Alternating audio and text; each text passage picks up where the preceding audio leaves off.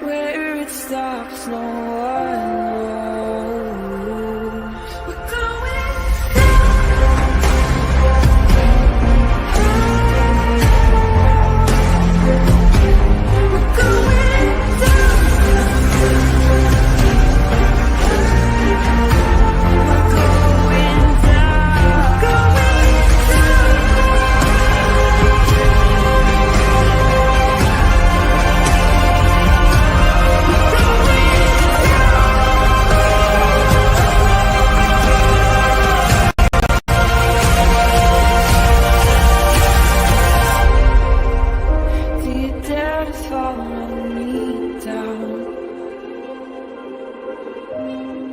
head into the unknown. Na, na, na, na, na, na, na.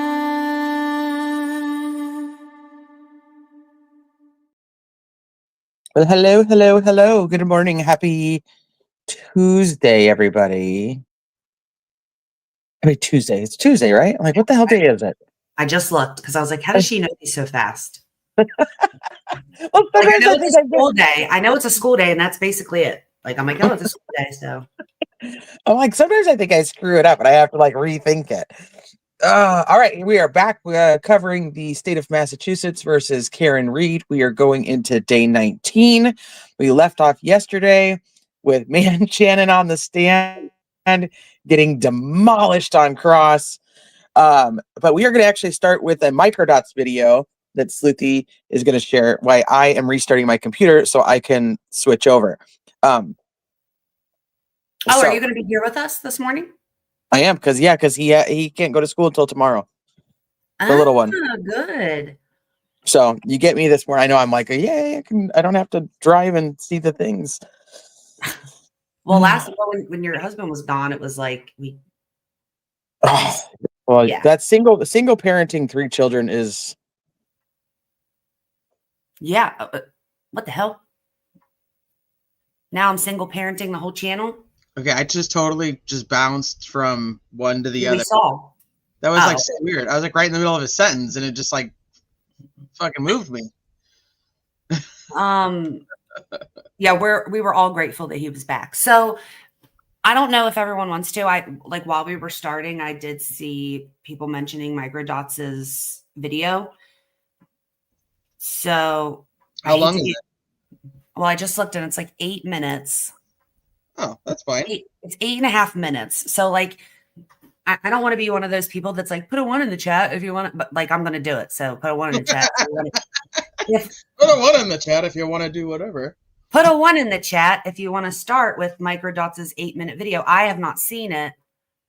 And then we can go into the testimony, or if you want to just do a testimony and wait and see if we end up getting caught up and then are stuck in a break and then watch it, or what? Oh, 1.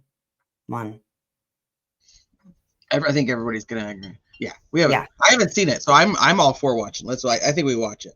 Okay, let me see. Oh, you didn't say what day we're in and what we're doing today. Oh, see, Mav said testimony and break. I didn't say that. Did I not say that?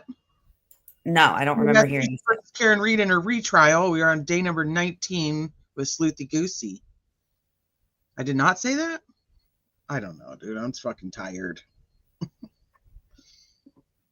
I see. So should I do it? It looks like more people say do it. I say do it. Okay. Did anybody say don't do it? Yeah, some people said like wait, so we have something to do, like if we're on a break or whatever. And I did say it. Thank you, Mav. Oh, I didn't hear say that. I heard her say it was Tuesday. I think you're getting the video ready. Oh, that could be so. All right.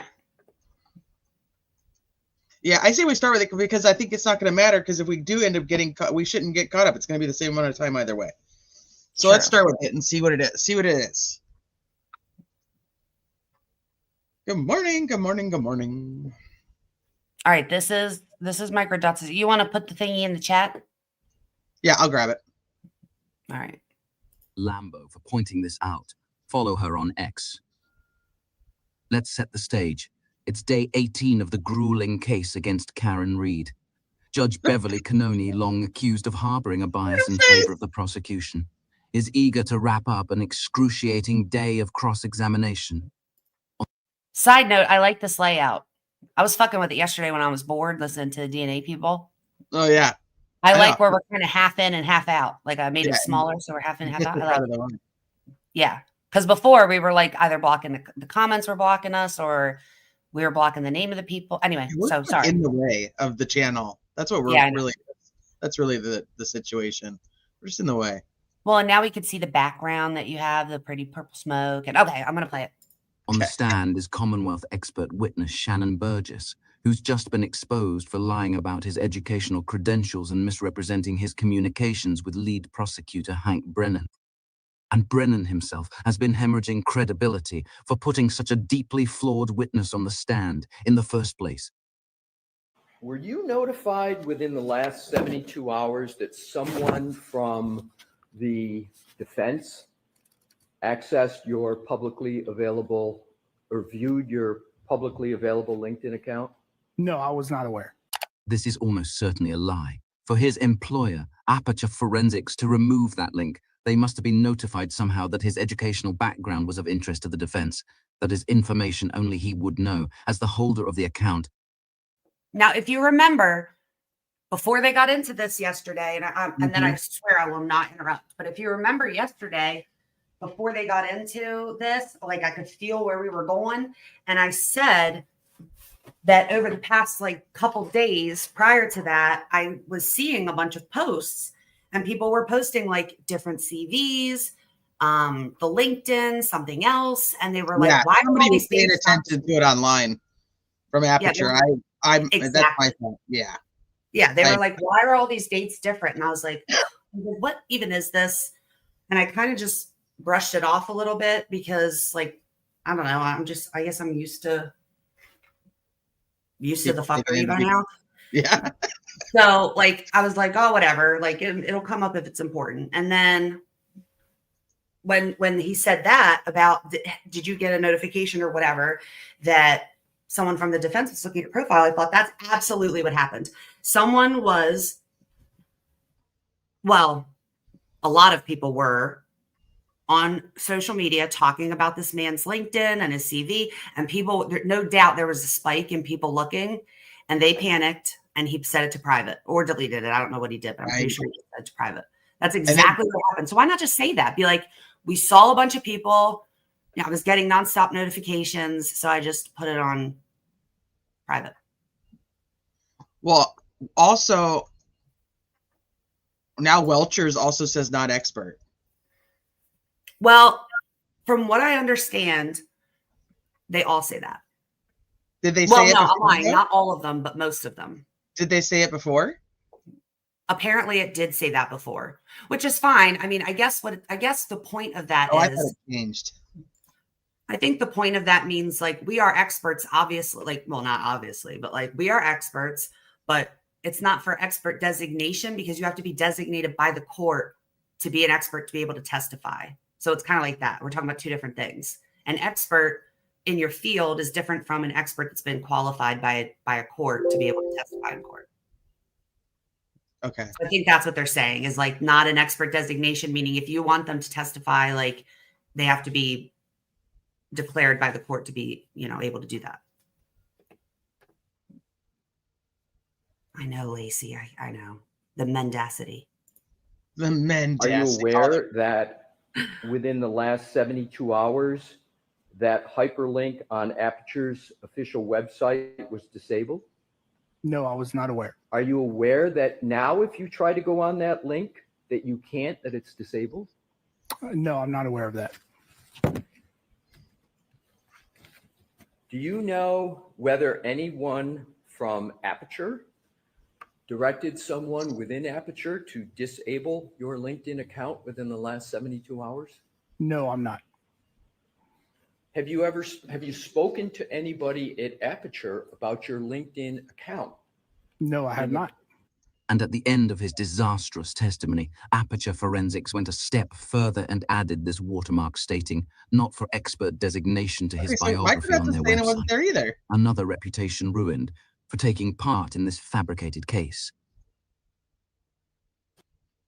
Look, if you're tired of just getting by financially, if you've Oh, you motherfucker. They are, but I saw people pulling it in. Do you like it? Oh my God, I'm dead. I love it. You guys wanted me, so can you all guess who that is? I mean, you wanted me to try my hand at courtroom. This is perfect. It's And the we best always- thing ever. We thought that Lally was sitting there with his what do they call auction paddle that said objection because he's not allowed to talk. I think it's the fucking best. I have it in the back. I have it in the back of the studio now, so I can use it all the time. Every time he says objection. It's objection. Oh my God, I can't. Anytime I want to object to anything, I can put it out. You did so good. I'm so proud of you. I'm so glad you're pleased. That beard, ew. Dude, I thought I was gonna like break the tip of my Apple Pencil just sitting there like tap, tap, tap, tap, tap, tap, tap, tap over and over again. 'Cause it's not quite a beard. It's like a 5 o'clock shadow. Also, I think I noticed something about me and Shannon. You know how we thought he had like a soul patch or whatever? Yes. Don't mess with me about his hands. I didn't say I was an artist. No, this is the best. Look at everybody. Everybody loves it. Objection. So me and Shannon. I love that he can't even hold the sign right.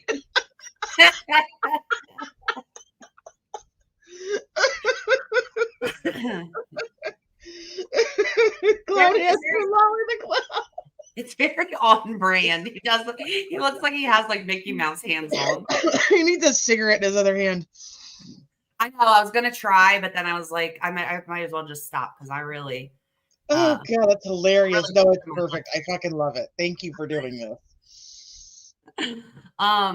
But me and Shannon, we thought he had like that soul patch in his chin. I was kind of looking a What? little They're talking bit. about his soul patch from his top of his head. Well, I don't know what made me look at his chin more. Maybe because it bothered me more, but like He has a goatee. it's a whole thing. It's just the left and right side of the patch is gray. Yeah. I did not notice that yesterday. He should like, I don't know, shave it off or like maybe color it like so that it's all one color.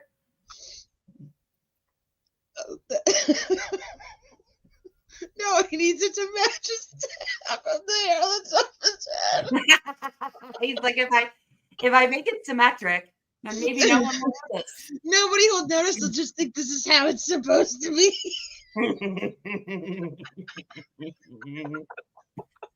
Oh no, you're not late, Amy. We're trying to watch the Microdots show, but we got sidetracked.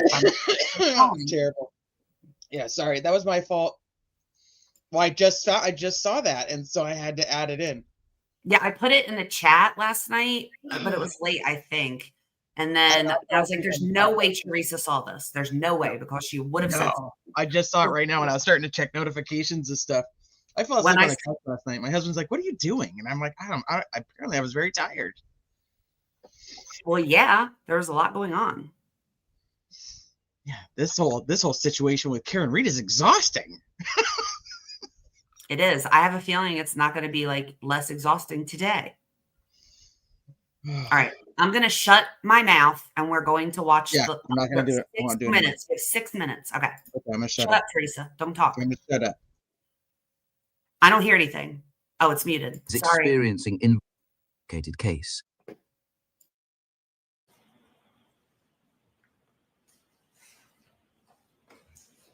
Burgess is experiencing involuntary facial spasms under the extreme pressure.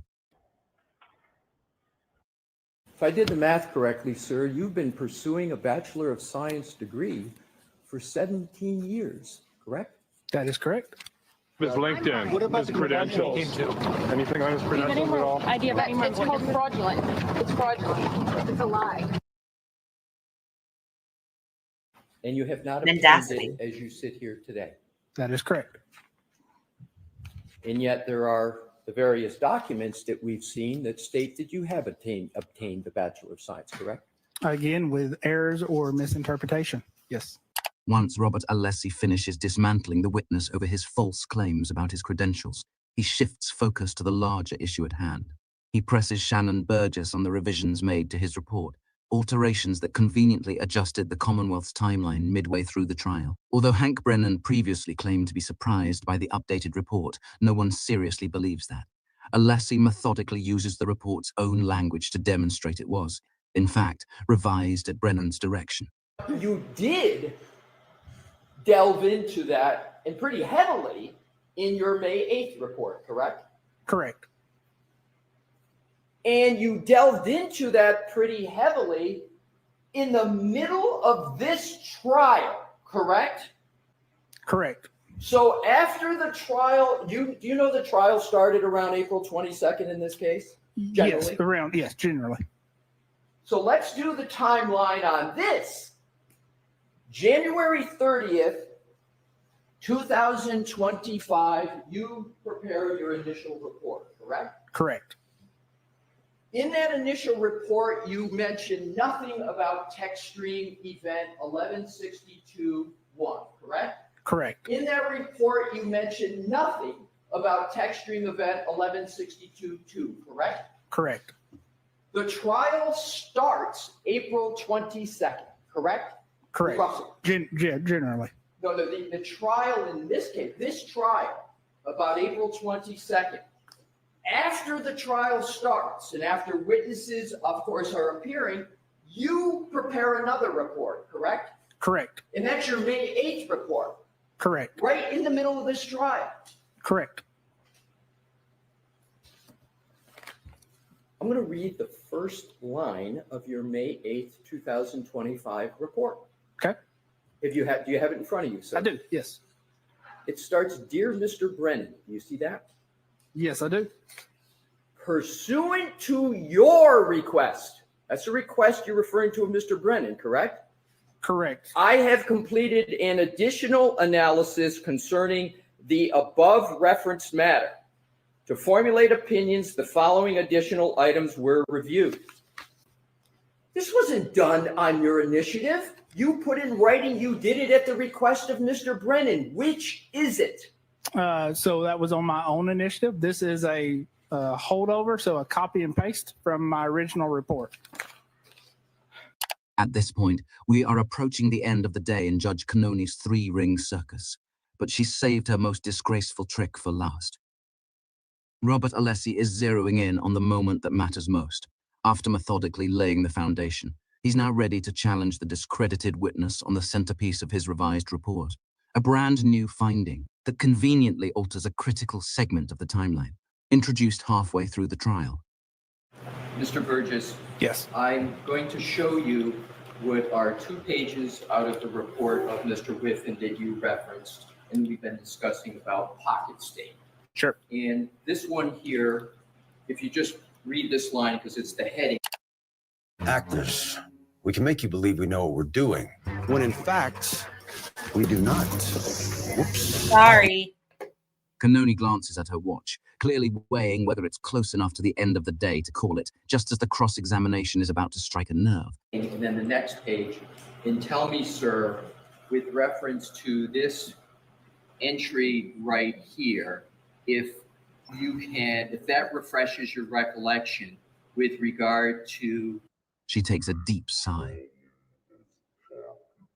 Now, we will play through what she does next once, then break it down.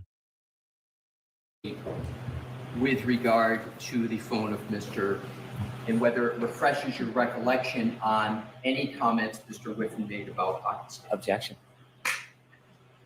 I'm going to see it side by for 2 minutes on this. Okay.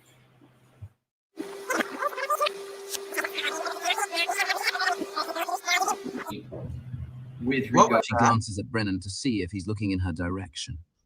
to the phone of Mr. She does it again, Now realizing he can see her, she abruptly raises her arm to her face in a sharp, unnatural motion, making one of the most unmistakable signals imaginable.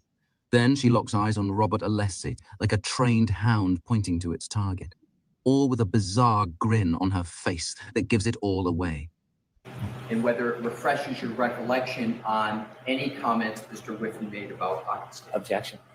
Brennan finally picks up her signal and states his objection, and she couldn't be more pleased. It's one of the strangest moments we've seen from this judge, as if the gravity of a woman fighting for her life means nothing. She's just been caught sending covert signals to the very prosecutor whose conduct should be under scrutiny, not aided by the bench.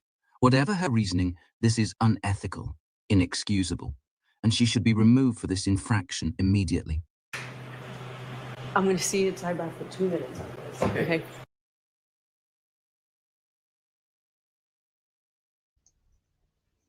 Why was she so happy? Yeah, I don't know. Oh, I that's don't the end. think that. I don't think she made the provocative thing. I think she scratched her face, and then she was really happy. She was just suddenly really happy. Well, I think she was like, "Yes, thank you for objecting, so that I could get a sidebar in, and we could call this bullshit and get out for the day. I need a drink." Yeah. True. All right, so let me see. She may have been offering that day. She's like, "If you do an objection right now." All right, so I just wanted to say before we start that I was very inspired by you know how Turtle Boy says that he likes people to call him doctor because if Joe Biden could be a doctor, so can he. Yeah. And Man Shannon, I guess, can have a bachelor's and be an expert if he wants to. So I felt really inspired. So from now on today, I'm going to tell everyone that I have graduated from Yale and am an actual lawyer. Yeah. You are. Look at you in your lawyer outfit. Yeah. So he inspired me. I So thought that Turtle Boy got his PhD. oh, okay. Well, moving forward, you can call me Sleuthie Goosie Esquire. Travis will be so proud. Oh God. I mean, if we're just allowed to have qualifications we don't have, then You have to put it on your resume. I shall. Like you are officially now a lip reader. You Yes. have officially been hired as a courtroom artist. Correct. You definitely are hired as an attorney, Esquire. So right. I agree with that. I mean, but this all has to go on your resume and your LinkedIn. And then I'll have to make a biography and link it to everything. Okay. That works. Yes, did you see what Vetero said? Let me go look ATS real quick at what you sent me. No, I am just still going through notifications while we're doing this. Okay, so Vetero says I do be baking too. Oh yeah, you do be bacon. Yeah, yep. I do. Vetero said it is true that Burgess's CV on the Aperture website now says not for expert designation. His LinkedIn doesn't work. Safe to say that his employer recognizes that this is a slow motion train wreck. Assuming they can, I would ask Burgess tomorrow about this disclaimer on his CV. If he is not designated to be an expert, why is he testifying as an expert? Oh, Lacey. Let me tell you what. And Teresa. Yes. The eggs, Everybody else, don't listen. It's just me and Lacey she's talking to. I think have more holes. So I'm like shitting myself because I Googled it and it was like under no circumstances should a human try to care for baby birds. And so at first I thought they died, right? Because you sent me that thing and you were like, oh, within 24 hours or whatever, it should start to, well, it hasn't. So days went by and I was like, okay, so they must have died. Okay. So I'm going to have to like get rid of them. I'll bury them or something in the backyard, give them a little funeral and say goodbye. Well, then today my kid's like, we didn't check the eggs. Let's check the eggs. Cause we check them every morning on the way to school. And we looked and it said, we looked and it looks like the one that I sent you has like another 2 holes. Ooh. And then one of the other ones has like holes, but I'm kind of blind. So like I would have to like pick it up and look at it up close because some of them are clearly holes, but then some of them look like it might be some type of like dirt or something. Just take a photo, zoom in with your phone. Like I can't tell if I can see through it, but it's like dark in there. You know what I mean? Yeah, but zoom in with your phone. So that way you don't have to like try to get close to it. Yeah, but they say that when I looked online, it said like we don't know how to take care of them, so we should like that. It'll be worse because it'll die. It'll starve to death and die. Like if we try to. They say we don't know how to mama bird. Yeah, not birds. We can't mama bird birds. Like, it's not like I can put a leaf in there or a worm and be like, have at it. You know what I mean? Like a whole worm. Like, so like, I don't want them to hatch and then die because no one's bringing them food. And you have not seen mama bird at all. I haven't, but like, I don't sit there and stare at it all day. I don't have a camera pointed at it. So you need to find, like, do you have a bird, like a wildlife? Well, we have like the DNR. Surely that would be who would take care of it, right? Or no? Like, what's a DNR? Like, that's a do not resuscitate. Oh, Teresa, you don't have DNR? They're like worse than the police. No, like animal control? Yeah. It's the Division of Natural Resources. They're the ones that like put robotic deer in the woods and like see if you try to shoot it. And then they come out of the bush and they're like, hey, that's not a real deer and it's not hunting season. I mean, I'm sure we do have that, but that's not people that we like talk to quickly. I just want someone to come get them so they don't die in my care. You find like a wildlife like rescue. Cecil it. Okay. Never heard of that, but they sound like jerks. I agree. Yeah, dude. They do. Like they'll put department. Sorry, they'll put like they have like robotic turkeys, robotic deer, and they want to see if like someone's going to shoot them outside of season or like from the road because you're not allowed to do that. Like you're not allowed to shoot animals from the road. Well, like from your car. So they like set it up. It looks like a real deer or a real turkey. And then they just come out of nowhere. And they're like, you shot a robot deer. And it's not rifle season. Yeah, it's not rifle season. It's not illegal. You can shoot a robot deer. There is no season for robot deers. Well, then it's sad, like, I would so argue that in court. Like you can't. I'm allowed to shoot robot deers any time of the fucking year I want to. There is no season for shooting robot deer. I knew it was a robot. Yeah, I would totally argue that. Like, you can't stop me from shooting robot deers because it's not regular deer season. Lacey, that's what I'm saying. Like, if they leave and then they die and I don't know nothing about it, that's fine. But I do not want for them to hatch. Not that I care about them or anything like that. But I just don't want them to hatch and then die in my care. Absolutely not. Oh my God, dude, I have to show you this photo. Hold on. I have to show you this photo. This is so fucking hilarious. ATS, I'm just catching up on your last few messages to me. This is funnier than shit. Hold on, I'm gonna add it to the back. I'm gonna add it back here.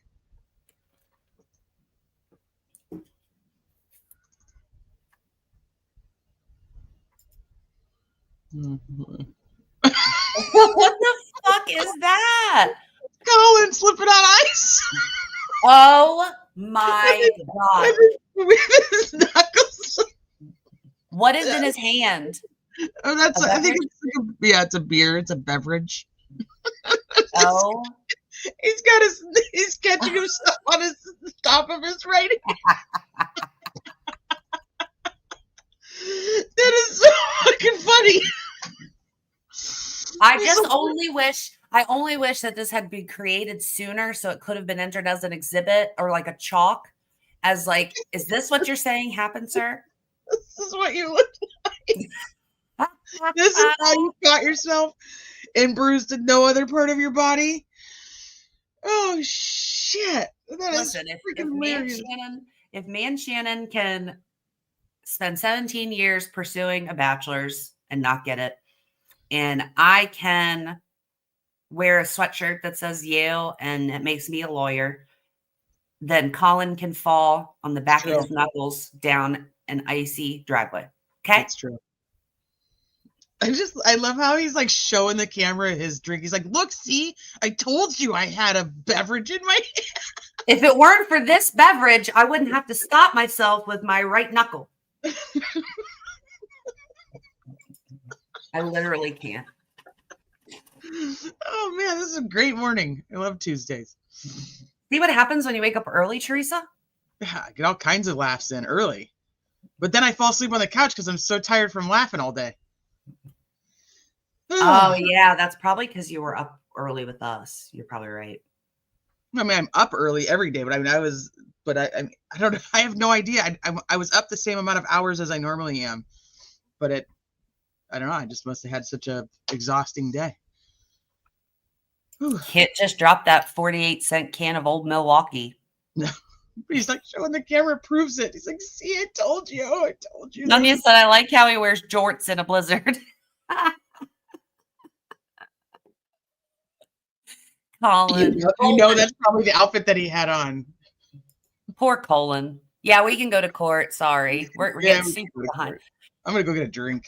I'll be right back. If you started, I'll get a drink. Go get your Dr. Pepper.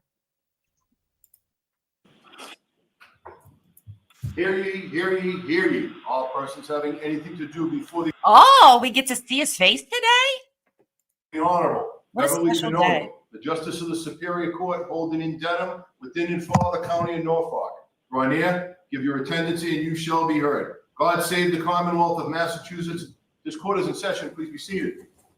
Good morning, counsel. Good morning, Ms. Reed. Good morning, jurors. 7:40. I just cracked a Dr. Pepper. This is probably not good. We're able to follow my instructions and refrain from doing any. Sorry, guys. I don't care about her asking the same questions every morning. Still under oath. Thank you. Oh, man, Shannon. Let me tell you something right the fuck now. Oh, what's going on with his little teeth? Look at the front of his head. Wait a minute. No, go back. Just go a little bit more. A little bit more. Keep going. Keep going. I can't pause it how I want to. Hold on. Right. No. Shit. Oh. Go. Oh. Nope. Wait a minute. See this line here? Oh. You think there's no... His toupee has holes in it? That's what I'm saying. This is a Timu toupee. Timu toupee. Hold on, keep going. Look right here. You know, nobody like his toupee is so old. It's because he can't afford like a full toupee, so it has like pieces. Maybe it's individual, like fake eyelashes. You can buy the ones that are like one by one. Maybe he tried his hand at that. It's like I couldn't finish. He had like one person starting from the back and one from the front, and they just never met in the middle. Why does this look like he ordered the wrong size? That can happen when you order from Temu. That's true. Hold on, you gotta get the front of his head. You gotta get to the forehead. This reminds me of Holman's haircut. Oh, the square, but like somebody accidentally scooped the bunch out right here where it didn't. Hold on. Right there. What is going on with what is that? What is that? What is that? Did he like curl it together? That's what I was saying. Like, is that like, did he like twist it so that it like hangs down? What is that? You know, my ex-husband had this like nervous habit where he would sit and like twist his beard hairs. Wonder if he does that with this little patch up here. Dude, it looks like you twisted it. It has like a little shoop. Maybe he braided it and we're just too far away to tell. What? Maybe we did a little cornrow. What are those? This kept falling in my face yesterday, so I had to get it out of the way. What is that? See whenever you're ready. I can't. Thank you, Your Honor. I mean, it's a full on. I mean, we're not seeing things. Morning, Mr. Burgess. Morning. On your How many times did you? What throw is up? that? Look at that.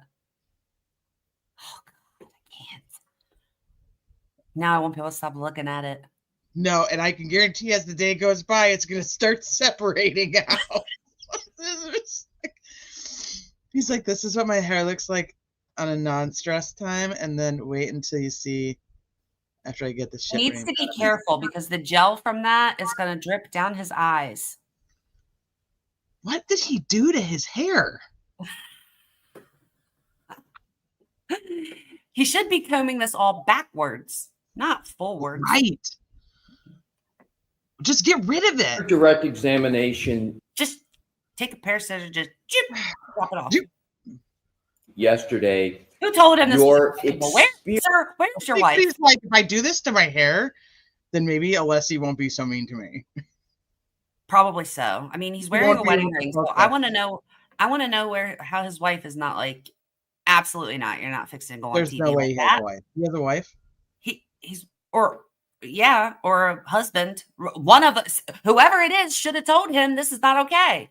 He has a wedding ring on. Oh, he does have a wedding ring on. Okay. experience was All right. brought up in questions, correct? Correct. Here was. On your direct examination, your certifications were brought up in questions, correct? Incorrect. There was no discussion in your direct examination about having certifications in Celebrite and Magnet Forensic Axiom. Did I mishear that? No, if I misheard your question, it was. I asked about certifications. I'll repeat it, sir, Sure. in case I misspoke. On your direct examination, your certifications were brought up in questions, correct? Yes, correct. However, on your direct examination, no questions were asked of you at all about your supposed education, correct? Supposed Correct. education. And you did not bring up your educational background at all At all. on Correct. direct examination, correct? Correct.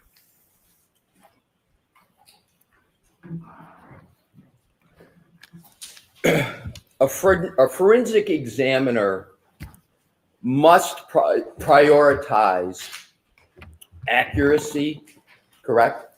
Correct.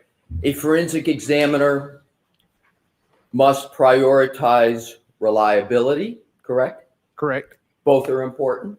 Correct. It's criminal proceeding we're in, correct? Correct. And therefore, accuracy and reliability are especially important in a criminal case as opposed to a civil case, correct? I think they would be equally important in both, but yes.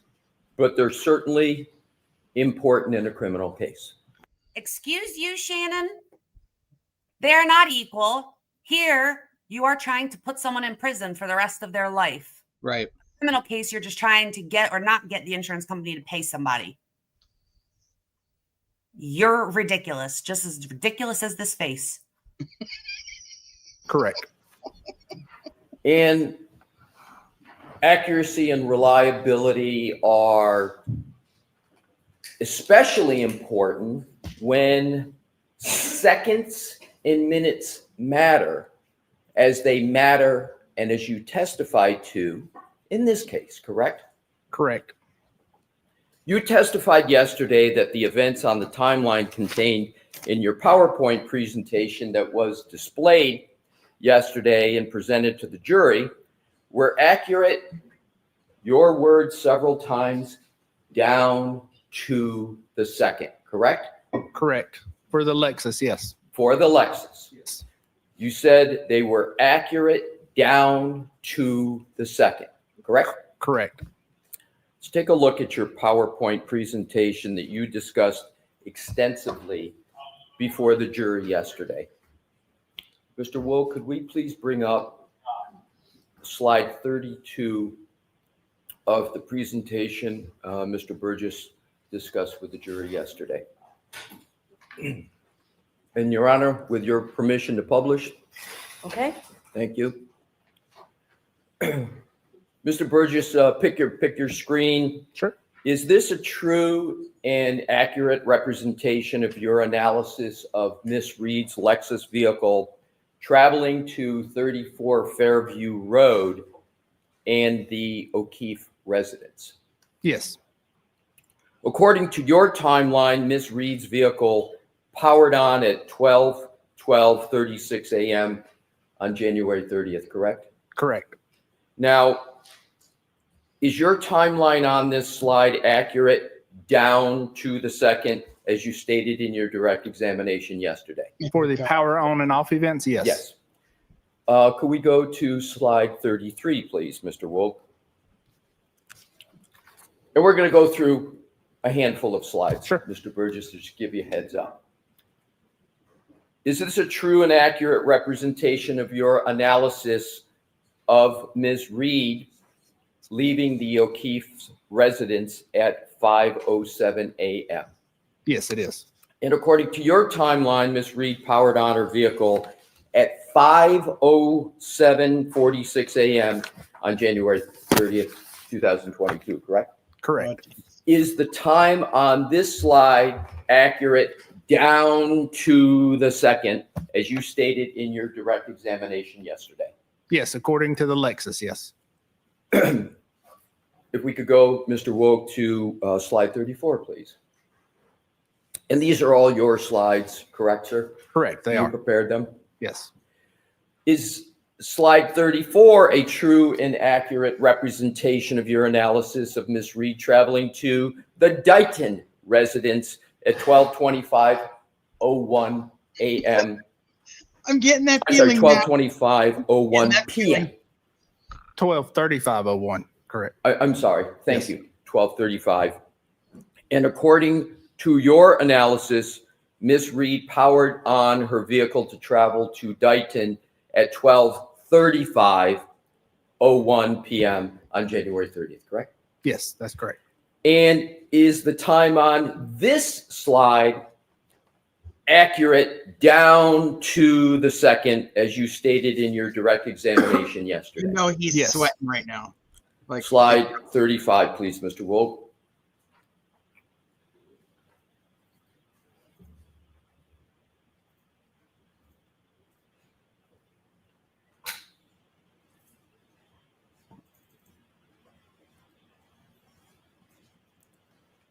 Is this a true and accurate representation of your analysis of Miss Reed's vehicle being towed by the Massachusetts police vendor from her parents' residence in Dighton?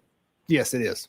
And pursuant to your timeline that you created here, Miss Reed's vehicle was powered on at 4:11 p.m. on January 30th, 2022, and towed to the Canton Police Department, correct? Correct. Is your timeline on this slide accurate down to the second, as you stated in your direct examination yesterday? Yes, this timestamp is. Slide 36, please, Mr. Woke. Is slide 36 a true and accurate representation of your analysis of Miss Reed's vehicle arriving at the Canton Police Department?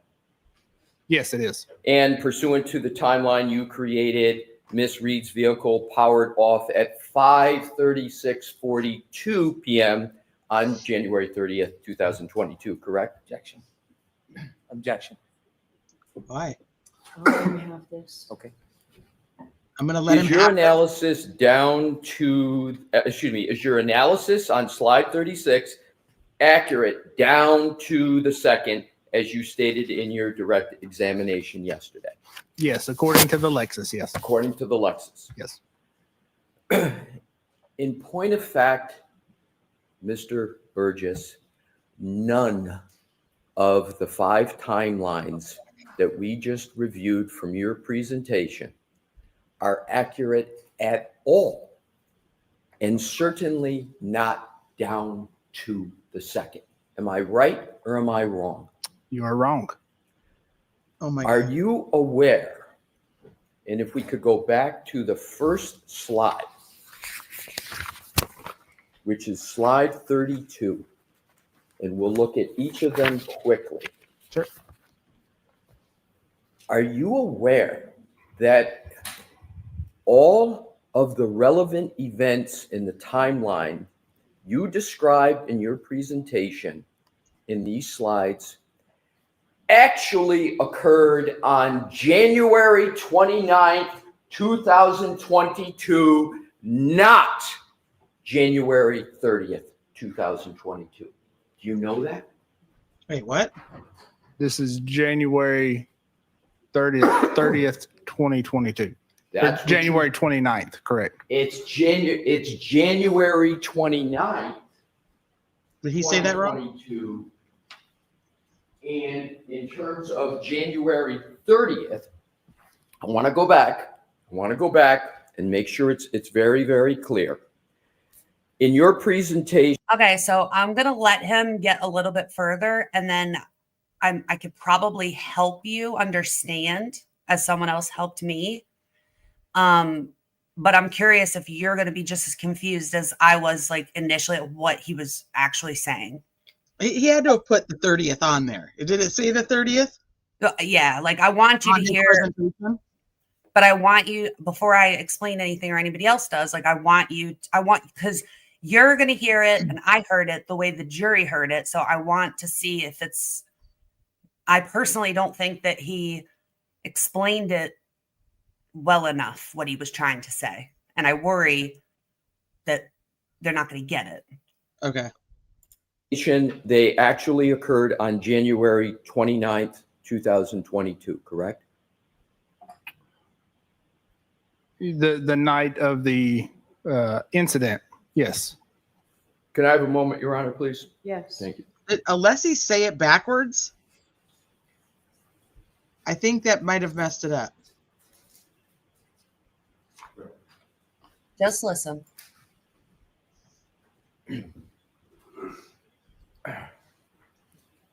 Mr. Burgess, once that timeline crosses into midnight, it's January 30th, not January 29th, correct? Correct. Yes, it is January 30th. Yes. So in actuality, these 5 timelines, as you testified to them yesterday, are not accurate down to the second, correct? Because you got the wrong date. Well, parlance, yes, but yes, they are still accurate to the second. But the date, these 5 timelines, let's pursue this. These 5 timelines are exactly 24 hours off from the time where the event actually occurred, correct? No. So these events occurred on January 30th. What? If I misspoke and said the 29th. Yes. Okay. You understand my point? Yes, I do.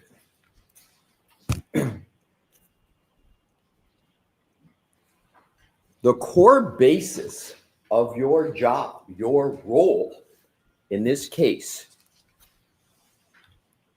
is to reconcile time discrepancies, as you say, down to the second, correct? Correct. But your discussion of the timeline on each of these slides, on each of these key events, is incorrect, correct? No, it's not incorrect. So your discussion of the applicable date, you're saying, as you described it yesterday and interpreted this timeline, was correct? Is that what you're saying now? This timeline is correct. But yes. my question is your discussion of it yesterday. If I misspoke and said the 29th, then yes, I misspoke on that. Yes. And that was your testimony yesterday, what you spoke about. Yes. So is he saying all this happened while the car was in the Sally Port?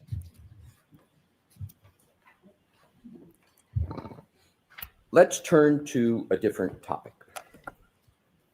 Lights up, if we could, and thank you for taking that down, Mr. Wolf.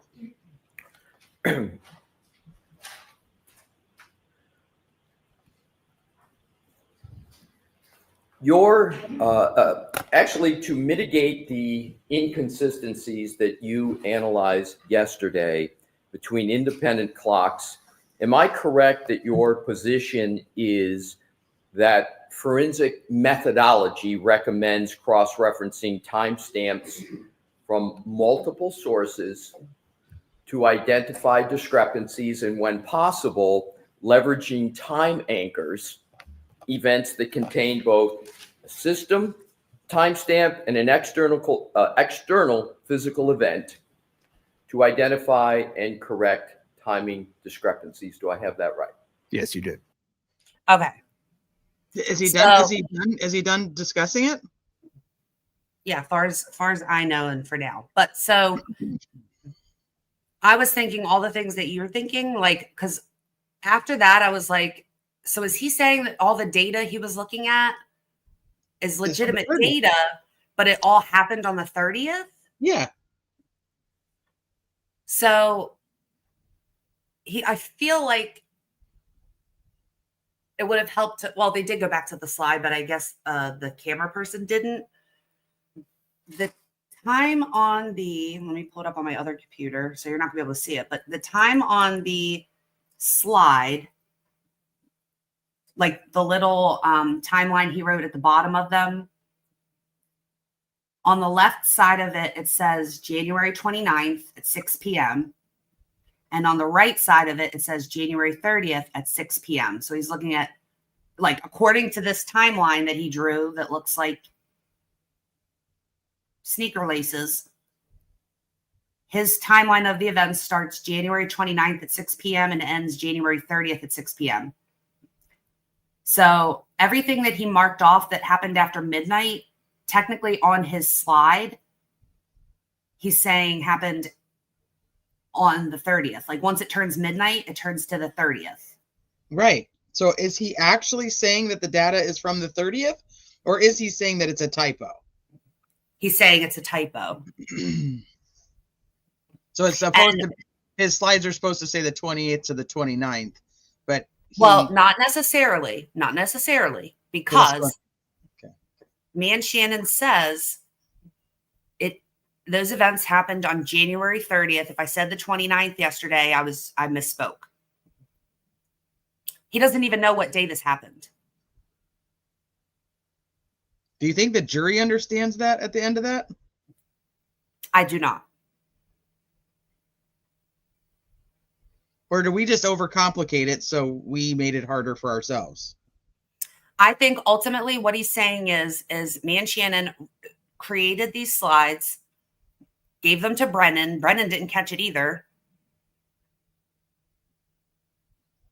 That Man Shannon thinks, and therefore reflected it in his presentation, that the events happened in the early morning hours and then in the evening of January 30th. So he didn't fuck up the slides. He just doesn't know the day that this happened. But the slides are fucked up because it's either the 28th to the 29th and he put the wrong dates, or he's looking at the wrong data. I mean, those are the only two options I can come up with here. Well, he was going off of, like, if he's going off of other people's thing, like other people's reports and stuff, how accurately did he sit and go through the data that he was given, all of it, if he wasn't even, and still isn't apparently, aware of the actual day this happened? You see what I'm saying? Yeah. I don't know. Like, I just don't. How meticulous were you in your review of all this data that you thought and still think that this occurred the night, well, the early morning hours of the 30th? Yeah, I don't know. I'm not sold that anybody really cares besides us. Yeah. What would have been a huge bomb for me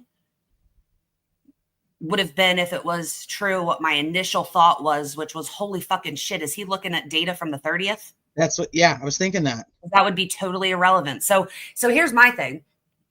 I had other people help me by pointing out on the timeline the stuff. So the question is, until someone helped me understand, I thought that what we were getting at was that all of the data was from the 30th. So if a juror is sitting and thinking, oh my God, this dingleberry was looking at the wrong day and the data from the wrong day, then they're discredited to me. So is it really that bad that it wasn't clear? Because either the jury knows that it was like a mistake in the sense that he doesn't know what day this happened, or they think that he's looking at data from the wrong day. Right. Maybe they don't know either way. Yeah. I wonder. Right. I wonder. Maybe it's okay. It's not clear. They could care. They could not. Who knows? Yeah. So, but I don't think that explanation was as clear as it could be. So yeah, I agree. Maybe that's intentional, like you said. No, though I'll do Shannon next, Thomas. I'm gonna use today's as inspiration because I'm feeling this. His hair is just ridiculous. All right, carrying on. Now that we've clarified that. Yesterday, we talked about the scientific method. You recall that, sir? I do. And how it's designed to prevent bias from infecting the analysis. You recall that as well? Yes, I do. And yesterday, you agreed that experts should never selectively gather and interpret evidence to confirm a pre-existing belief while neglecting evidence that contradicts those beliefs, correct? Correct. And doing that is called confirmation bias, which you said you understood yesterday, right? That is correct. That would be improper to do that, correct? Yes. It would raise the specter, if not the reality, of unreliability if that occurred, correct? It could, yes. And it could also lead into errors in forensic analyses, correct? Correct. Let's take a look at your January 30th report, sir. Okay. And this is your first report, your second report being the May 8th report. In your January 30th report, you did not issue any opinion or conclusion with regard to the timing of what you call the text stream event 1162.2 in your January 30th report, did you? No, I did not. You didn't even mention either the phrase text stream event or the phrase 1162.2 in your January 30, 2025 report, did you? No, I did not. But in that January 30, 2025 report, you did evaluate the variance between the Lexus infotainment system on the one hand and Mr. O'Keefe's iPhone data on the other, correct? Correct. In fact, in that report, the January 30th report, you compared the call logs on Miss Reed's Lexus infotainment system with the call logs on Mr. O'Keefe's iPhone in order to evaluate whether there was a variance, correct? Correct. And do I have it correct in your report that it's the position that the timestamp call log data, specifically the recorded calls between Miss Reed and Mr. O'Keefe, along with the infotainment power event logs, were analyzed for what you called clock skew by cross-referencing them against other independent data sources, right? No, so that would have been comparing the timestamps from Mr. O'Keefe's iPhone with the timestamps from the defendant's Lexus. Right. Correct, yes. Yes. Right, to Ms. Reed's Lexus. Correct. And a forensic comparison of these data sets was aimed to identify timestamp discrepancies, correct? Correct. To identify potential clock skew, correct? Correct. And potential clock drift that could impact event reconstruction, correct? Correct. All is stated in your January 30th report, right? Correct.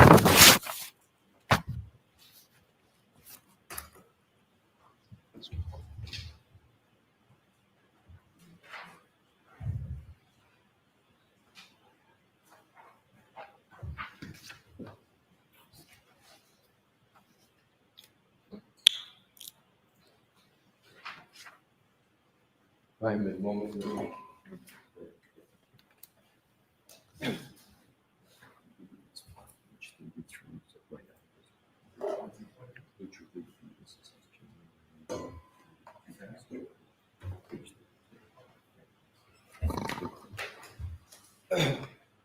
Your Honor, may I have this marked as the next exhibit in order for identification? Yes.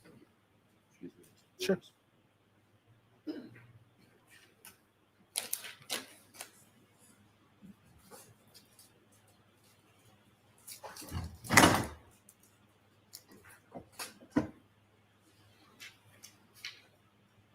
Exhibit BBB for ID. May I present to the witness, Your Honor? Yes. Thank you. Mr. Burgess, I am presenting to you what has been marked as Exhibit BBB for identification. I'd ask you to take a look at it, sir, and then pick your head up when you've had a fair opportunity to take a look at it. Okay, sure. Do you recognize that document, sir? I do. May we approach your Honor? Yes. Thank you. What do you recognize that document to be, sir? Sure. So this is a graph that I put together that is comparing timestamps, call timestamps from the infotainment module with Mr. O'Keefe's iPhone. And is that Exhibit BBB for identification in your January 30, 2025 report? Yes, it is. And did you create that chart that is depicted in Exhibit BBB for identification? Yes, I did. And is that a fair and accurate representation of the information that you discussed in page 33 of your January 30, 2025 report? Yes, it is. I offer Exhibit BBB for identification into evidence, Your Honor. If we can introduce the whole report to put it in Why don't I context. see what's happening to the report? Hank, you're really annoying the shit out of me with this entering the whole entire thing. Yeah, For every from single the thing. master of let me just play you the clips, cutting them off mid-sentence. Yeah, exactly. We want to talk about context, though. He hasn't played a clip in a while, I feel like. Yeah, continue, Your Honor. Yes. Thank you. Your Honor, at this time, I offer Exhibit BBB into evidence. Okay. That means you lose. 189. Thank you.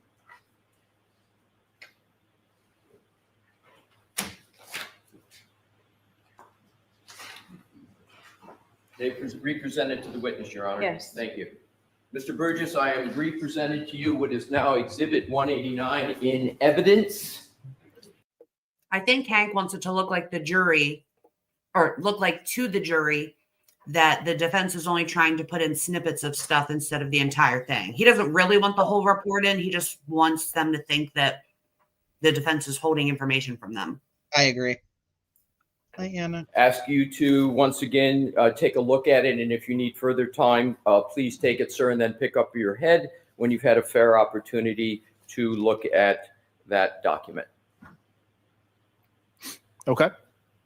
Despite claiming the purpose in your January 30 report of, quote, identifying timestamp discrepancies, potential clock skew, and clock drift, you did not compare the time of the three-point turn between the infotainment system in the Lexus SUV and Mr. O'Keefe's phone, did you? Not at that time, no. Instead, you identified the potential variance by analyzing various calls on the infotainment system of the Lexus versus Mr. O'Keefe's phone, correct? Correct.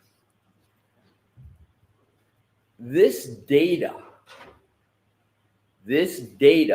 in that exhibit captures a precise moment in time that is easily compared between the two devices, correct? Correct, it does. Mr. Wolk, Your Honor, may Mr. Wolk please publish this exhibit? Okay.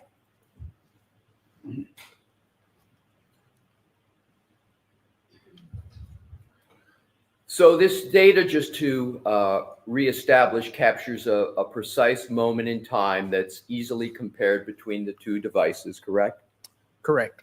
Now, according to your own table, there are potential offsets of reading in the far right-hand column.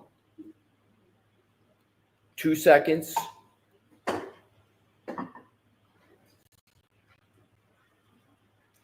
1 second, 2 seconds, 1 second, 8 seconds, 16 seconds, and 21 seconds, correct? Correct. And yet, you failed to apply this variance to the infotainment time on the Lexus associated with the text stream event 1162.2, correct? Correct. May I explain? I will proceed along. I'm sure if Mr. Brennan has questions and wants you to explain, he may choose to do that. This is simple arithmetic, is it not? It's either an addition or a subtraction, the offset, correct? Correct. And yet, in your initial report on January 30th, 2025, you did not take that final analytical step, did you? No, because these clock variances do not apply to that time frame. But you didn't take, you know what analytical step I'm talking Why about. the hell not? correct? So now you get to say when the clock variances apply and when they don't? Sir. No, I don't. I don't All right. believe so. We'll come back to it. I want to go focus on your opinion. What you did do, as I understand it, in your January 30th report. So in your opinion, we can leave that up for a moment, please, because I want to see if we need to show the contrast. With your Honor's permission, can we leave it up just a little bit longer? Yes. Thank you. In opinion number 5, and please feel free to look at your January 30th report, Sure. You indicated only this. The difference between the Lexus infotainment and Mr. O'Keefe's cell phone ranged between 8 seconds and 16 to 21 seconds during the period between 5:21:36 a.m. and 5:30:31 a.m. on January 29, 2022. Do I have that correct? Yes, between 5:21 and 5:30 a.m. Yes. Now what I'd like to do is, and we can take that down. Thank you, Mr. Woke. Let's talk about what information you learned after you issued your January 30, 2025 report.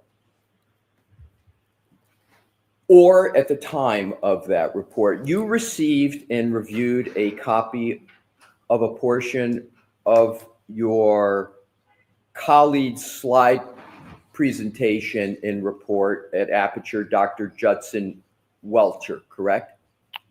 From a presentation by Mr. DeSogra. Yes. Well, correct.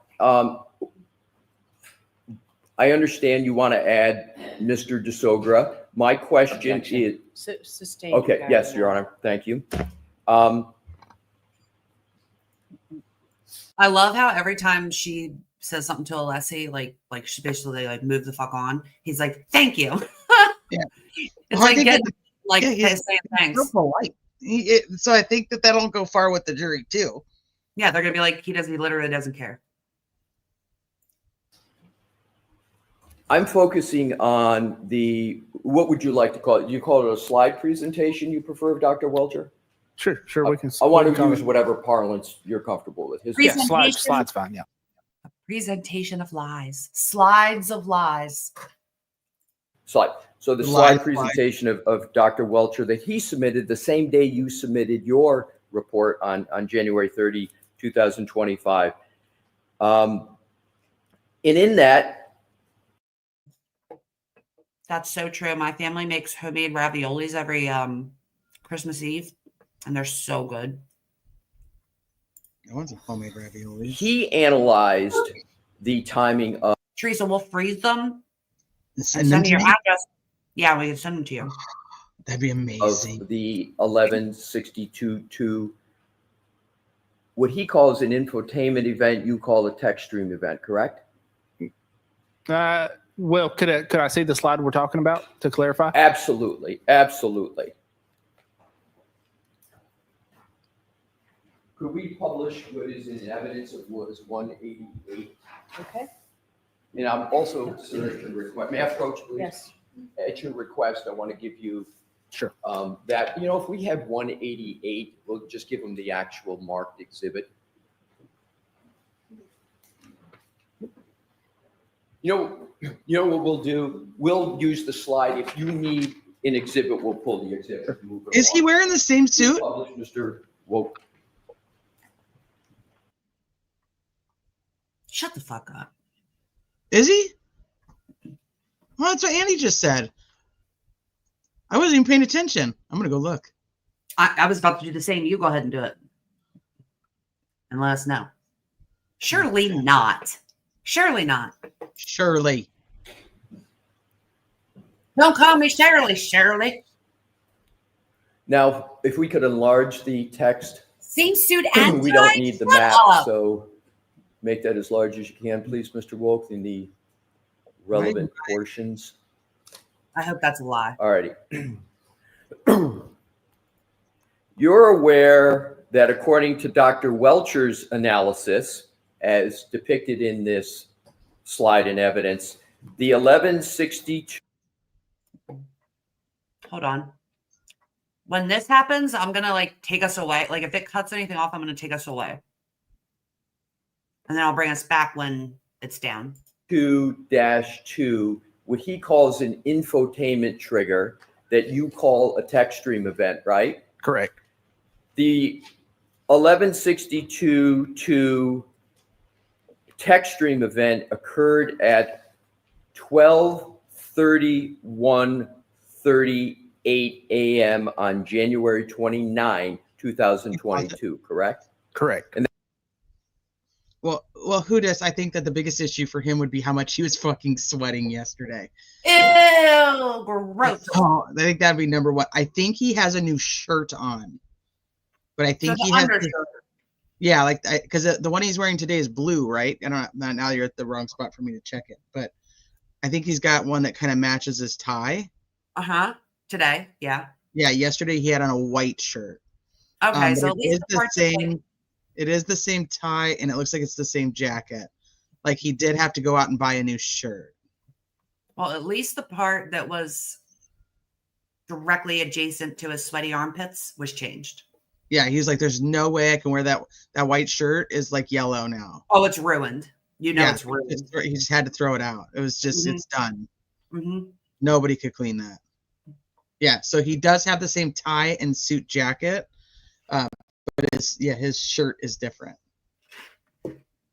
I'm glad you cleared that up. Well, no wonder his hair is different. He didn't have his product. He thought he'd get to go home. He didn't know that he was going to get destroyed on the stand. So maybe it is the little cornrow, because I thought he probably this morning, he was like, I'm going to braid this piece because this will surely draw all the attention to my hair rather than my outfit. Instead of how bad my resume is. And it worked, dude, because the first thing we started talking about was that little piece hanging down. We've been here for 1 hour and 15 minutes, and we only just now saw that the suit is the same. I mean, it worked. It worked better than his slideshow. The shirt threw me, but Annie got it. I guess it's not really a cornrow. I don't know what No, it's it's- called. Does it's a anybody dread. watch? No, have you watched Orange is the New Black? No. Oh, what? Yeah, I started watching it. I didn't really get into it. What? I don't know what to tell you. That was years ago. So anybody that watched Orange is the New Black, Crazy Eyes, I love her. She's like my favorite. What is her hairdo? Because that's like what his thing is. It's not, they're not cornrows. They're like, I don't know what they are, but whatever they are, that's what he has. Crazy Eyes. So someone find out. That's when it began, right? Okay, can you back up a little That's when bit? the trigger threshold. I don't know what we're doing. What? I don't know what we're doing here. What are we doing right? What is he talking about here? I believe this is this Welter's report? Oh, this is his slideshow presentation. It has the original trigger time. Is that true? I guess I thought we moved on to Welcher. I don't know. If you want to back it up just a little bit, I didn't see any of this, so I was trying to find the suit situation. Oh, see, and I took us away so that we could see this. Okay, sorry. Depicted in text.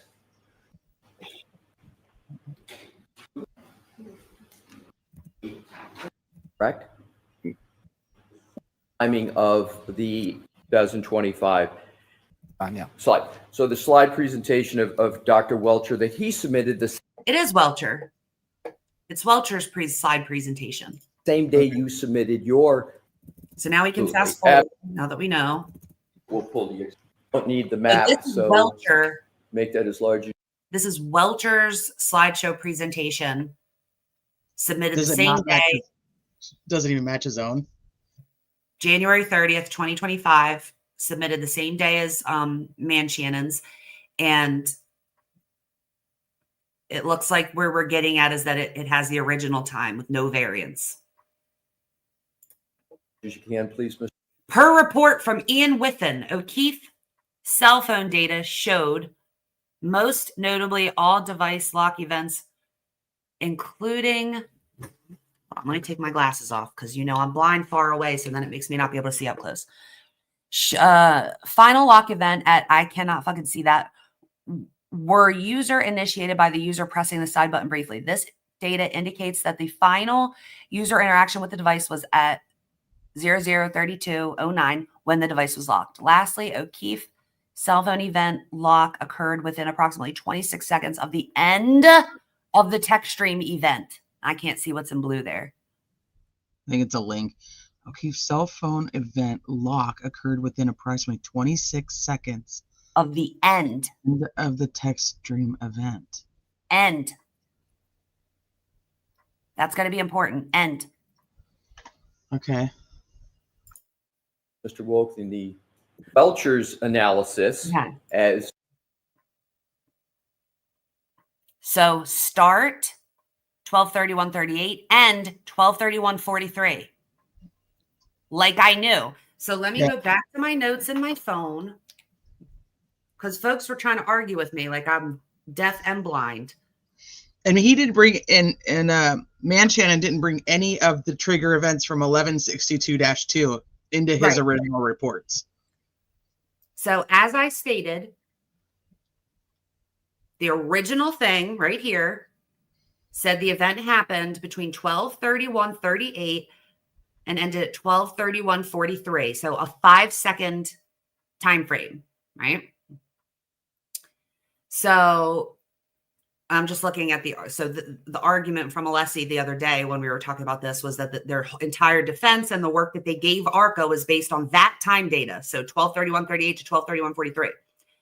And then Man Shannon amended his report on May 8th. They received it on May 11th. And in the amended report, the trigger, according to Man Shannon, so I'm assuming that means that Welcher has not changed his, went from a 5-second interval to then 12:31:42 to 12:32:16, which is a larger gap.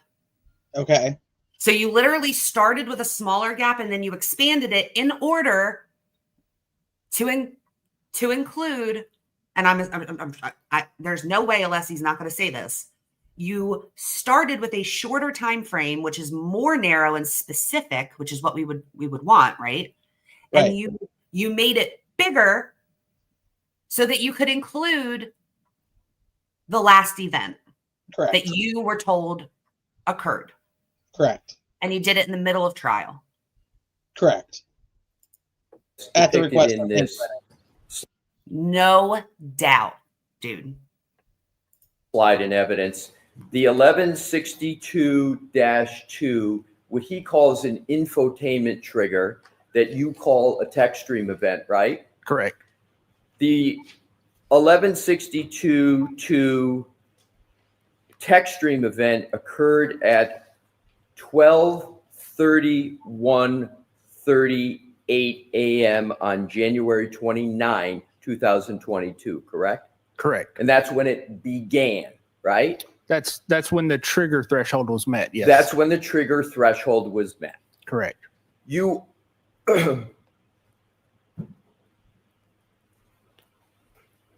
we can take that down now, Mr. Woke.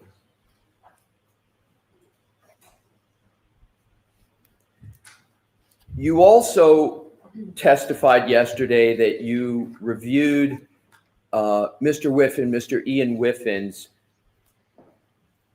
January report. Ah. Plates? Plates? Are you sure? Is that how you say it? Plates? That's what it looks like to me. Look Play at it. Play it. That's, wait a minute. That's what that is. It's a plate. Thomas Scott called it a top knot. That sounds right. It's a little top knot. It's a little front knot. Lacey, that's unacceptable. Like restart it or something. Make sure it's updated. Yeah, ain't nobody got time for that. Which established a This? timeline of the last Stop telling me what to do. interactive Mama? events on Mr. O'Keefe's phone, correct? Oh, black. Correct. Your Honor, could we please publish Exhibit 39, which is in evidence? Okay. And if we could go to slide 82 and have 83 available, if we can enlarge the applicable sections. And what I'm going to ask you, Mr. Burgess, is to see whether these events are consistent with your memory of what the applicable events are. Do you see the column biometric device unlock with Face ID event at 12:32:04 a.m.? Yes. Now that's after the 12:31:38 a.m. 11:62:2 text stream event that's in Mr. Welcher's slide, correct, that we just saw? Correct. The unadjusted Lexus clock. Yes. Timestamp. Yes. So, but I'm going to repeat the question.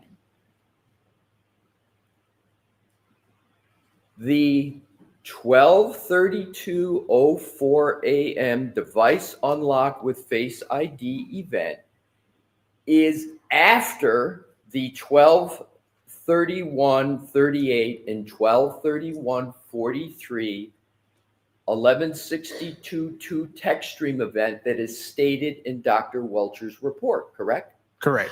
Now, do you see the lock event which occurred at 12:32:09? Yes, I do. That is also after the 12:31:38 to 12:31:43 text stream event, correct? Yes, the unadjusted time. That 12:32:09 a.m. lock event is after the 12:31:38 to 12:31:43 range that is stated in Dr. Welcher's report, correct? Correct. From the Lexus clock. So if we could go back, and we're going to toggle back with Your Honor's permission between these two slides for the next couple questions. If we can go back to and enlarge Dr. Welcher's slide.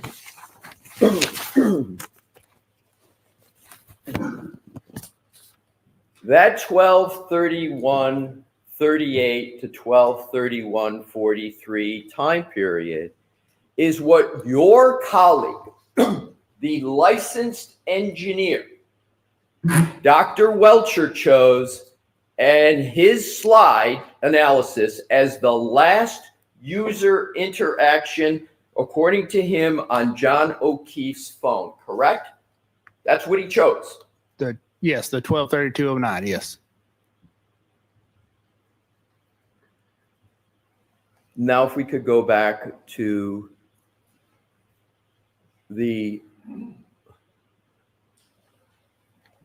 and zero in, please.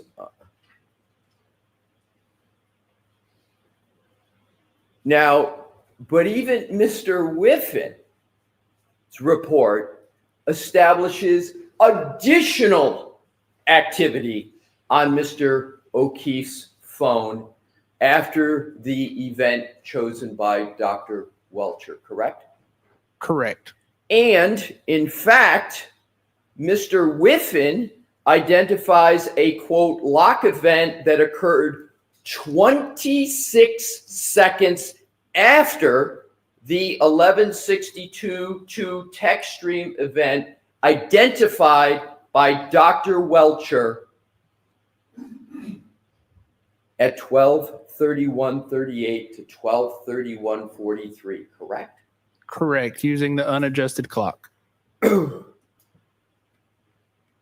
I would like, does Dr. Welcher at all use the words unadjusted clock in his slide, sir? No. He does not. Okay, what I'd like to do is ask you a question about whether, in fact, Mr. Whiffen identifies a lock event that occurred 26 seconds after the 11:62 text stream event at 12/31/38 to 12/43, as stated in your colleague's report, Dr. Welcher, the slide presentation. Is that correct?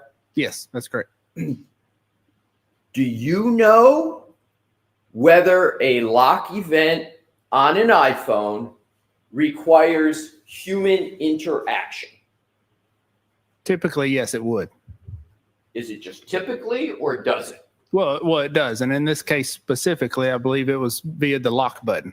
Correct. But this specific instance, the lock, it requires somebody, a human being, to actually press a button on the side, correct?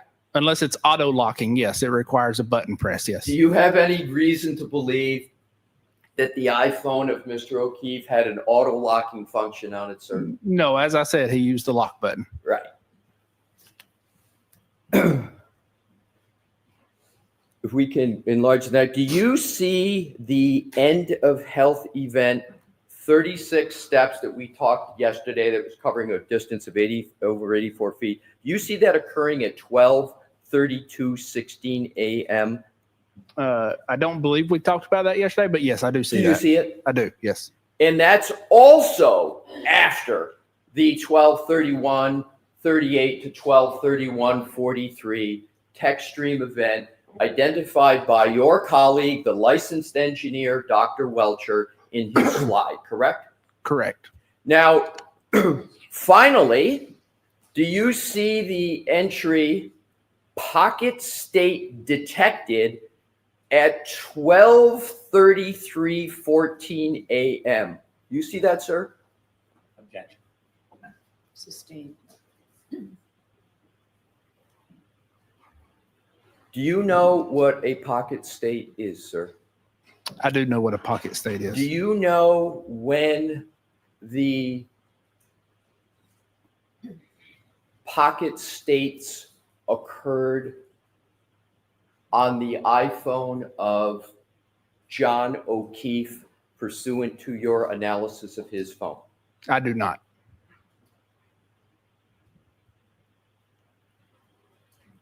You didn't analyze pocket state detections on Mr. O'Keefe's phone? No, I did not personally. do you believe Pocket State detected data? Well, let me just go back and confirm. So you didn't analyze with any source Pocket State detection information with regard to Mr. O'Keefe's phone. Is that correct? That's correct. So let's go back and summarize for each of the ones you did look at and analyze that you just testified. Every single one of those that we just discussed, those user interaction events, occurred after Dr. Welcher claims a collision occurred as represented in a text stream event of 11:62:2 at 12:31:38 to 12:31:43, correct? Objection. Do you understand? Let's, if we can go back, please, to Dr. Welcher's slide. Highlight the text again, please, Mr. Wolf.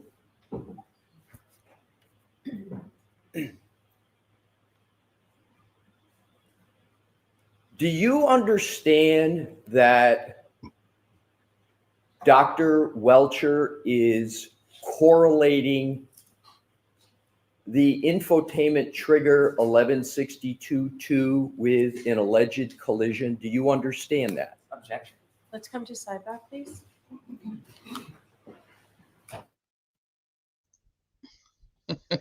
She's like, you can't get into what Dr. Welcher's doing. But this is his leeway of like, you can't just go changing all your shit willy-nilly. Can't just go changing your times. Because Brennan said so.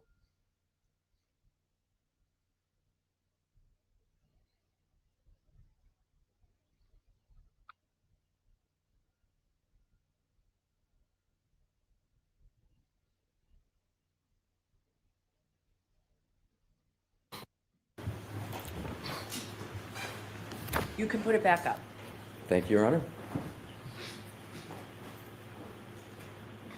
If we could go now, Mr. Woke, back to the slide from Dr. Welcher's slide presentation. And if you could re-enlarge the applicable section that we've had up before. Thanks for your patience, Sure. Mr. Burgess. You have reviewed this slide and this specific data in this slide previously, correct? Correct. And I just want to, Mr. Wolk, just go back to the slide so we're clear on what this is. So this slide here is what you're speaking about, right? Correct. And you've reviewed this slide prior to your testimony in this court, correct? Correct. And you considered this slide as part of your analyses that you have performed and testified about, correct? Yes, I have. So now, Mr. Burgess, I'd like to ask you a question. Every single one of the user interaction events that we talked about, steps, lock, etc., occurred after Dr. Welcher's, what he calls an infotainment event, which you call a text stream event, in the range of 12:31:38 to 12:31:43, correct? I would agree that yes. So the answer is yes? With the caveat. I'm sorry, I didn't know you hadn't finished. Sure. Please finish your answer. Yes, with the caveat that user interaction only applies to the device lock, steps, and the pocket state are not duplicative of user interaction per se. Let's just assume that is the case. Let's then just focus on what you consider to be a user interaction, which is device lock, correct? Correct. And the device lock event that you agree is a user interaction, we could go back to that just so we have clarity. The lock event that you agree is a user interaction occurred at 12:32:09, according to Mr. O'Keefe's phone, correct? Correct. In that 12:32:09 time period, we could go back to Dr. Welcher, it is after the end of the text stream event dubbed as 11:62:2, correct? Correct. According to. And that's Sorry. 26 seconds. I didn't finish my question. I'm sorry, Your Honor.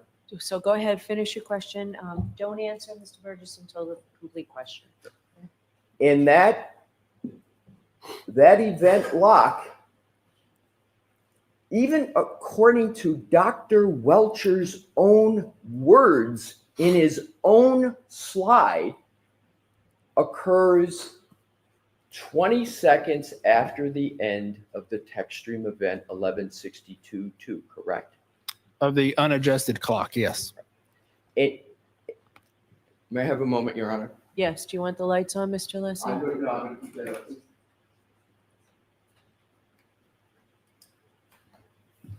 And so to repeat to alter it, hopefully make it a little clearer. Sure.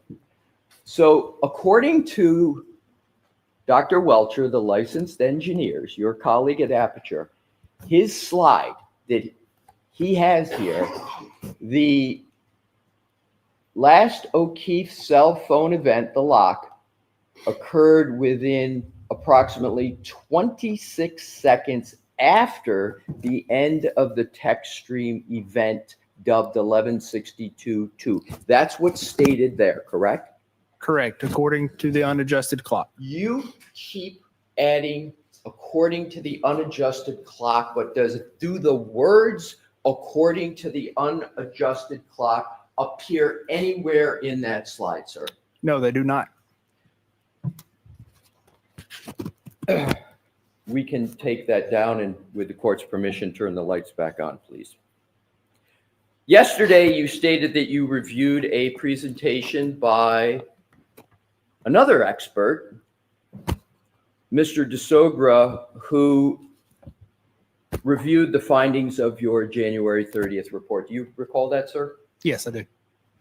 In fact, in your May 8th, 2025 report, your second report, your first being the January 30th report, you only cite 2 new sources of data that you reviewed before making your conclusions, correct? Correct.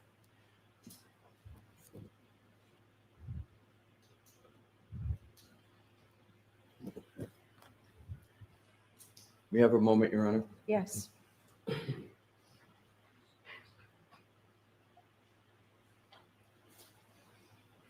May I approach, Your Honor? Yes.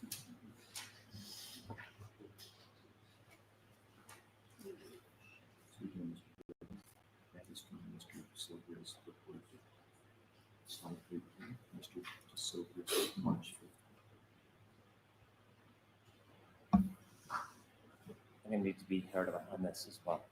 All right.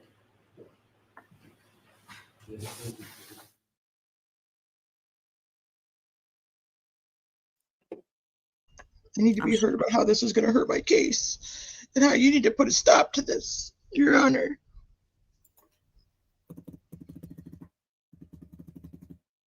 Oh, there's Will. Oh, I didn't know he was there today. I didn't either.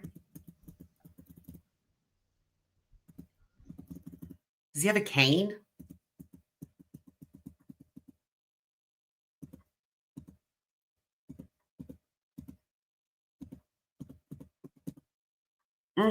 Seriously? Going to morning break? No. Okay, we're back. Will is the glarer on YouTube. May I proceed, Your Honor, and approach the witness? Yes. Thank you. Peggy. Excuse me, Mr. Burgess. Sure. I'm going to present to you 2 documents, each of which is marked for identification. The first is Exhibit CCC for identification. that is one slide out of what is marked as Exhibit DDD for identification.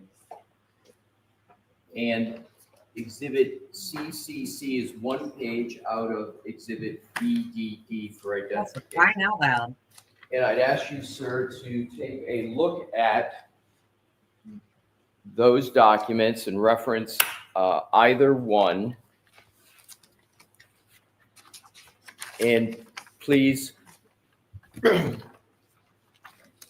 let me know, sir, when you've had a fair opportunity to review those documents so I can proceed with questions about them. Sure.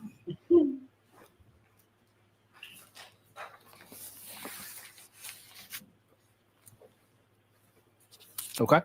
Sir, can you please read the exhibit designation on the entire slide presentation? On DDD.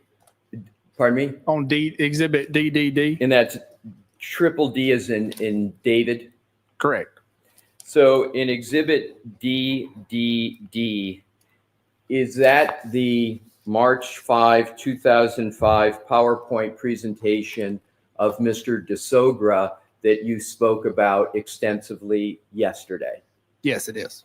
And sir, before you came to court yesterday, did you review and consider the Exhibit DDD for identification? Yes, I did. And as a matter of fact, you spent considerable time with regard to Exhibit DDD before you came to court yesterday. Correct. And in addition, isn't it the case that your testimony yesterday is that Exhibit DDD, the March 5, 2025 slide presentation of Mr. DeSogra, was part of the reason why you created your May 8th, 2025 report, correct? Correct. May I approach, Your Honor? Yes.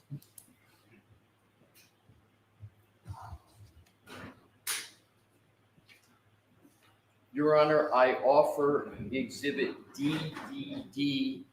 Exhibit CCC into evidence and do not offer Exhibit DDD at this time. Okay. The witness just spoke of DDD, so why don't you have him just say what CCC is before we put it in? I will do so, Your Honor. Thank you. Mr. Burgess, is Exhibit CCC a slide page out of Exhibit DDD? Yes, it is. Okay, now it'll. Thank you for that, Your Honor. I now offer Exhibit CCC for identification into evidence. Yes. Thank you. And I also hand back to Madam Court Reporter Exhibit DDD for identification. Exhibit 190.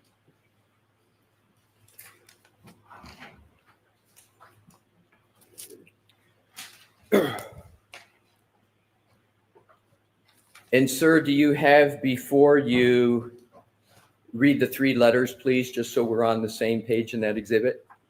Jim, we need That the one that's in Thank you. the one page? Yes. Exhibit 190. And that's the entitled All Possible Combinations? Yes, it is. So we'll refer to that as Exhibit 190, okay? Okay. Have you had a fair opportunity to refresh yourself on that one-page chart? Yes, I have. Your Honor, may I please publish Exhibit 190? Yes.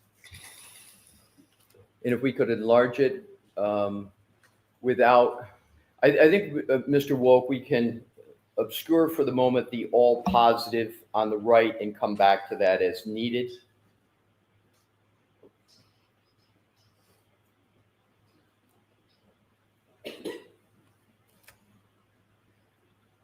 Thank you. Now, Mr. DeSogra, who is an expert for the defense, took the data points you evaluated in your January 30, 2025 report and simply performed the last step in your analysis that I was referring to in previous slides, correct? Correct. For a lot of data points that do not apply for the time of the accident. I understand you may have a view as to whether they apply or not. I'm just trying to understand Objection. what you understood he did. Again, I'll repeat that. Yes, So Your we'll Honor. strike the comment part and just a I'll question, repeat and please. just go to the question. Oh, hang. So you understand that Mr. DeSogra took the data points that you evaluated in your January 30, 2025 report and simply performed the last step in your analysis, correct? In my report, in addition to Dr. Welcher's. Right. In addition to Dr. Correct. Now, what I want to do is just elucidate the columns and their meaning. So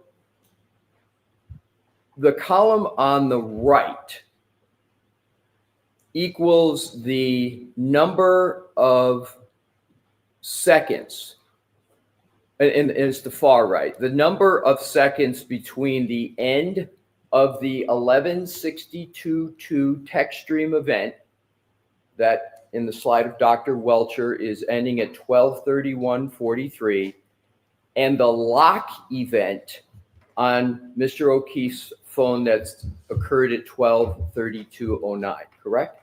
Correct. And that's your understanding of that column as well. Correct. Now, even taking your colleague Dr. Welcher's assumption that the last user interaction on Mr. O'Keefe's phone occurred at 12:32:09 a.m.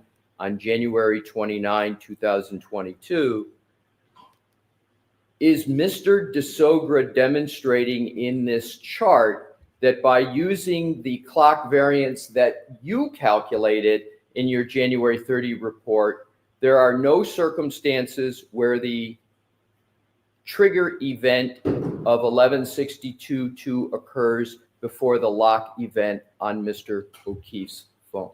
Objection. After. Sustain. There's one part of your question that needs to Okay. be omitted. In terms of this chart, do you agree that the methodology and application of it of Mr. DeSogra is that Mr. DeSogra took the last user interaction data point of Dr. Welcher in his slide of 12:32:09 and applied the clock variance that you calculated in your January 30th report? Do you agree that that's what Mr. DeSogra did? No, I do not. What do you believe Mr. DeSogra did here? Well, so the math is correct.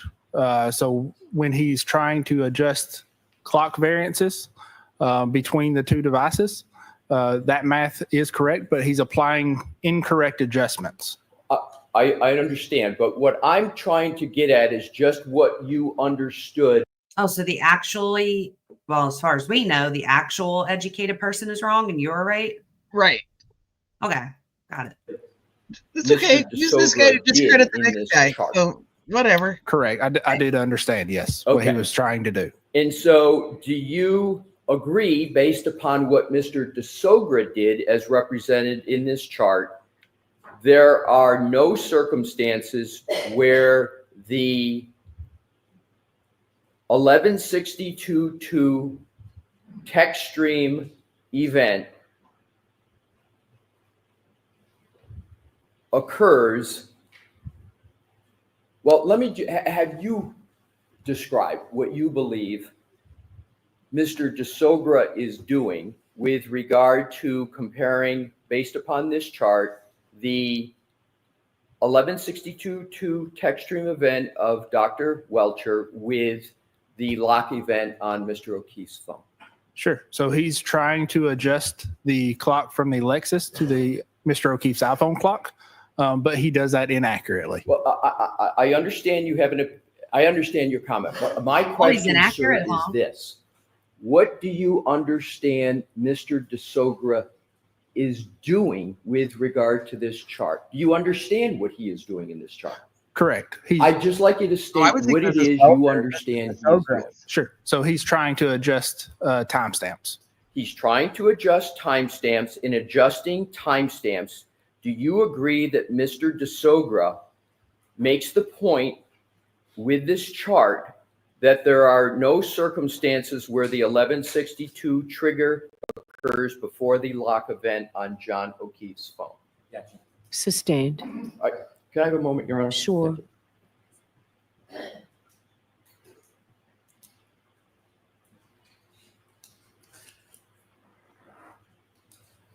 Let me see if I can clarify this in this my question. Sure. Do you understand that what Mr. DeSogra is doing in this chart is he is showing numerically and arithmetically that there are no circumstances where the text stream event 1162.2 occurs after the lock event on Mr. O'Keefe's phone? Objection. I'm going to allow it in that form. So yes, I understand he's trying to show that. Right. Well, he did more than try. Isn't that what he, by his math, that he is demonstrating? Objection. I'm going to allow that. Yes, but it is inaccurate. I understand. But that's, again, the question is that what he demonstrates using this chart? Yes.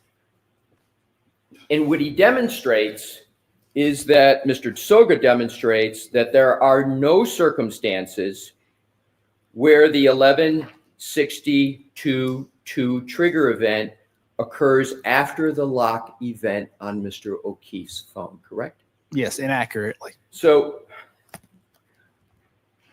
Damn, how many times are you I'm going to say that? asking He's what doing it on Mr. purpose. DeSogra demonstrates in this report, and isn't it correct that Mr. DeSogra, using this math, Mr. DeSogra demonstrates and concludes that there are no circumstances where the 1162.2 text stream event occurs after the lock event on Mr. O'Keefe's phone? Objection. I'm going to allow that. Does that demonstrate that? Yes, inaccurately. Okay. Right, so let's. I'm going to move on, Your Honor. I'm going to move on. And this methodology and approach of Mr. They've already shown DeSogra, that he can't accurately create a report himself. So can he read somebody else's report accurately? I mean, is the jury going to consider that this guy even knows how to read this fucking guy's report? You know what I mean? Like, I mean, I personally don't think he can because of his fucked up presentation where he says and I guess believes that this stuff happened on the 30th. right. So just like when he got Maggie Gaffney's bytes versus bits wrong. He doesn't know bytes versus bits. He also thinks that Welcher's report is wrong. He thinks that Everyone's wrong with his him. report is wrong. Everybody else is wrong but him. And if he's wrong, it was a typo. Right. Or a mistake somebody else made. Somebody else made. He was going off somebody else's incorrect data. That's what he's saying. Yeah. So I'm wondering, I don't know. I mean, the jury could think that he's completely credible. So who knows? That would be shocking. It would be. I have to look up. I'm going to look up Sue's thing and see if she's putting anything about them Okay. reacting. math that he's using, correct? No, it's not simply math. Well, let's go to the clock variance values in the middle column on that chart. You see that, sir? Yes, I do. Those are, as of March 5 of the date of this column was created, nothing in that middle column is new, is it? that data? Yes, some of that data is new. Well, the source data upon which it is created is not new, is it? No, it is not. All right. So the source data of that column, it's not new. Correct. And the middle column uses your data points from your January 30th report, correct? No, not all of those are. But it does use some of the data from your January 30 report, correct? Yes, it does. Is the reason that you did not take that final analytical step that we've been talking about in your January 30th report, and this is a question, is the reason you failed to take that final analytical final analytic step we've been talking about in your January 30 report was because you knew if you did that if you calculated the actual time of the 11/62/2 text stream event based upon your own methodological analysis of the clock skew, there would always be continued interaction on Mr. O'Keefe's phone after the text stream event. No. So you deny that? Yes.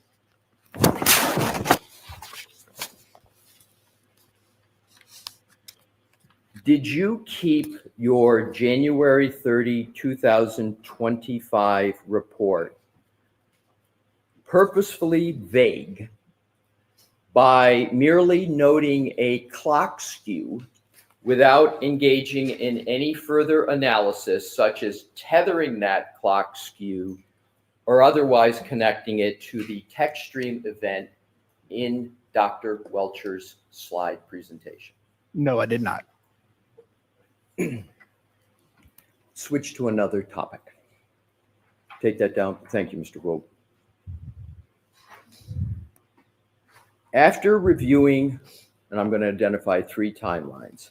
After reviewing the timelines, the timelines presented by Dr. Welcher, 1, Mr. DeSogra, 2, and Mr. Ian Whiffen, 3, all of which established that the 11/62/2 text stream event occurred before that last user activity, the lock on Mr. O'Keefe's phone. You then decided to issue a new report that would become dated May 8, 2025, correct? Objection. I'm going to allow that. No, so I issued the supplemental report based on that presentation that you just had up. Well, before you issued that report, isn't it correct that you had reviewed the time data of Dr. Welcher in the slide that we've been reviewing? Not before that time, no. You had not looked at Dr. Welcher's slide with a text stream event 11/62/2 and a time for that before issuing your May 8th report? No, yes, before misheard you. Yes. That's my question. Yes. So let me just ask it through a question. Sure. So it is correct that before you issued your May 8th, 2025 report, that you had reviewed that slide of your colleague, Dr. Welcher, on 11/62/2 that establishes the text stream event as 12/31/38 to 12/31/43, correct? Correct. You reviewed it before your May 8th report. Yes. You yes. also reviewed before your May 8th report the slide presentation of Mr. DeSogra, correct? Yes, I did. And before you issued your May 8th, 2025 report, you also had reviewed the January 2025 report of Mr. Whiffen, correct? Correct. Each one of and all of those 3 established that the 11/62/2 text stream event occurred before the last user activity on Mr. O'Keefe's phone, correct? I'm going to allow it if that's what Let's see what the answer is. Using either unadjusted timestamps or inaccurately adjusted timestamps. Yes. Let me ask my question again, and if it's not clear, please let me know. Sure. After reviewing what we've discussed, prepared by Dr. Welcher, Mr. DeSoger, and Ian Whiffen, each and all of which established that the 1162.2 text stream event occurred before the last user activity on Mr. O'Keefe's phone, you then decided to issue a new report that would become dated May 8th, 2025. Is that statement I just made correct? Yes, that is correct. Now let's take a look at your May 8th, 2025 report.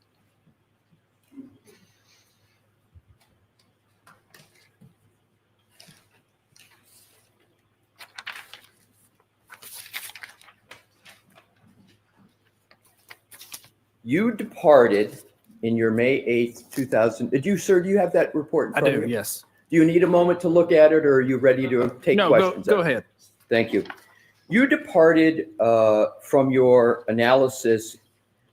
Let's start it this way. In this May 8th, 2025 report, you departed from your analysis in your January 2025 report to reach a conclusion that would attempt to put the 1162.2 text stream event after human interaction with Mr. O'Keefe's phone, correct? No, I did not depart from my original report. I clarified. Okay.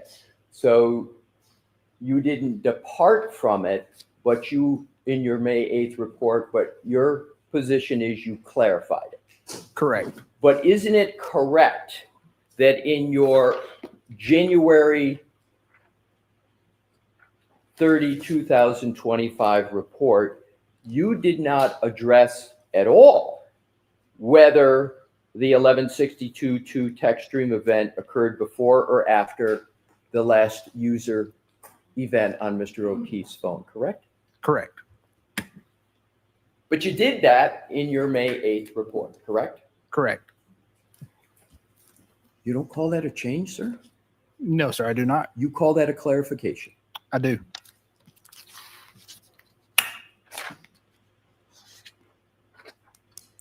In your January 2025 report, you compared call log entries between the infotainment system on the Lexus and Mr. O'Keefe's iPhone to determine a potential variance, correct? Correct. And call logs are discrete points in time that are fairly easy to compare? Correct. Now, in your May 8th, 2025 report, you abandoned the call log analysis from your January 30th, 2025 report, correct? No, I did not abandon it. But you did depart from it, at least in some respects, correct? I did not depart from it. I used another method. Okay. So you used another method. Correct. In your May 8th, 2025 report, you opined, as I understand it, that the call log variance has been ignored because, in your words, this offset is measured approximately 5 hours after the time of the alleged collision and cannot be assumed to apply to other timeframes as stated in the initial report. Do I have that right? Yes. Now, please show the jury in your January 30 report where you ever made that statement.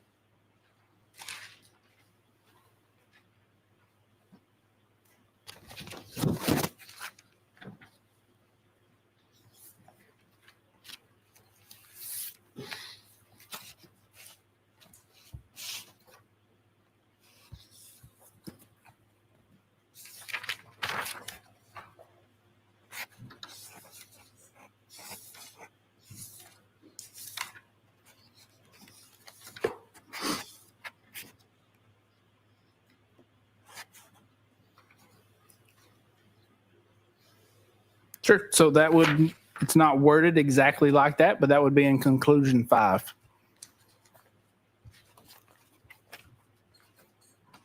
And conclusion number 5 is on page 37 of your January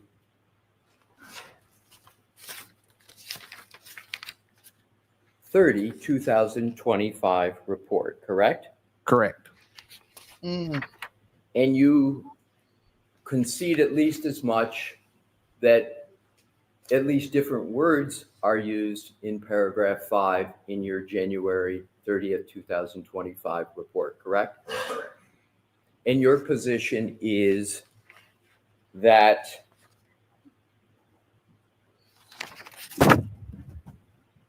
it's the same statement as in your May 8th, 2025 report? Because that's my question. That is correct.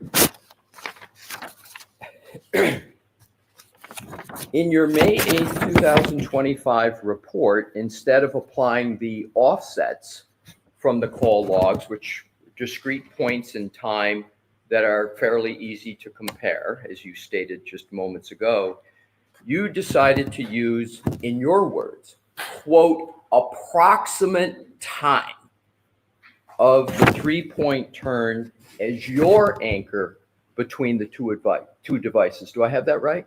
Yes, you do.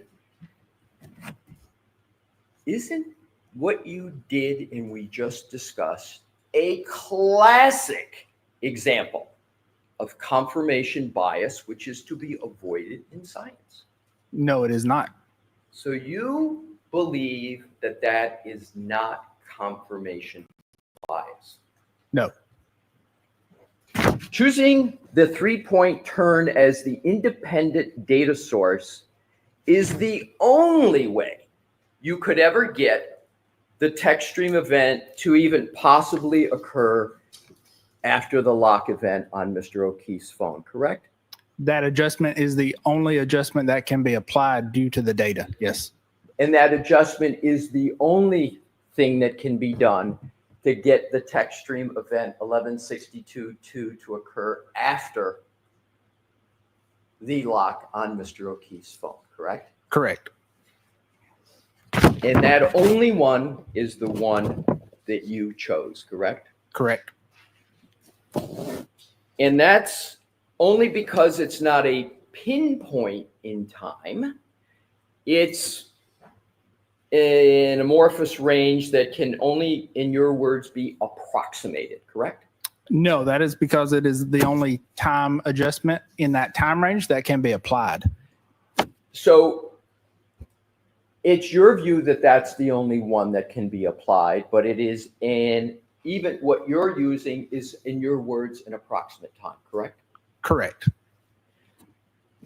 Isn't the shortcoming, sir, in your analysis that you ignored the additional user activity on Mr. O'Keefe's device that occurred after the lock event?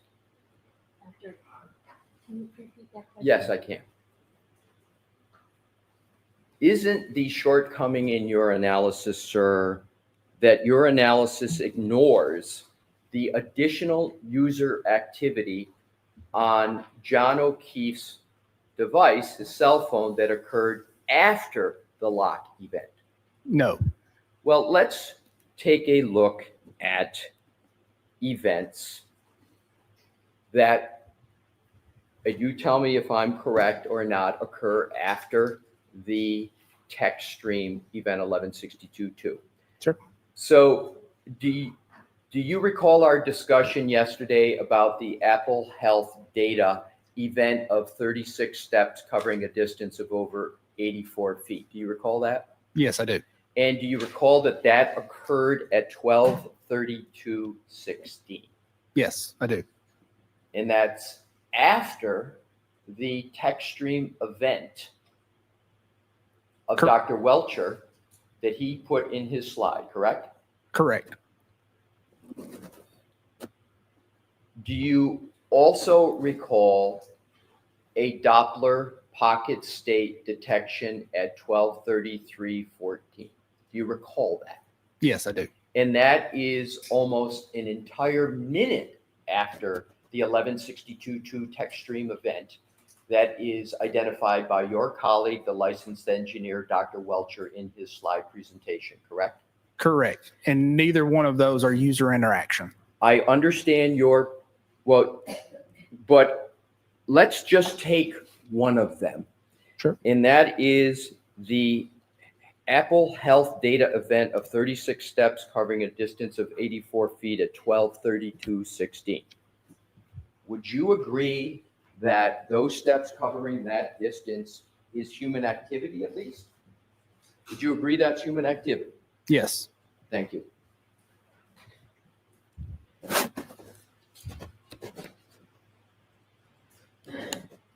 Let's take a look at opinion number 7 in your initial January 30th, 2025 report. And sir, tell me when you had a fair opportunity to locate that. Okay.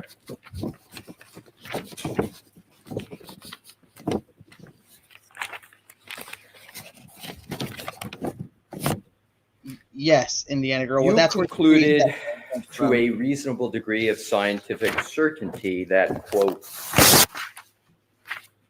the infotainment module power on events were on average recorded 3 seconds after the ignition release or finger off, correct?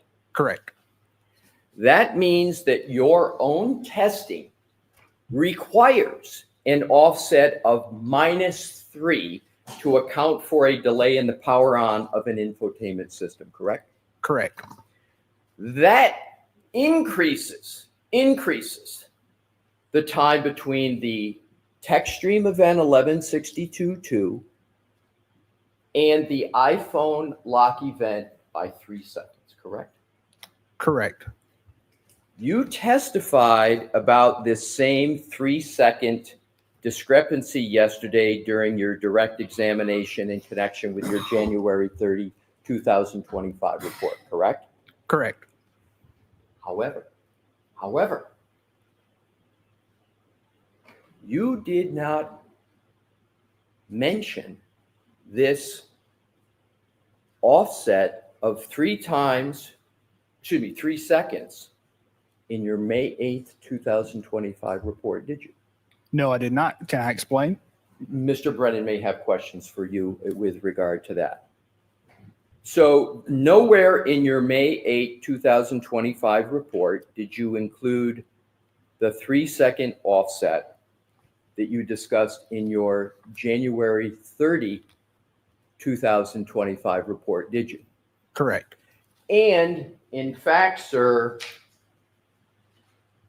nowhere in your May 8th report do you even discuss why you're not addressing that 3-second, do you? I do not discuss it, but it is that offset is adjusted within the adjustment that we do with the 3-point turn.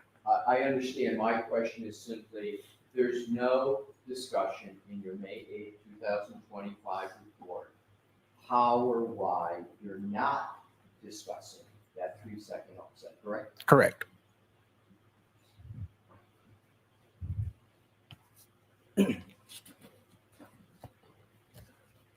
I've got a next section, Your Honor, if you would like me to move into it.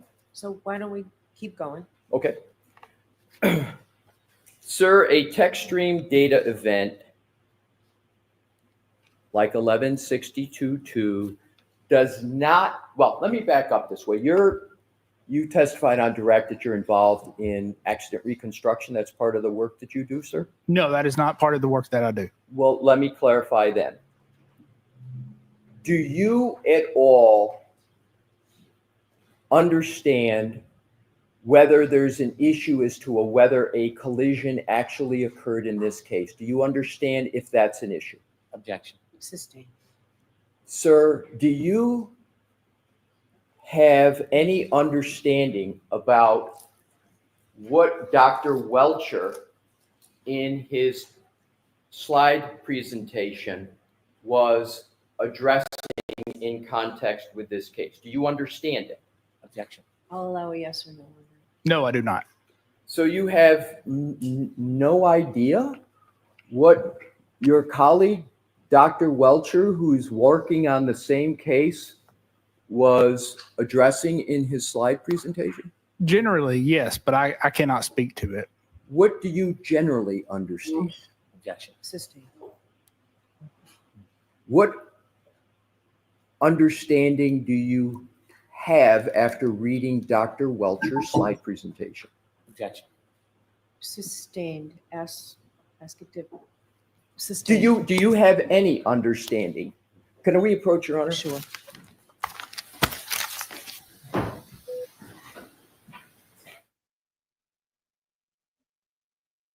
Yeah, this is what I'm getting, Indiana girl, but I don't know if he's driving that point home or if it's just now so convoluted that, like, are they picking up what he's putting down?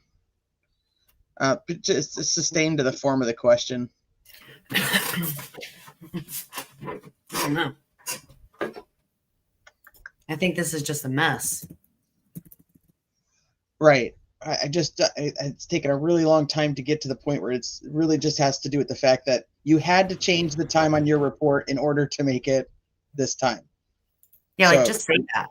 Yeah, like that's the bottom line. You didn't your all your reports and all of everybody else's reports all say this, but in order for you to get this time that you wanted it to have, you had to change the time. Right. I mean, I don't know how else to get that out there, but And you're the only one that did it. Like the rest of the You're people the didn't. only one that did it. Hmm. All the other educated engineers did not do it. Just you with your associate's degree did. Mm-hmm.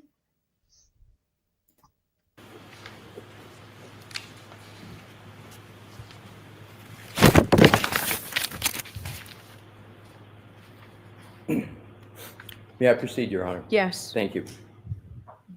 Thanks for your patience, Mr. Yes, sir. Burgess. I would like to go back to the line of questioning I was starting, and that is I would like to discuss with you, and I'll start with your conclusion, and I'm going to reference your May 8th, 2025 report, sir. If you could turn to the conclusion section of your report, which is on page 7. And I'm going to start with, and I may just end with, we'll see, conclusion number 1. Please take a fair opportunity to read that. Pick your head up when you have concluded that fair reading.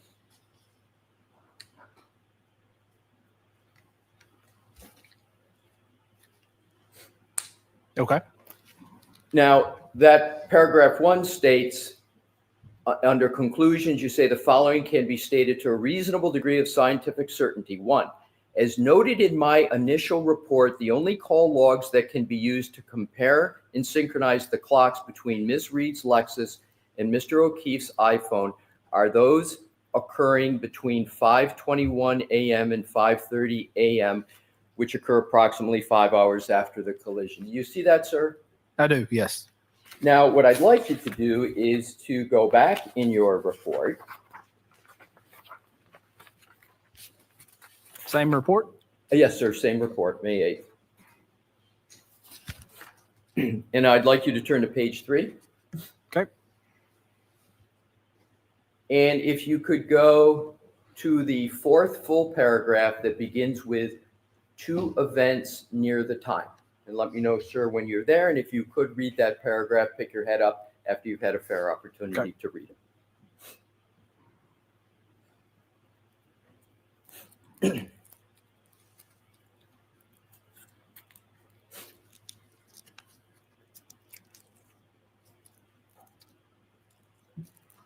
Okay. Thank you. Now, you state 2 events near the time of the collision were recorded by the Lexus system as identified by Dr. Welcher and referenced by Mr. DeSogra. The first event, labeled Techstream Event 1162-1, is associated with a 3-point turn on Cedar Crest Road. The second event, labeled text stream event 1162.2 is associated with a reverse maneuver on Fairview Road.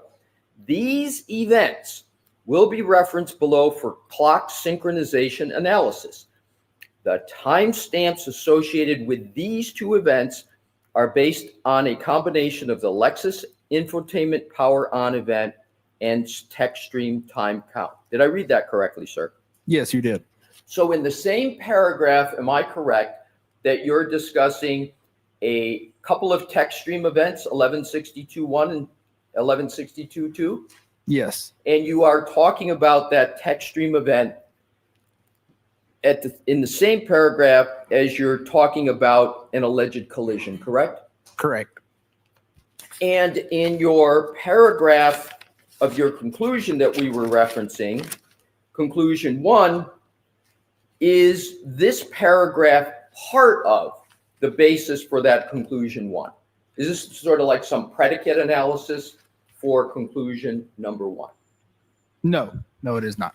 So it has no, your view, it has no relationship whatsoever to conclusion 1.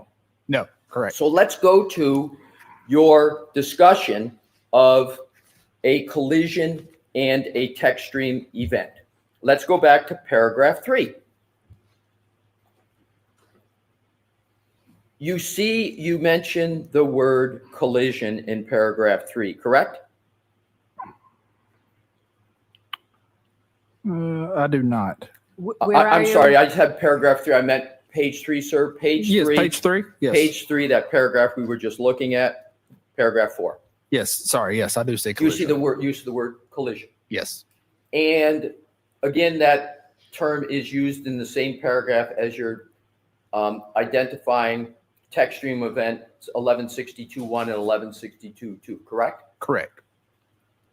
Where did you get the basis to use the word collision at that part of your report?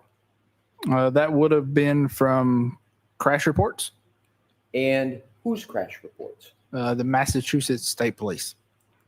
So you used Massachusetts State Police reports to discuss allegations of a crash, collision. Yes. Do you state anywhere in your May 8th report that you used those reports at all? Do you list it in your references? No, not in this report, no. And as a matter of fact, this is the first time, right this previous moment, that you are mentioning those reports at all, correct? No, those were mentioned in my initial report. But I'm talking about your May 8th report. Yes, sorry. Yes. Okay. Your statements, and I want to clarify this because this is the ultimate topic I want to go to.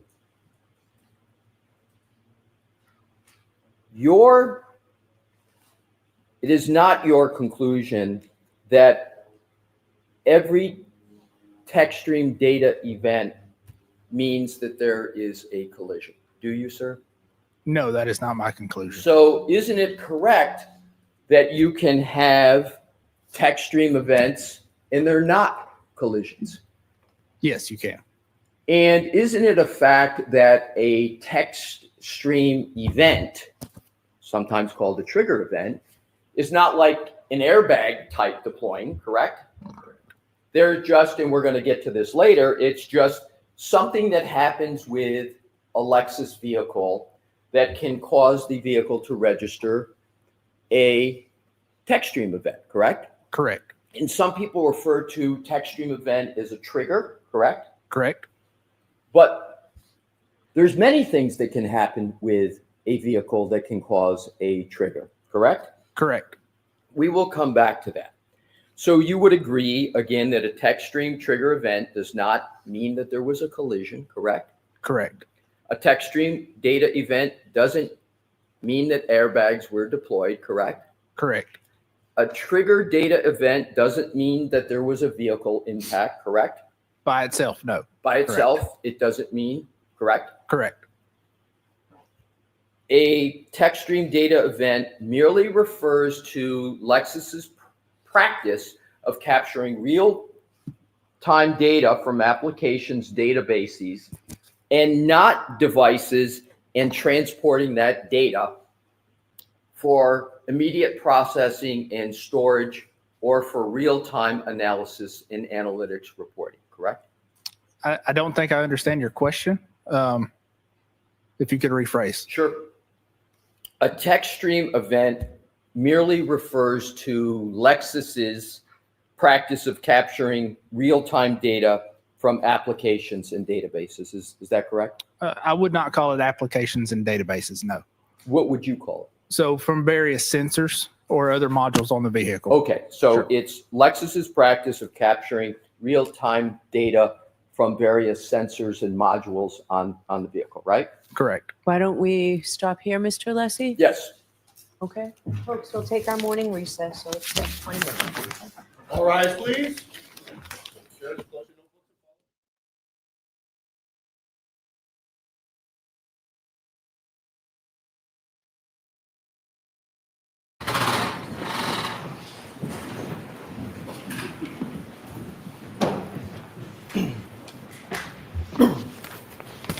All right, Mr. Lessie, whenever you're ready. Thank you, Your Honor.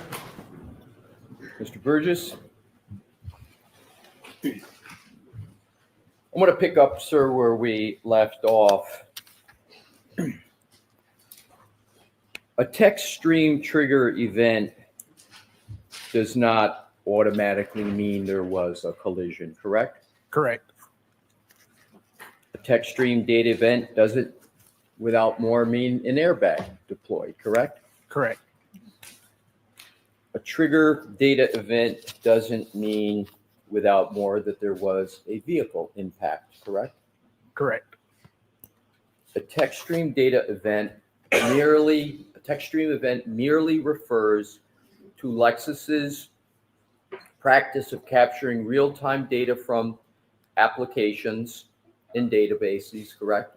Sensors and other modules. That's on the right. vehicle. You Correct. said that earlier, sir. Sensors and modules.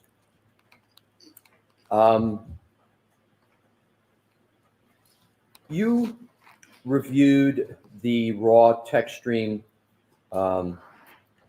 trigger events on Miss Reed's vehicle, correct? No, I did not. Oh, you did not? No. Yeah, you Do just you reviewed. understand? See, he just reviewed everybody else's reports and their information. He didn't look at it himself. Like I figured. And whether you have an understanding whether Mr. DeSogra reviewed those events in his March 5, 2025 report? I do not. So you did not review the raw data for text stream trigger events on Miss Reed's vehicle. And So wait, if he didn't review the raw data, then how is he saying that anybody else's like interpretation of the data is wrong? If he didn't even read it himself. Like, where are you coming up with that opinion? That's what? and you did not therefore perform any analysis of that data as you sit here today, correct? Correct. Outside of what Dr. Welcher provided.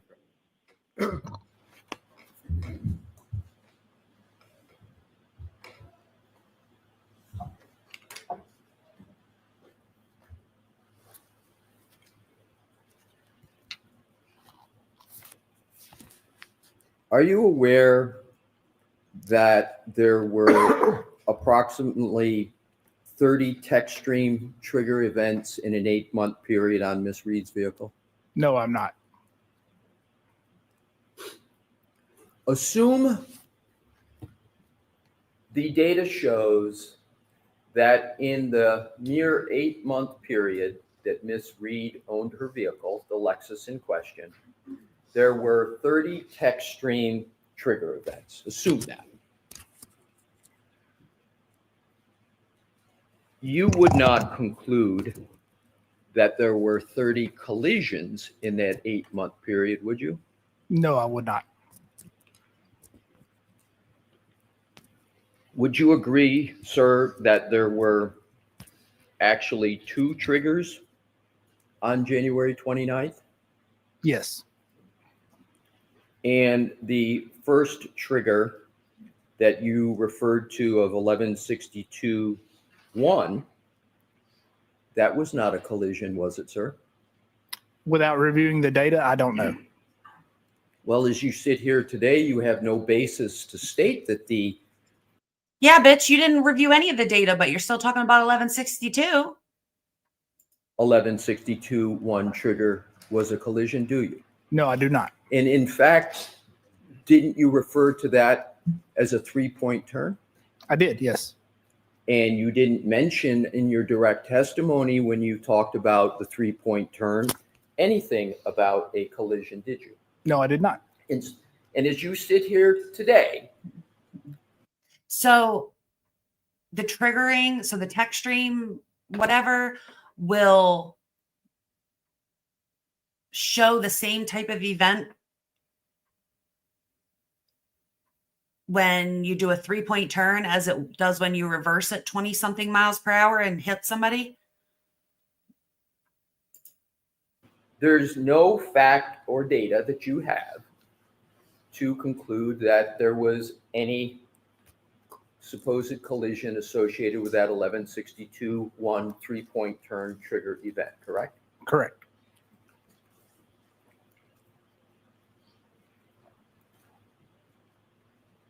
A trigger event can occur on a Lexus vehicle by a whole host of possibilities, correct? Correct. You could maybe slam on the brakes and cause a trigger event. That is one possibility. You could have just unusual driving. You could be going at a speed or doing something else that has nothing at all to do with a collision, correct? That is correct. And in fact, there are almost countless events that can occur that can cause a trigger event in a Lexus vehicle. So I don't know the exact count of what type of triggers there are, but yes, there are a many. number. Yes.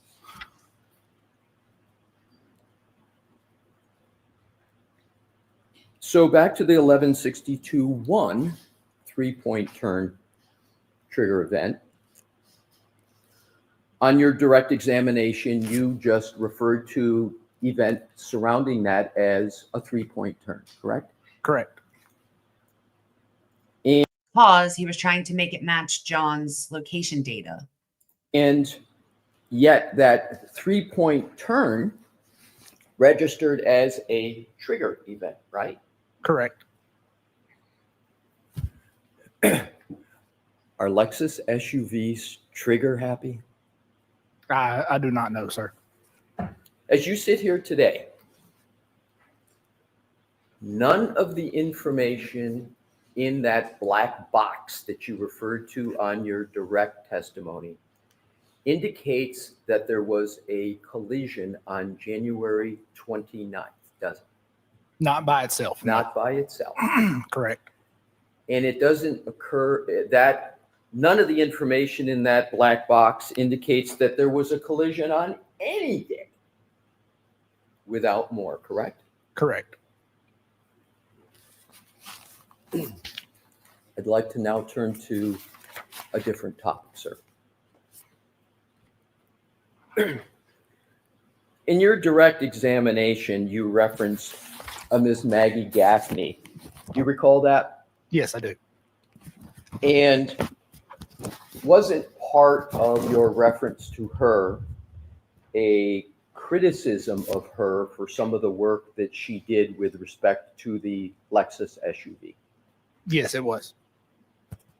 And for instance, you criticized her for failing to extract the micro SD card from the circuit board during the initial chip off, right?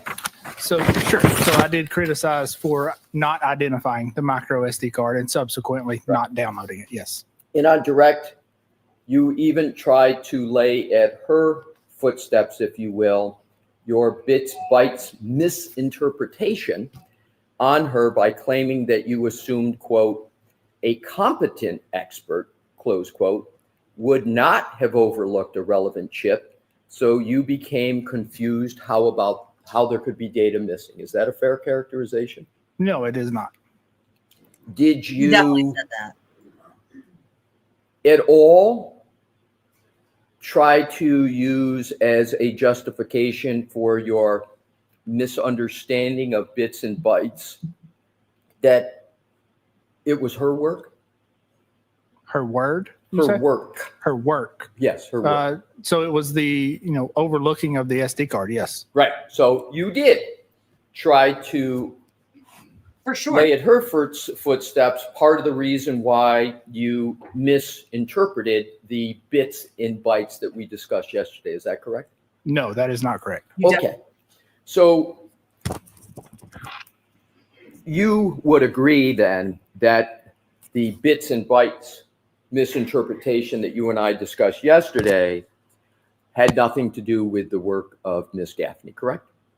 So in part, but that was my mistake. Yes. All right. What does that mean? I'm trying to understand which is it. Yeah. Is it Miss Gaffney's work had some part in your misinterpretation of bits and bytes, or her work had no part in your misinterpretation of bits and bytes? Some part. Okay, what part? So you do attempt to lay some blame on Miss Gaffney for your misinterpretation of bits and bytes, correct? No, I'm not trying to blame anyone. Okay. In your January 30, 2025 report,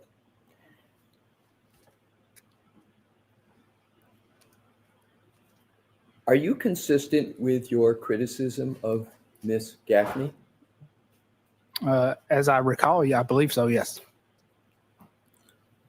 In fact, you yourself provided the explanation for why the micro SD card was not extracted during the original chip off, didn't you? Yes, that it was overlooked. Right. So if you could please turn to page 5 of your January 30, 2025 report. Okay.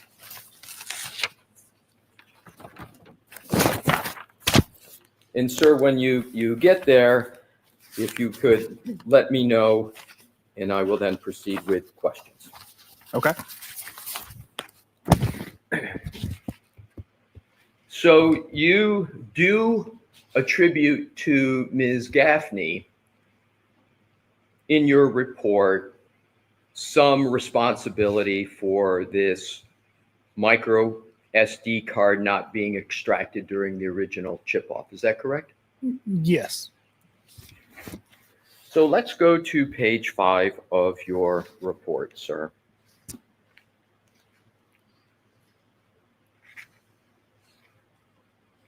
And bear with me, I want to get you the exact location.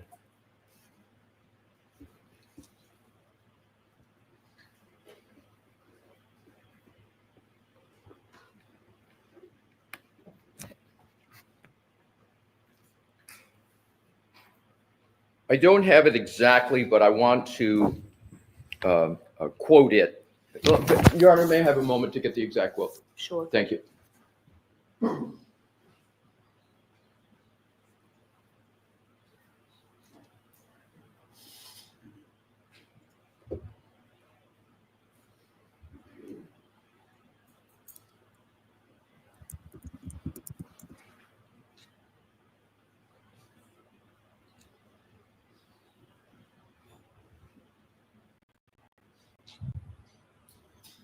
Mm-hmm.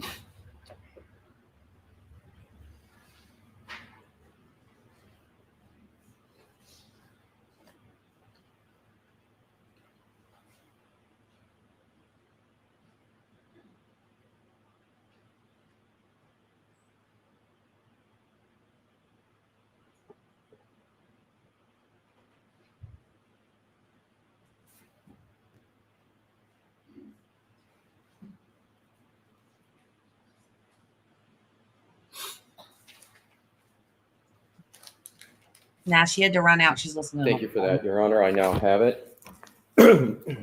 Mr. Burgess, if you could turn to page 5, as I was referencing, and go to the third full paragraph.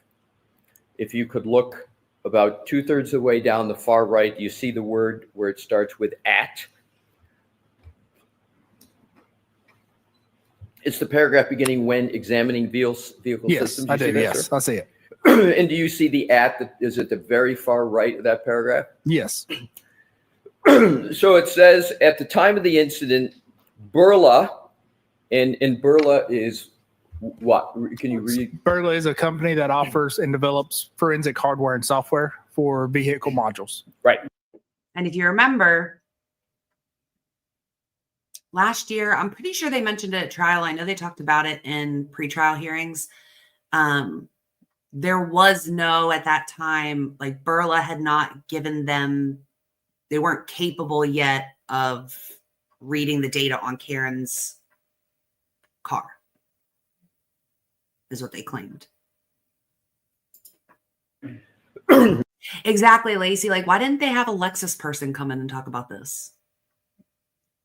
So at the time of the incident, Burla did not offer support for the infotainment and telematics modules removed from the Lexus, but have since released updated software indicating similar modules are supported via in-vehicle acquisition. According to Burla, currently, there are 2 known and documented modules within the vehicle that have the capability to store data. The infotainment module removed from Ms. Reed's Lexus is consistent with the MMU documented by Burla and has been identified as containing an internal micro SD card not acquired during the initial chip-off acquisition by Ms. Gaffney. Did I read that correctly? Yes, you did. So as you stated, Burla is the organization that you described, which for the purpose you did, I'm not going to repeat it on direct examination. If I could sort of put in layman's terms and see, you tell me if this is correct. Burla produces hardware and software to make it easier for non-technical people, as you put it, to extract data from a vehicle, correct? Correct. You describe in your January 30, 2025 report that at the time of the initial chip-off, Burla did not provide support for the information contained on the micro SD card, correct? No. So I think you're misreading that last sentence, and I can clarify. Can you read the last sentence, sir? I can. So the infotainment module removed from Ms. Reed's Lexus is consistent with the MMU documented by Burla and has been identified as containing an internal micro SD card not acquired during the initial chip-off acquisition by Ms. Gaffney. So my question is, did or did not Burla, at the time of the initial chip-off by Ms. Gaffney, provide the technical support to address the information contained on the micro SD card? No, Burla did not and does not. Good. That I wanted to. That was my identifier of the micro SD card. Correct. So it was not until after the initial chip-off that Ms. Gaffney participated in that Burla updated their software to be able to identify the types of data, for Burla software to be able to identify the types of data contained within the micro SD card on the Lexus circuit board. Is that correct? No, that's incorrect. So Burla didn't do anything new after the initial chip-off with its software? Sure. So Burla released new software after the initial chip-off that addresses being able to download software via the infotainment module while it's in the vehicle. So that involves plugging a USB in to the vehicle and downloading data. That does not address the micro SD card on the circuit board itself. And Ms. Gaffney did not have, at the time of the initial chip-off, that updated Burla software, correct? Correct. Okay, thank you, sir. Appreciate your questioning. Thank you for answering my questions. That's all I have at this time, Your Honor, but I have a bit to pack up so Mr. Brennan can have a clear podium. Go right ahead. Thank you.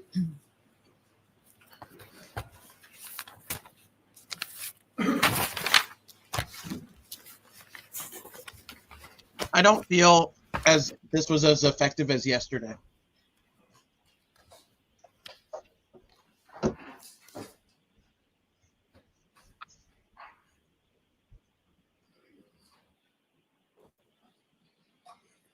I agree with you. But he's the only one saying that the times are different. So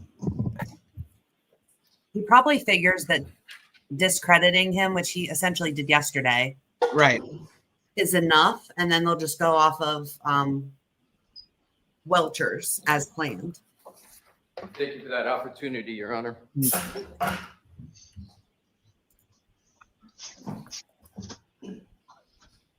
That's true, Nunya. That was a once in a lifetime kind of thing.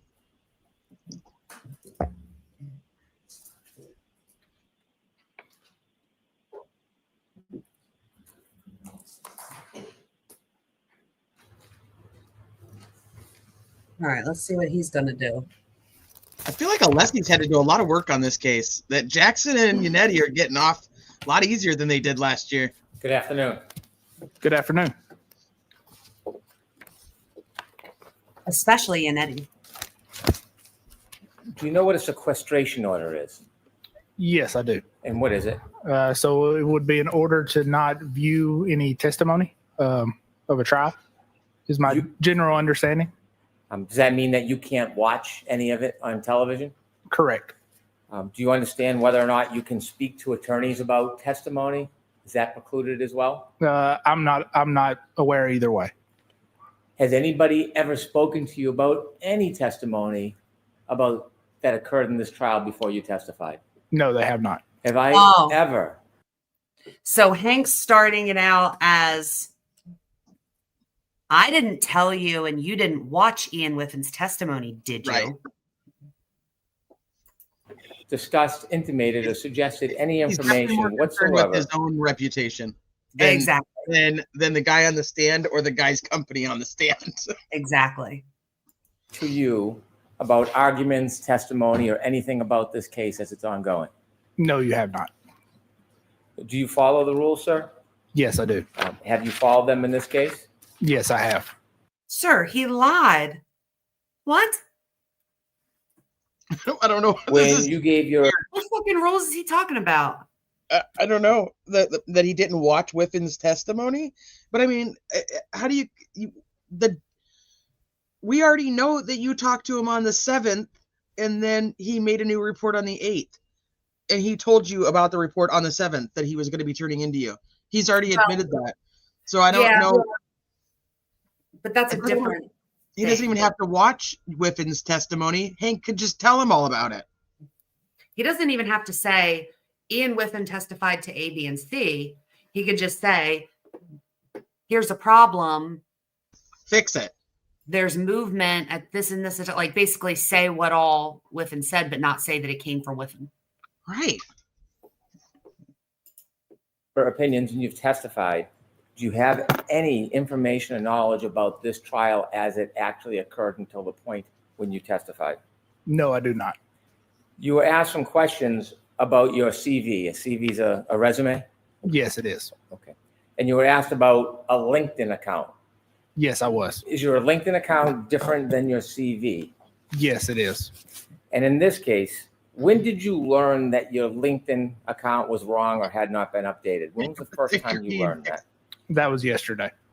Okay, but it wasn't just the LinkedIn though. No, yeah, he's going to downplay this like it's not that big of a deal. I hope that the jury doesn't buy into that. Also, what are the odds that his LinkedIn is incorrect in the same way that his CV is incorrect? Right. He had no idea. He's 100% going to blame the CV on Aperture. 100%. And you started your LinkedIn account. Do you remember when it was you set it up? I do not. It would have been maybe 10 years ago or more. Do you routinely update your LinkedIn account? No, I do not. When you set up your LinkedIn account, the section where it asks for education, whether graduated or ongoing, do you remember filling out that section? I don't particularly remember filling it out, but obviously I did at some point.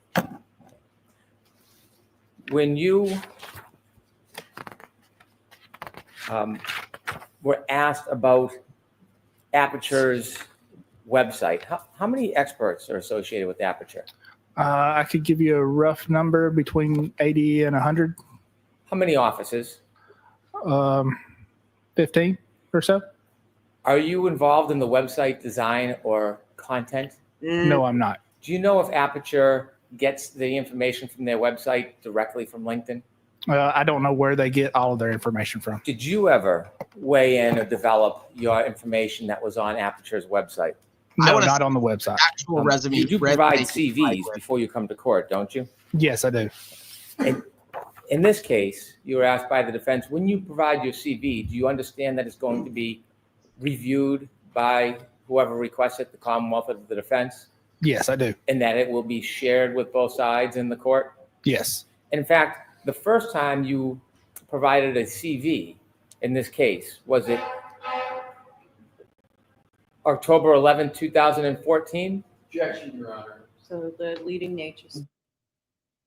What the fuck does that mean? Obviously, he didn't provide a CV for this case in October of 2014. Yeah. Well, Like, yeah. what? Did He they just say says- that's when the CV was written? Hold on. He just said the first time you provide, hold on. October 11, in this case, was it the first time you provided a CV in this case? Was it October 11, 2014? Like, what? Fucking Brennan's just an idiot. He's so stupid. I'm assuming he means 2024 because my notes yesterday do say October 2024. Yeah, but yes, probably, but he's an idiot.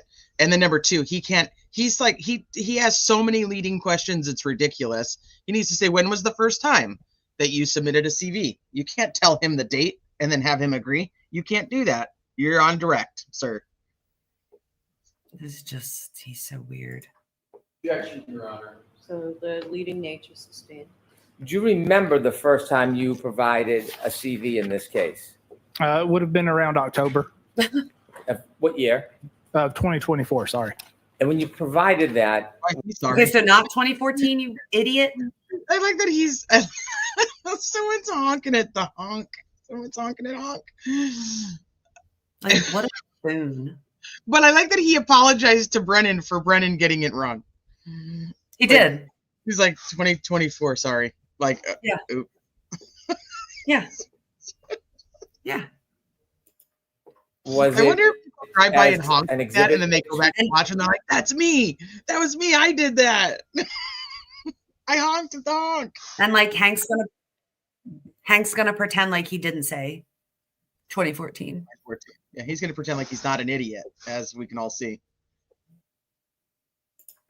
do something? Yes, if I recall, it was as an exhibit to the initial protocol that I sent out. And when you submitted that CV, did you appreciate whether or not it would be part of a court filing in public? Yes, I did. If I could have exhibit 183, please.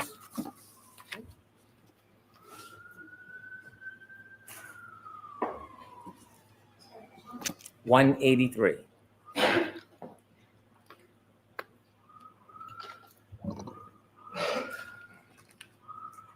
You could enlarge the top section.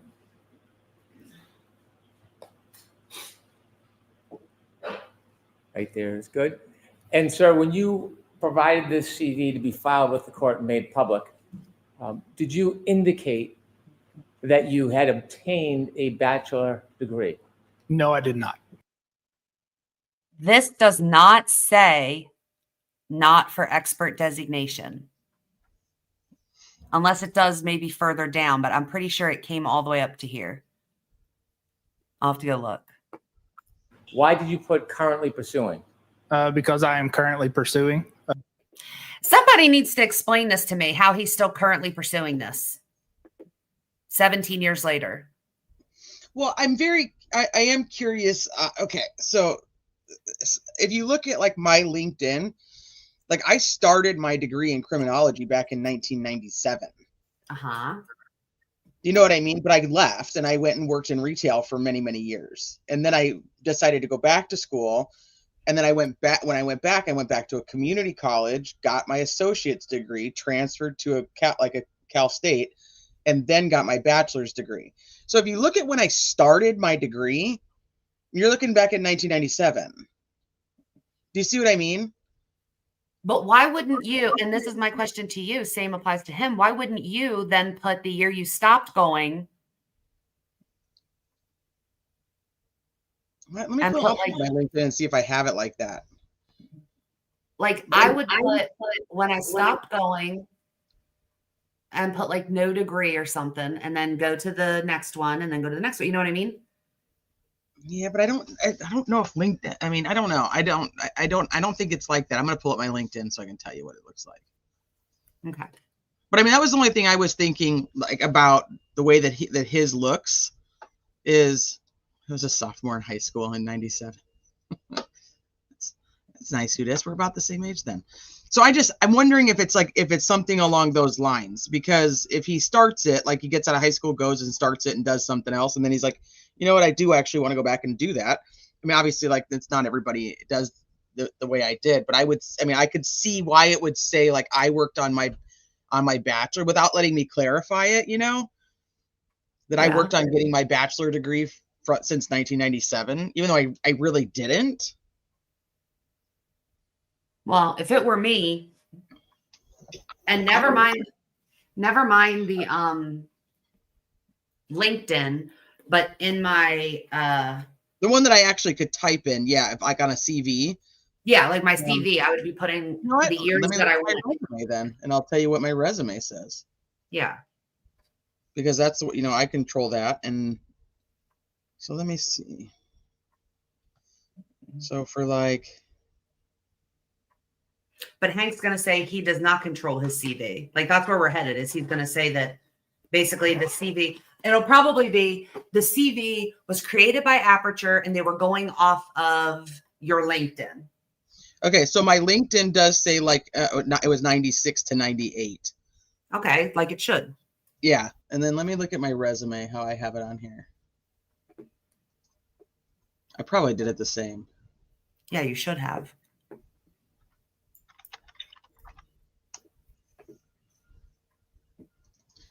And then it says like I went back to school in 2019 to 2021 at one college and then transferred to the other in 2021 to 2022.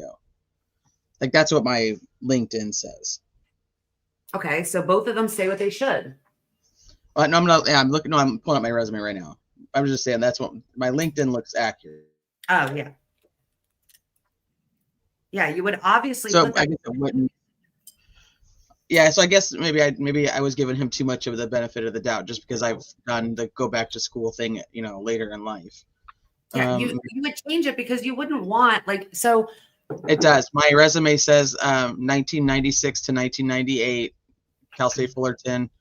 Exactly. And then, it has an end date, and then it has going back to school 2019 to 2021.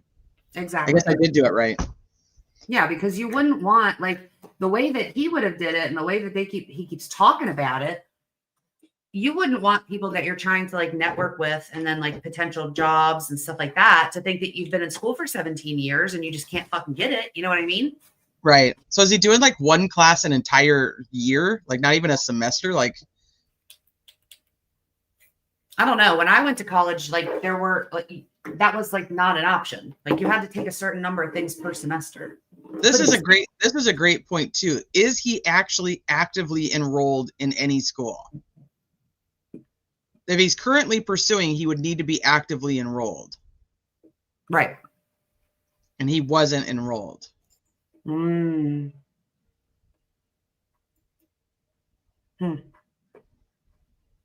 Yeah, and this is also that's another.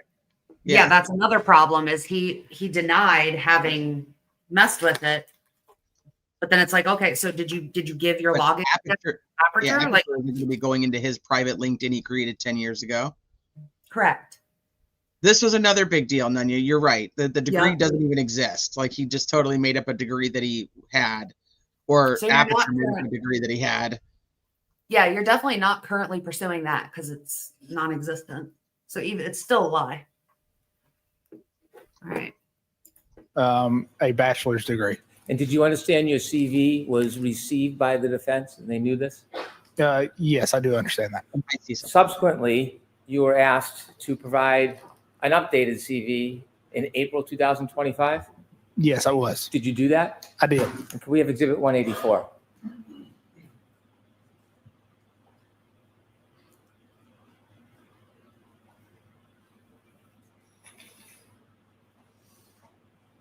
Did you further appreciate this would be provided to both the court and the defense? Yes, I did. Did you represent to the defense that your education included earning a bachelor degree? No, I did not. You've testified in, you can take that down, please. You've testified in many other cases I have. Yes. in courts around the country. Yes, I have. And when you've testified in other courts around the country, do you know whether there are transcripts of your actual testimony? Yes, I believe there are. Have you ever represented in any court that you achieved your bachelor's degree? No, I have not. Have you ever inflated your qualifications in a court? Now, someone pulled this up, like some kind of log, maybe it was catastrophe of cases that he's testified in. And there was only like two, like one in one court, one in state court, one in federal court. There wasn't like many. What about but No, like, I have not. small claims courts? Would that come up on there? Yeah. It would? Yeah. All right. When I asked you about some of your background, you told us that you had certificates in Celebrite and Axiom. I didn't go through all of the qualifications and all of the accomplishments you had, did I? No, you did not. Do you have professional certifications, GIAC, Advanced Smartphone Forensic Analysis? Yes, I do. Do you have professional certification from CCME, Celebrite Certified Mobile Examiner? Sustained. Do you have professional certifications as a Magnet Certified Forensic Examiner? Sustained. None of this matters because he did not even review the raw data himself. And he interpreted car data from somebody else. I'm hoping that when Alessi gets back up to do recross, he doesn't even touch on any of this bullshit part of it, because I think he already made his point with it, and I hope he just sticks with like that. Like, did you actually pull any data from anything? Like, did you do any of it yourself? Yeah, because the answer is no. I'm sorry? Sustained for the same reason. Do you have a number of certificates that I did not ask you about? Yes, you did. Can you share some of those with us? Sure. So one of those is going to be GIAC, Advanced Smartphone Forensics. So that's going to be Global Information Assurance certification. And that is basically a 40-hour class or 48-hour class with a test at the end to get that certification. There is also a Celebrite Certified Mobile Examiner certification. That is specifically to, kind of demonstrate your knowledge of the Celebrite software, as well as Magnet Forensics certifications, again, for their software specifically. Any certifications regarding computer hacking? What was that last part? Sorry. Any certifications regarding computer hacking? No, not currently. Hacking? Well, that would be awesome. So Did you also take any classes regarding crash data or BOSH? Yes, I have. What do you have for certificates in that arena? So those certifications would be crash data retrieval technician and crash data retrieval analyst. So those courses would be around acquiring and analyzing crash data from airbag control modules. You mentioned that you had over 700 hours Yes, I do. of classes and certification? Yes, that's of classes and classes and seminars or conferences, specifically in digital forensics or vehicle forensics. Do you need a bachelor's degree to be competent and achieve in this area? No, I do not. Is a bachelor's degree a prerequisite of success in a particular field? No, it is not. You ever hear of Bill Gates? Yes. Stephen Jobs? Yes. Oprah Winfrey? Sustained. What are you doing, Hank, you weirdo? You had become engaged in this case in October 2024? Correct. And when you first became engaged, you had a chance to look at photographs and some data? Yes, I did. At that point, you hadn't had a chance. Did you have had you had a chance to actually inspect any of the physical property? No, I had not. He never Did you have did. an understanding that somebody else did? Yes, I did. Who? Miss Gaffney and a number of other people with the MSP. Attended some type of procedure? Correct. And do you know who led the actual procedure? As far as I'm aware, it would have been Miss Gaffney. The defense expert? Correct. You filed a protocol. What was the purpose in October when you first got involved in filing a protocol? Sure. So the first purpose of the protocol was just to address the fact that we were missing data that we expected and address a potential solution to gather more data. Without having looked at the physical property, the actual boards, how did you conclude simply on data and photographs that there was missing data? Sure. So that would be reviewing the initial data that was provided and not seeing user data like I would expect. Sure. And that's because.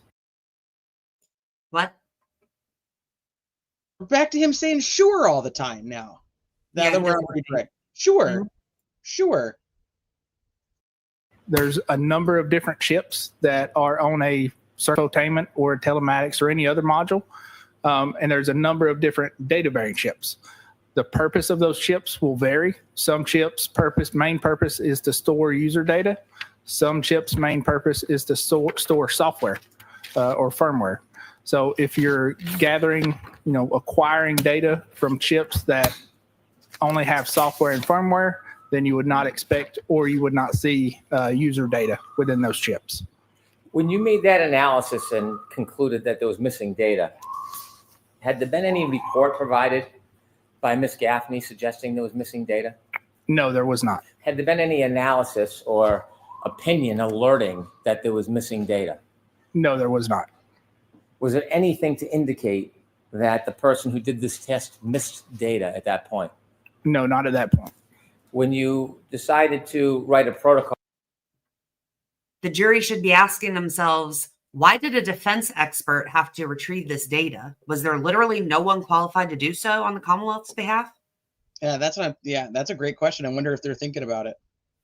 also you could actually look at the boards and do an analysis. Did you put that protocol in writing? Yes, I did. And do you remember if that was around October 10th, 2024? That sounds familiar. Yes.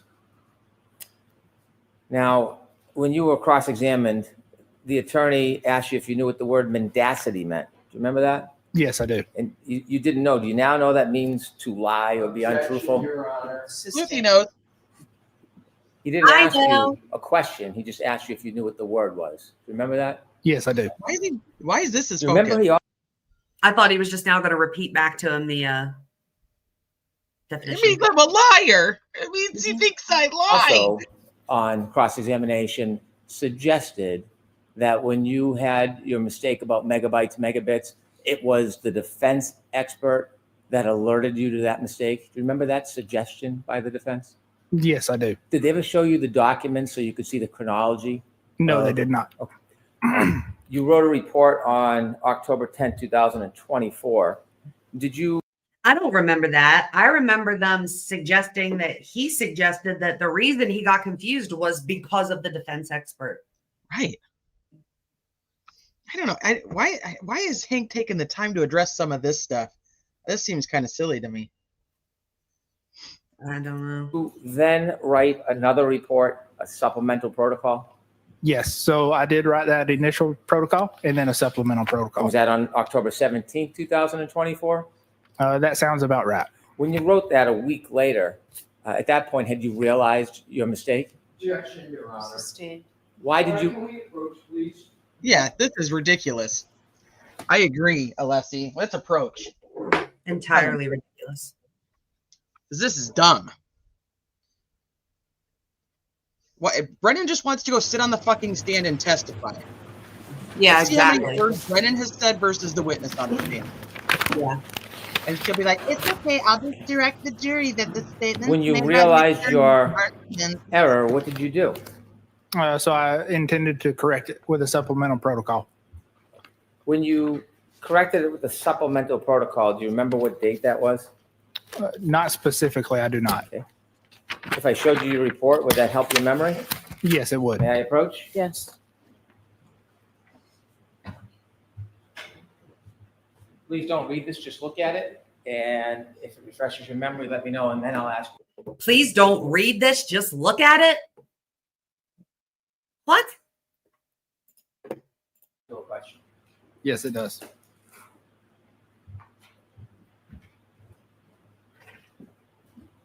When did you correct your error with the supplemental protocol? That was on October 17th, 2024.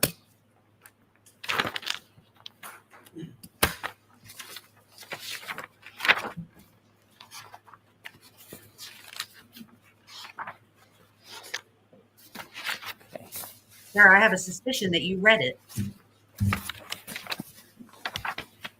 You were not allowed to read that. And do you remember the date that you first received any information from Mr. DeSorga?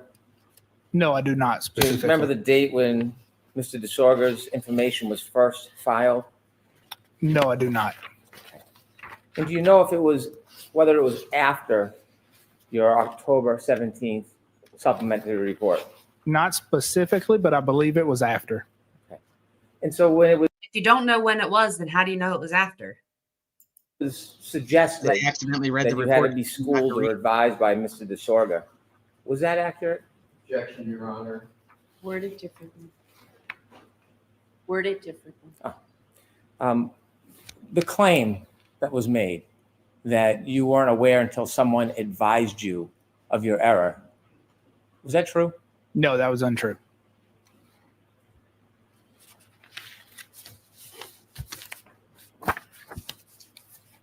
When you realized there was an error and you put Okay, so what's the truth? Like, how are you going to say it was untrue, but then not tell us what the truth is? it in a report, were you ever dissuaded from publicly alerting all the parties of your mistake? No. Do you leave stuff in or out of a report if you find it helpful or hurtful to one side? No, I do not. Have you, in this effort that you've made in this case, have you always been encouraged to provide all information, regardless of what it is? Objection, Your Honor. I'm going to allow that. Yes, I have. And who's encouraged you to always provide all information, regardless of what it No, says? no one. So my job is to assist the jury. So the jury, assisting the jury means presenting all the information. Hank's pissed because he wanted him to say, "You, sir." You told me to make sure that I did all the things right. Yep. And to provide it, even if it's hurtful. Have you ever been discouraged by me? No, I have not.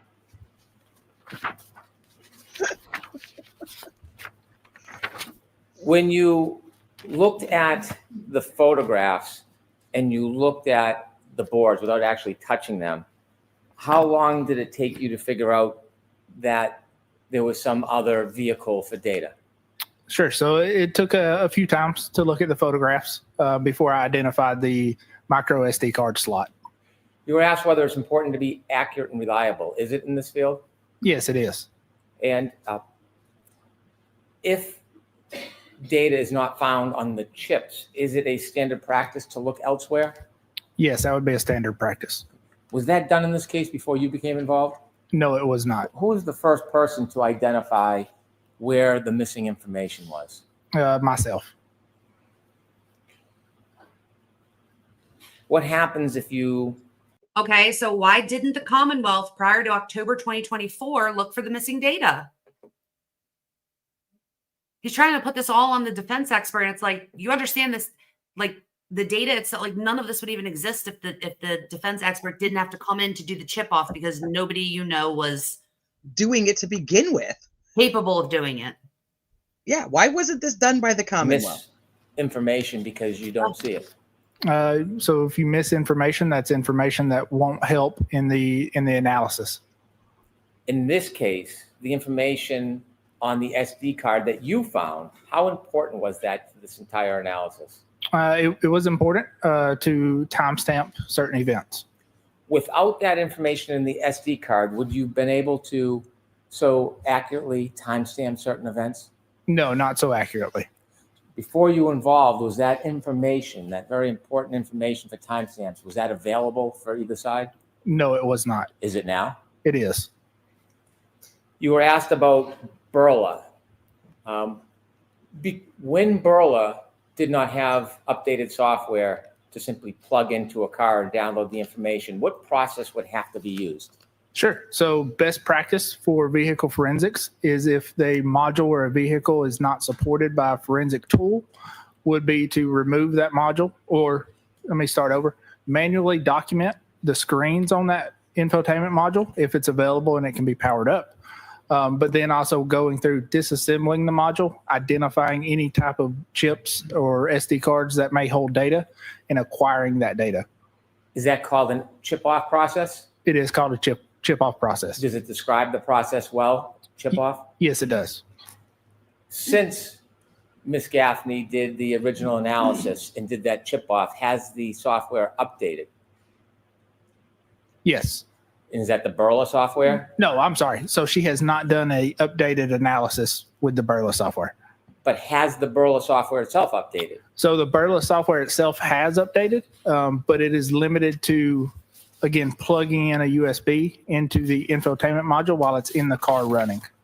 Does the updates in Burla software have anything to do with the SD card? No, it does not. Why not? Because, again, they're going a different route to acquire data.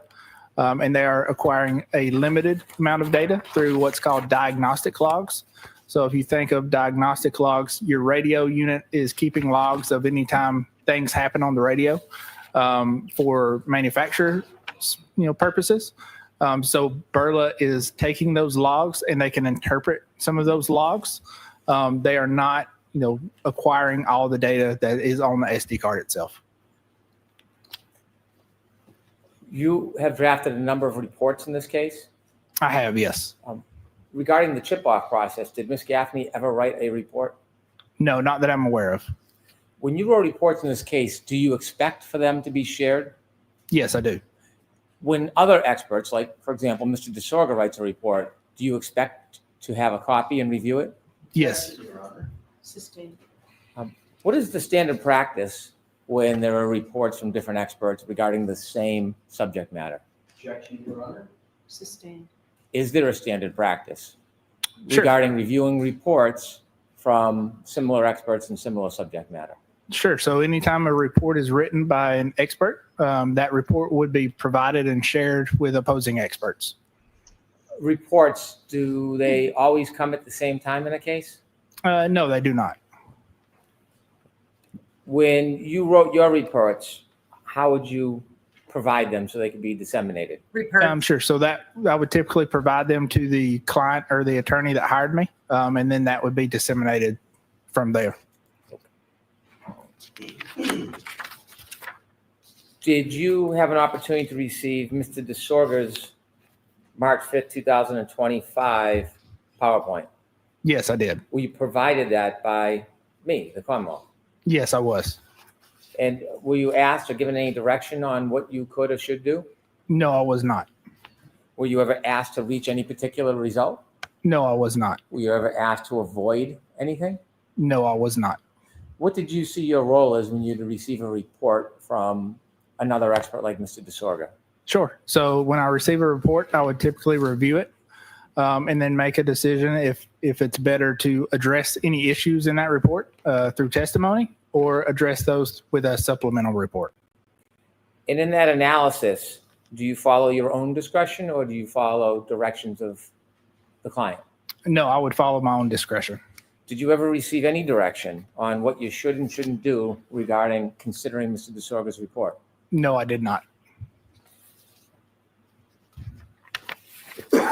When you looked at Mr. DeSorga's report, did you have concerns about his report? I did, yes. I want to talk about his report in detail. Before we get there, share with us what your general concerns were about Mr. DeSorga's report when you reviewed the whole report. Sure. So what Mr. DeSorga does is take a couple different adjustment methods to attempt to adjust the clock from the Lexus with the iPhone.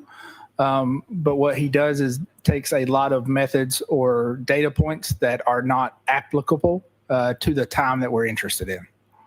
What do you mean? Can you explain with a little more specificity what he does? Sure. So if you think about it, your clock is constantly, changing as far as it syncs up with other GPS satellites or network time servers, and it's updating constantly.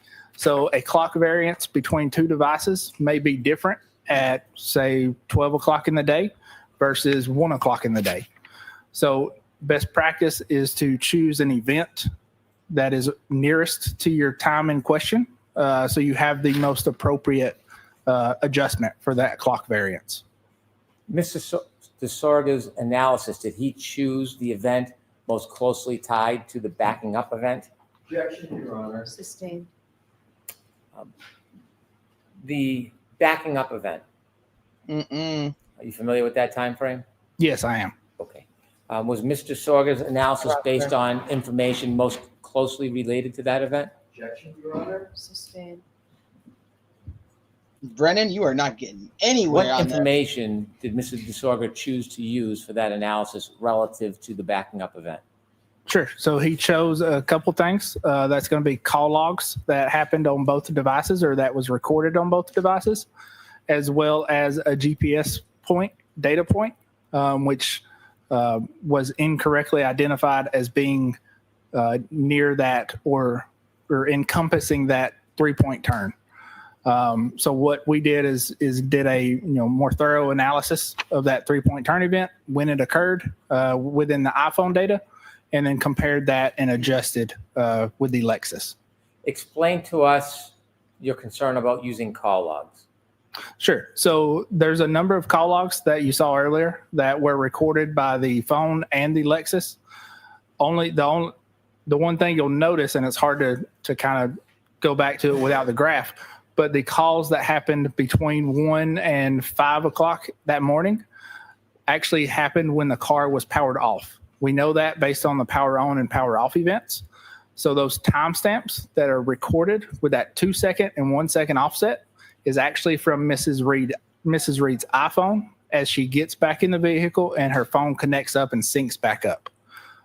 So the 8-second and the 16 or 21-second offset are the only offsets that we have to compare to calls. Was that a concern? It was a concern. Why? Because if you're using the 1 and 2-second offsets, that could be misleading because it's not actually comparing the Lexus clock with the iPhone clock from Mr. O'Keefe. What's it doing? It's comparing the Mr. O'Keefe's iPhone clock with Mrs. Reed's iPhone clock. What other concerns? Sure. So the other concern was a GPS point known as GPS 154, which if you remember yesterday, we talked about it a little bit. So that was misidentified as being the end or towards the end of that 3-point turn.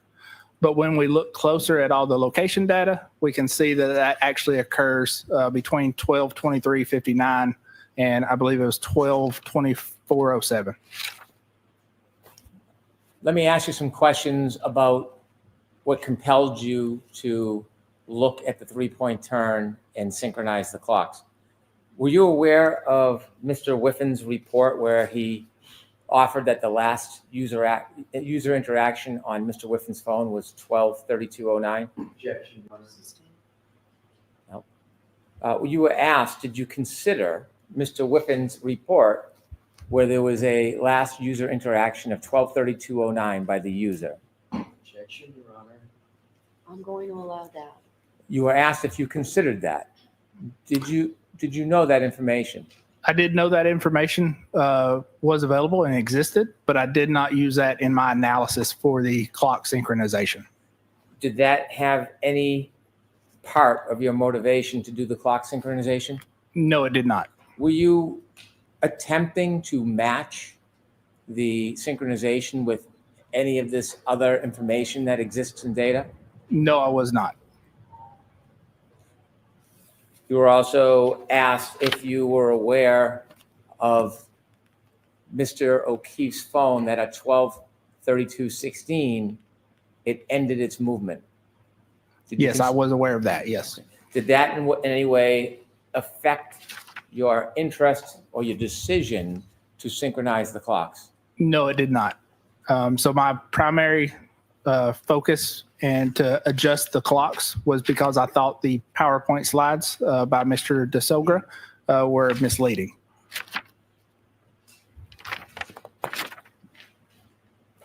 When you were shown Exhibit 190, can we have 190, please?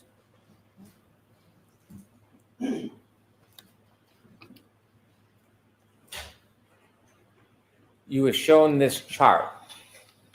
Was this the entirety of Mr. DeSorga's report? No, it was not. Was there text information offered by Mr. DeSorga to give his position or explanation of this? Yes, there was. Is that included in this exhibit? No, it's not. Did you get a chance to read Mr. DeSorga's report, including the actual text explaining his analysis and process leading to this chart? Yes, I was. Did you look at Mr. DeSorga's entire report? Yes, I did. I move to introduce Mr. DeSorga's report. Okay. So this was triple D for identification. That would be the next exhibit.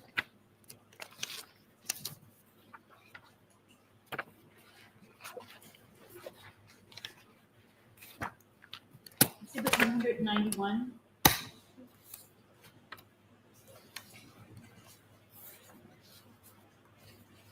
You said as a result of Mr. DeSorga's report, you were concerned, so that compelled you to do your analysis that resulted in your May 8th report?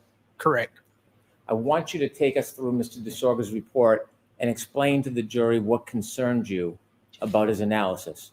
Sure. With the court's permission, I'd like to put this page 1 of this report.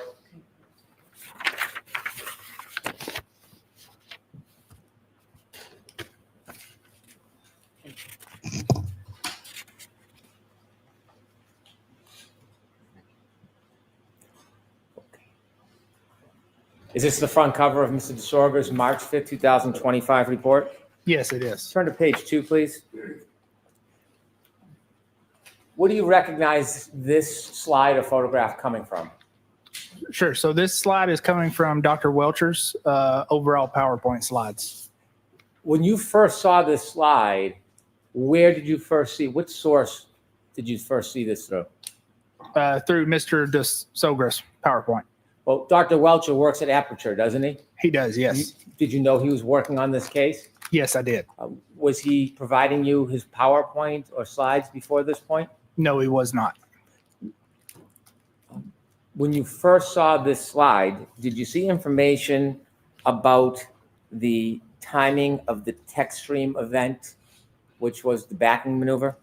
Yes, I did. And what time did that show? Can we blow it up just so I don't get the time Please. wrong?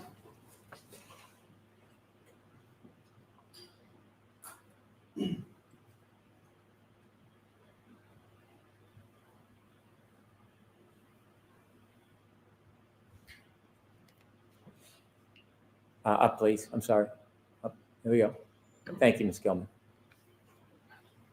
Sure. So that's got the text stream event ending at 12:31:43.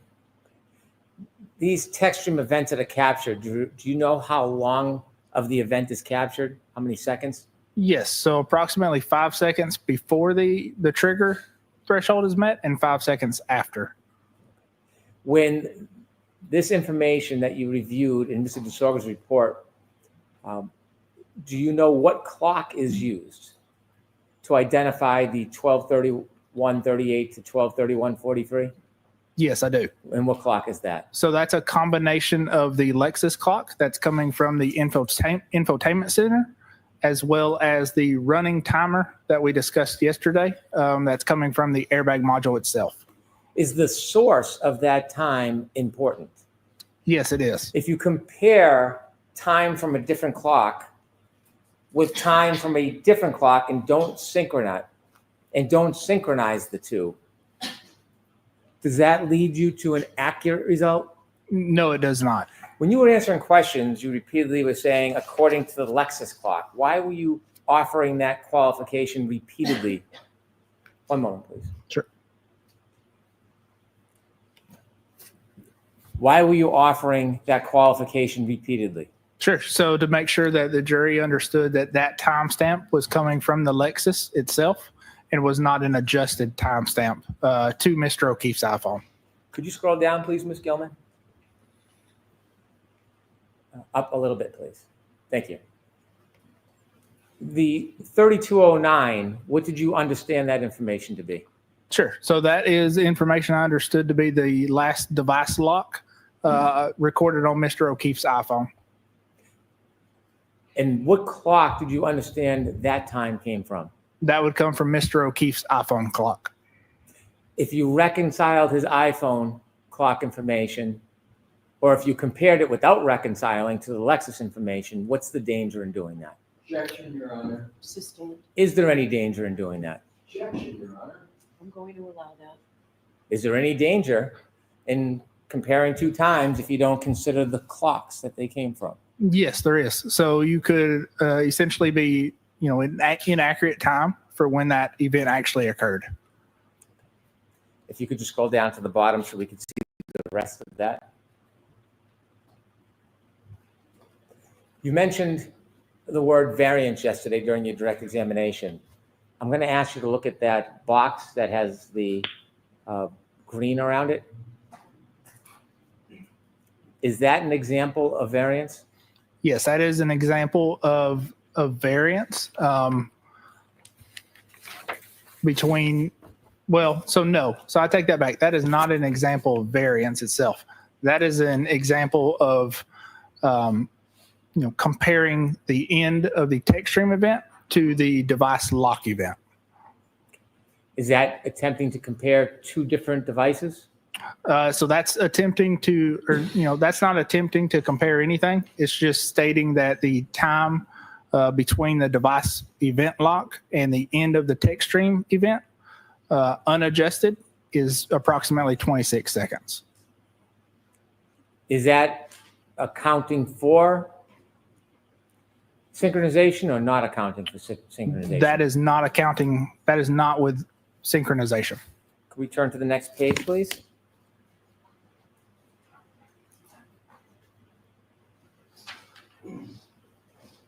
Did you review the next page of Mr. DeSorga's report?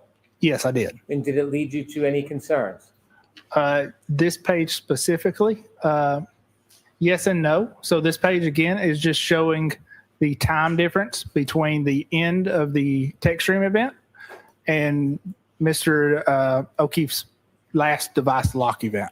Is this another way of showing the information that was in that green box? It is. It's another way of showing the information in that green box, but it is not a clock variance or an adjustment. Could you turn the page, please? When you read this page, is this a opinion or conclusion? No, it does not. What is it? So this is just pointing out that when the 26-second window, which they'll refer as John's interaction window, when that number is positive, then the phone interaction occurs after the end of the text stream event. When that number is negative, the phone interaction occurs before the end of the text stream event ends. Did you have any issue with that slide? No, not that slide in particular. Okay. We turn the next page.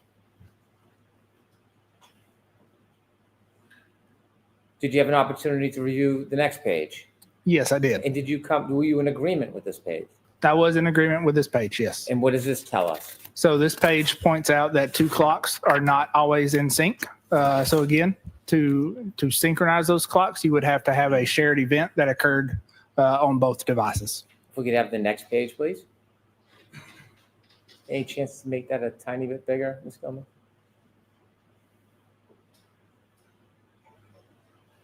Were you in agreement with this page? No, I was not. Tell us what concerned you about this page. Sure. So this page is potentially misleading to the jury again by using, I'll strike that. Just tell me what your concerns were. Sure. So my concerns with this, that it was potentially misleading to the jury. Sir, I know you're not talking about misleading the jury when you lied about your passports. Fucking ridiculous that this guy has anything to say.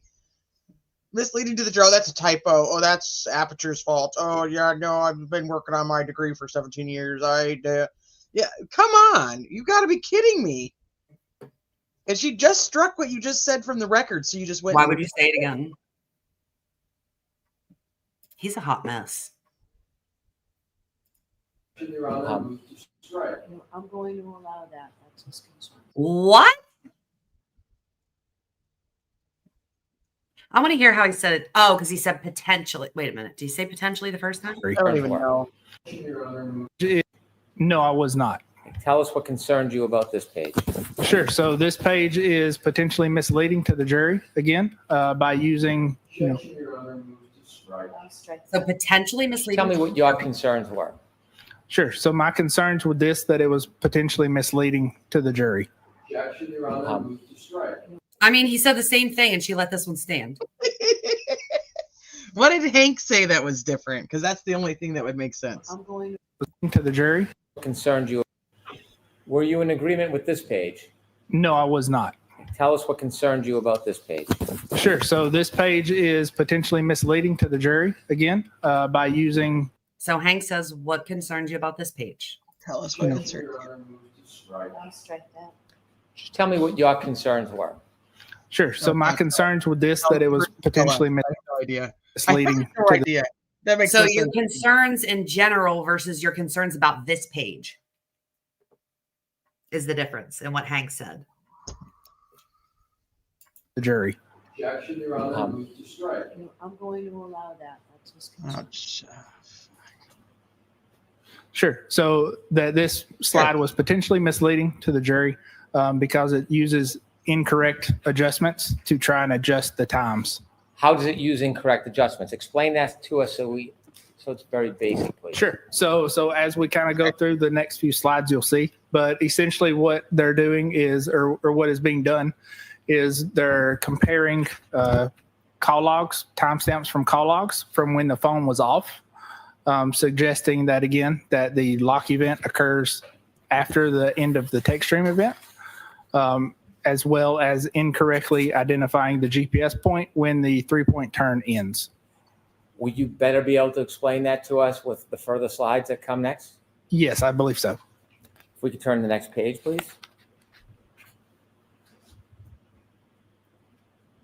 Okay. Is this just a label of what's to come? It is. And can we turn to the next page, please? If we could start, Ms. Gilman, with the top left-hand box, if you could enlarge that for us.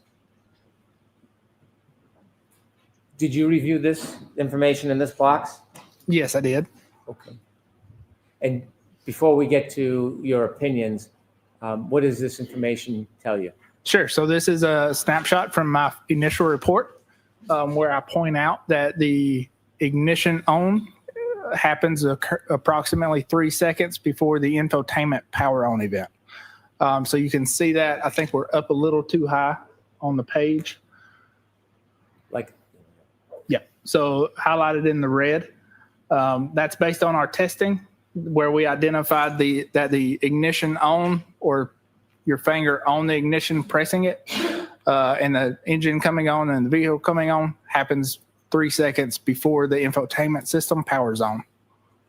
You were asked on cross-examination about that 3 seconds between the pressing the button and the infotainment system going on, but you weren't allowed to answer the question whether you considered it or why that was important. So I'm going to give you that opportunity now. Objection, Your Honor. Sustained. Ask the question. Okay. Is there significance to that 3 seconds, and did you consider it in your report, in your findings? Yes, I did. Share with us. Sure. So when we make our adjustments based on the event So in this case, the 3-point turn. What we're looking at is the approximate time frame when that 3-point turn occurred via Mr. O'Keefe's iPhone. And then we're adjusting that for the approximate time that the text stream event and that 3-point turn ends. So as we sync those clocks, we're adjusting not only for the difference in the clocks, but we're also adjusting for this 3-second delay. Did you accommodate that 3-second delay in your analysis and your conclusions? Yes, that was included in my analysis. Now back to the screen. The information there, is that text taken from your actual report? Yes, it is. Could we shrink the screen, please? And then the photograph in the bottom left, if we could enlarge that, is that as well from your report? Yes, that is also from my report. Did we look at that yesterday on your direct examination? Yes, I believe so. And briefly tell us what that depicts? Sure. So that's during our exemplar testing, where again, we've got it rigged with cameras that are recording video and timestamps of interactions we're having with the vehicle, which include powering it on and powering it off. If you could shrink the screen and we'll go to the right, Ms. Gilman.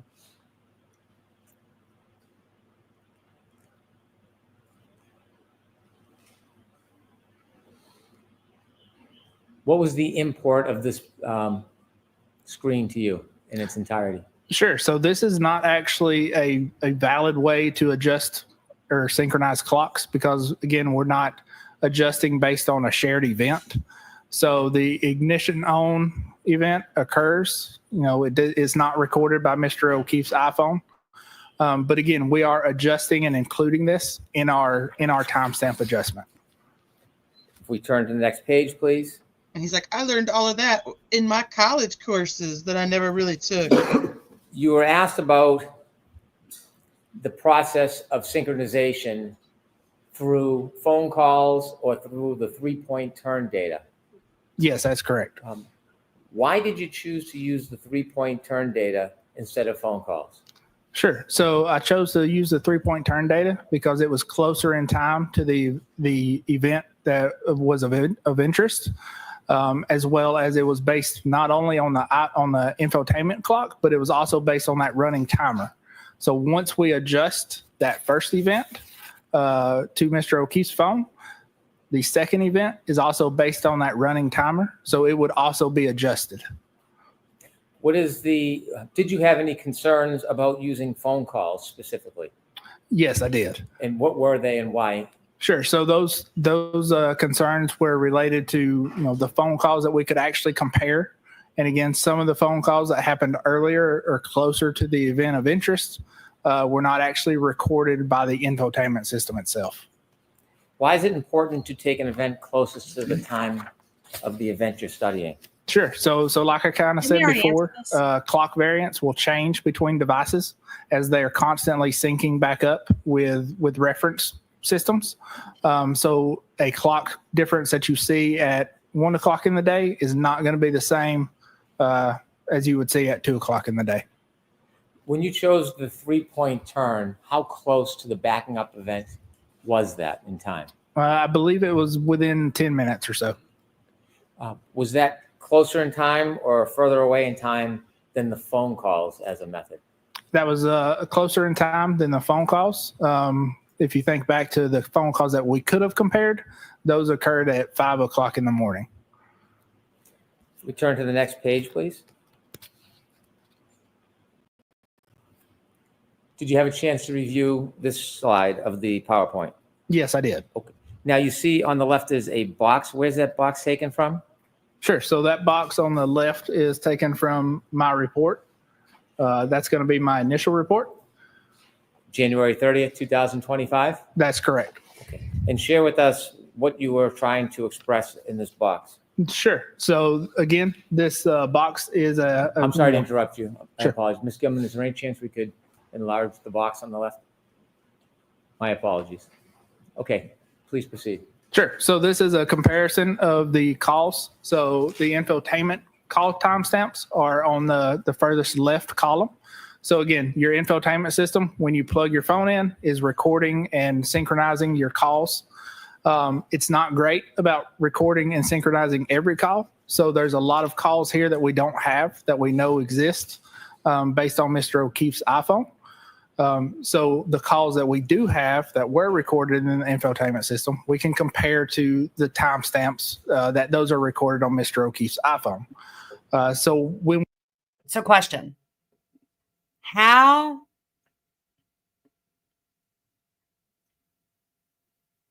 he's saying that this call, these calls, all these calls were recorded on the infotainment system? That makes no sense to me. Yeah, because she's not connected to her car. And neither is he.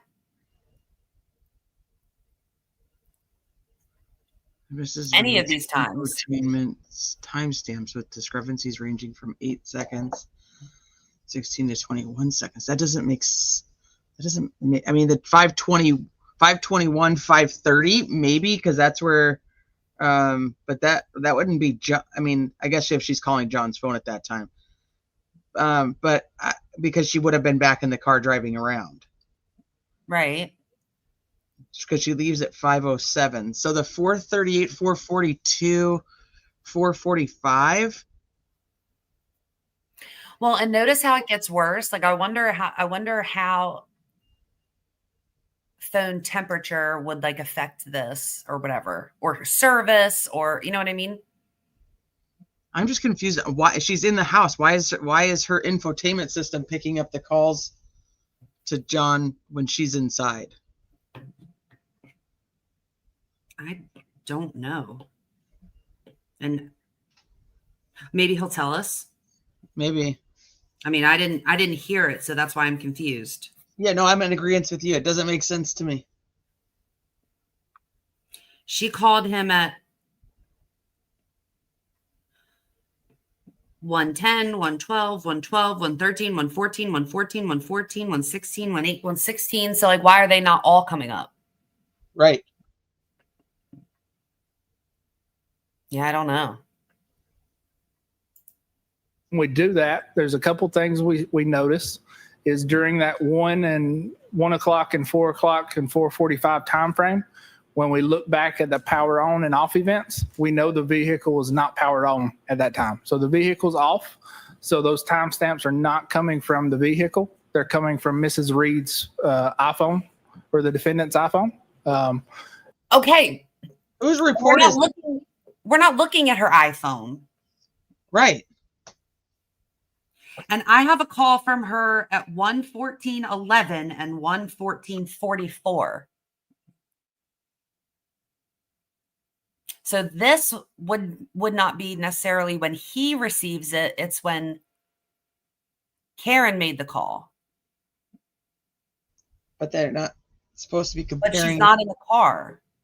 And he's saying the car's not powered on. Right. So these aren't. Journey says, as far as I know, they did use Karen's phone time for some things. That's why I'm asking, whose report is this? This is Aperture's report. But he said it wasn't. He said it was not accurate to use Karen's phone. Right. He said that's what the other lady did, and the other dude did. Either the lady or the dude, one of them, did that, and they were idiots for doing that, essentially. Right. And all of these are like irrelevant in the sense that they're here, but he's basically saying you shouldn't use any of these because these are further away from the reverse event than the 3-point turn. That doesn't make sense to me. If the car's off, I don't see it connect. Like it would not register or connect to her phone. Like it shouldn't have any knowledge of. And if it is, where's the other calls? The call is coming from. Yeah, where's the ones at 116? Where's the ones after this? Right. Where's all the other calls? If it's connecting because it's just connected and that's how the thing works, then there should be all the other calls should be there. I find it weird that they're 2 seconds offset, 2 seconds offset, 1, 2, 1, and then all of a sudden 8 and then 16 or 21. What does that even mean? 16 or 21? because 5:30:15 or 5:30:52. What? because there's two calls that come in back to back, and so there's only one registered on the infotainment system. Oh, it but says there's two aperture. calls on- too. Yeah, so I said this is apertures. Yeah. Engine off, but accessory on, maybe. Well, I'm fine with it. Where's all the other calls is, I guess, my issue. If the car picks it up because she's in the garage and she's in the house, and it's just like that's how it works, then I want the other calls too. Yeah, I just spouted them off. There's like surrounding this timestamp right here, the 1:14:11. There's like 10 calls surrounding before and after, like in the same minutes. Eventually connect to the car later. The call log is download. Oh, that's true. When she connects, it probably does download. But then where are you getting this time? Infotainment, but doesn't record them all. Well, that would be really. No, if it's downloading your log, it should be downloading the log as it is, which would include all of those. Mine stays on for 10 minutes and auto. Yeah, but does it stay on after you open the door, who does? Because I'm pretty sure. I'm trying to think. Like, I know mine does and my mom's does. Like, when you turn the car off, it'll stay on for however long. Maybe it's 10 minutes. Doesn't feel that long, but we'll say 10 minutes. But if at any point in time during that 10 minutes I open the door, then it shuts off.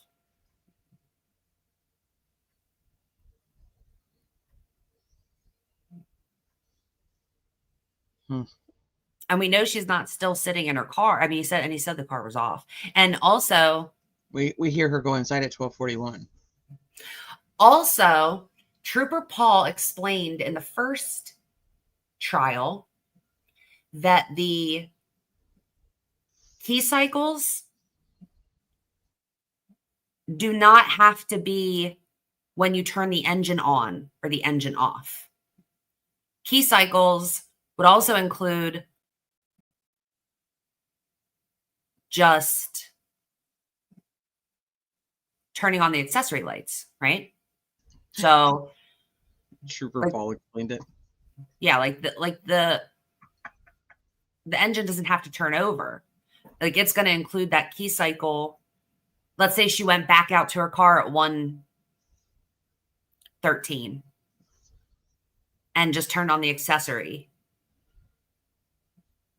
Okay. That would be a key cycle. Well, as long as she turned it off then. Yeah, I remember the video. How does it have anything to do with this? I don't remember that. The trigger events happen on particular key cycles. So no, they're not necessarily the same, but one can happen without the other. Like, there could be, well, there are key cycles when there are no triggers, but there's no trigger without a key cycle.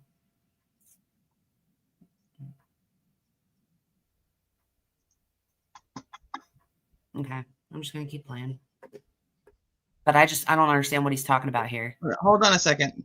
No, leave yours paused real quick. I'm going to show this. It's only a 2-minute video.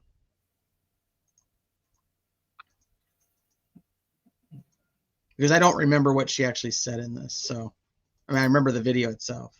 And hit John O'Keefe. This is, if you guys aren't subbed to her, she doesn't do very much on here, but when she does, it's very good in my opinion. It's Asget. This is Trooper Joe Paul. He is the expert witness for the prosecution, and with all of his data points, we're going to show you his point of view on how this happened.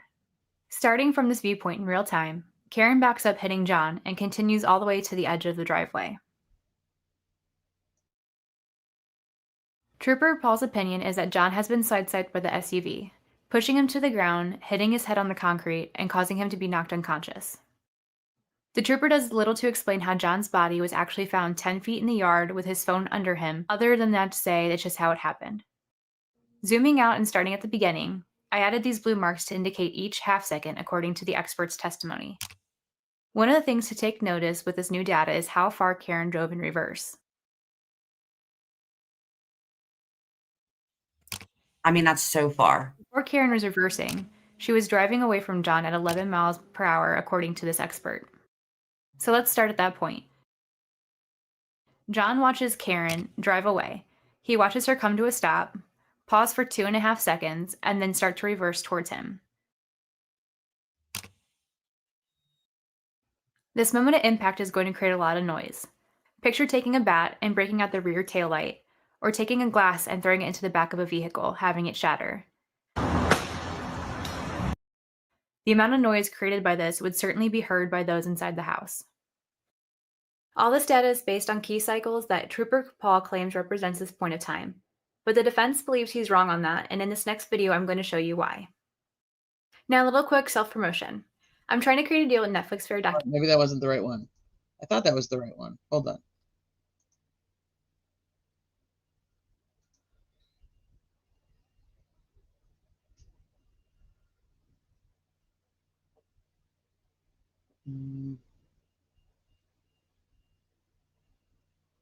Maybe it's this one. This is a 3D illustration on the subject of key cycles, which is a very important piece of evidence that is widely overlooked.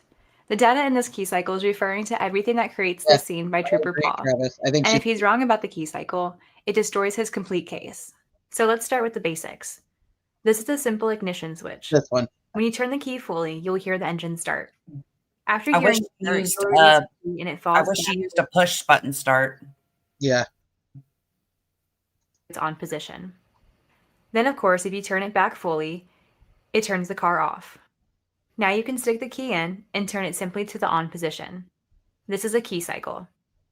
Then when you start the vehicle, this is an ignition cycle. All these cycles are recorded in logs.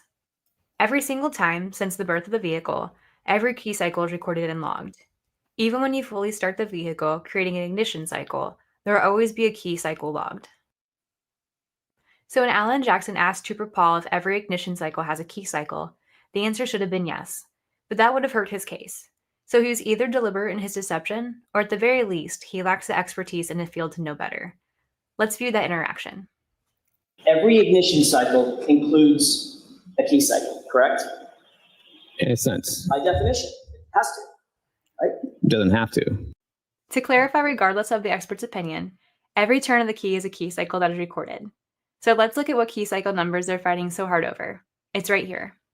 Key cycle number 1162, out of Trooper Paul's report, which goes with the trigger report that has all the throttle, braking, steering, and speed information that was created in this scene.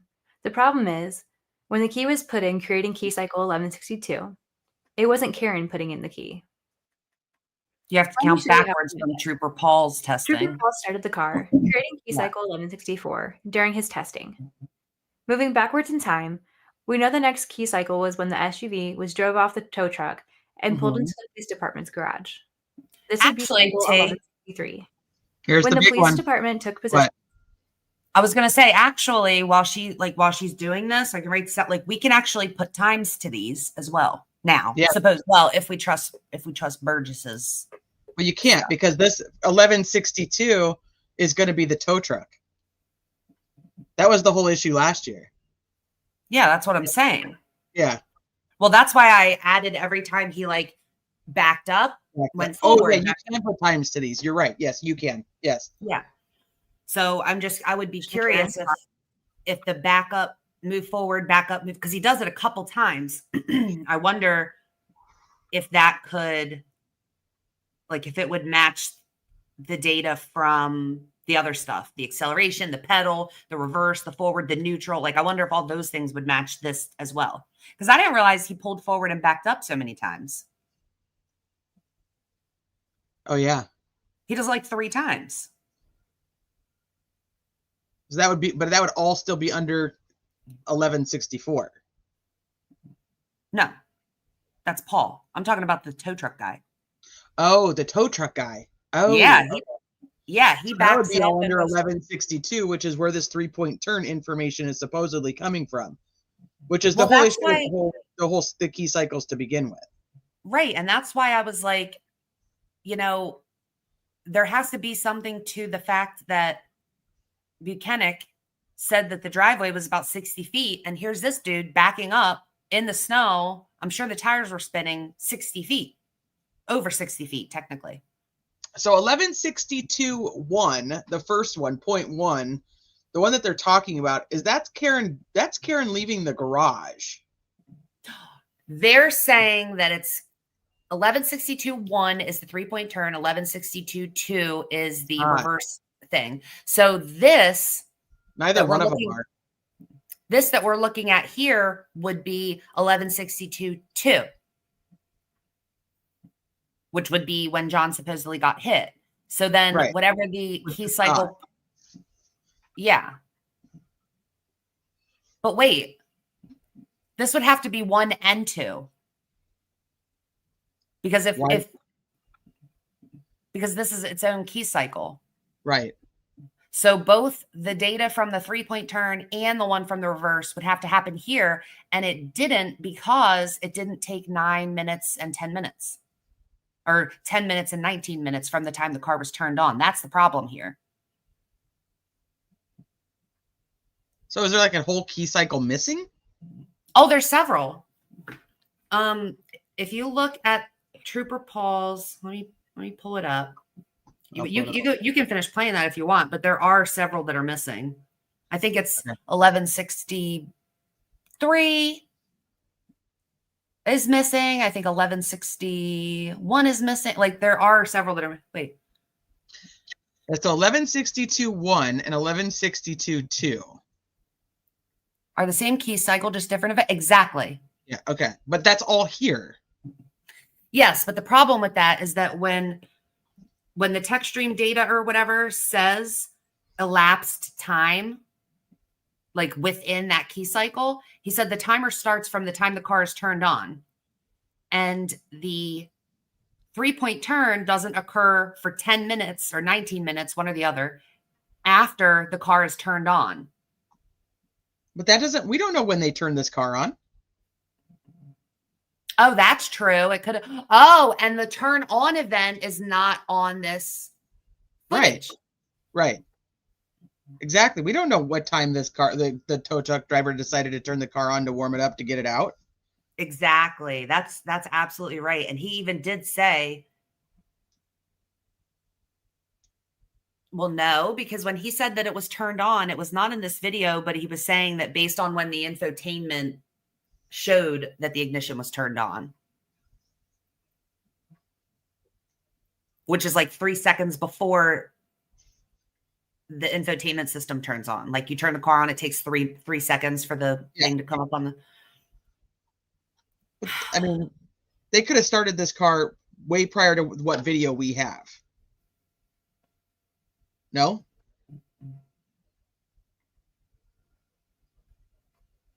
I guess they could have turned it on and then turned it. No, because then it would have been a different key cycle. Well, then either way, this is 1162. 1161 is her driving from John's house to her parents' house. 1160 is her leaving.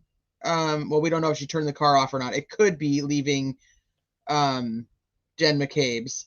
But if she didn't turn the car off, then it's leaving John O'Keefe's house.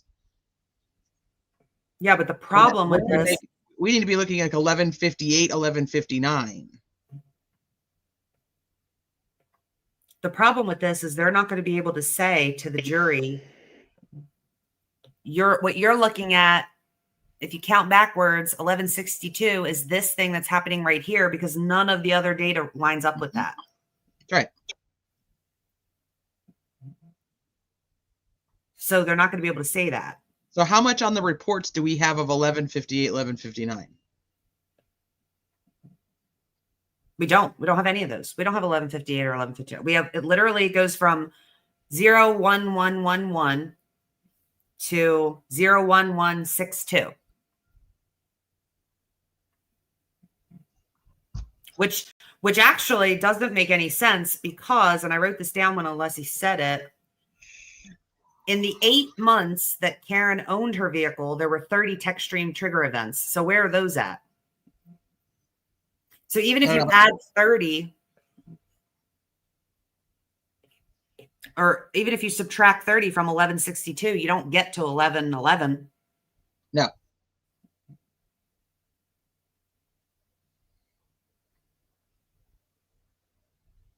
I don't know. This is annoying me. What I'm saying is it would be more compelling, in my opinion, to the jury if the defense were able to say, hey, see them backing up here? Okay, then look at this text stream data they're trying to show you.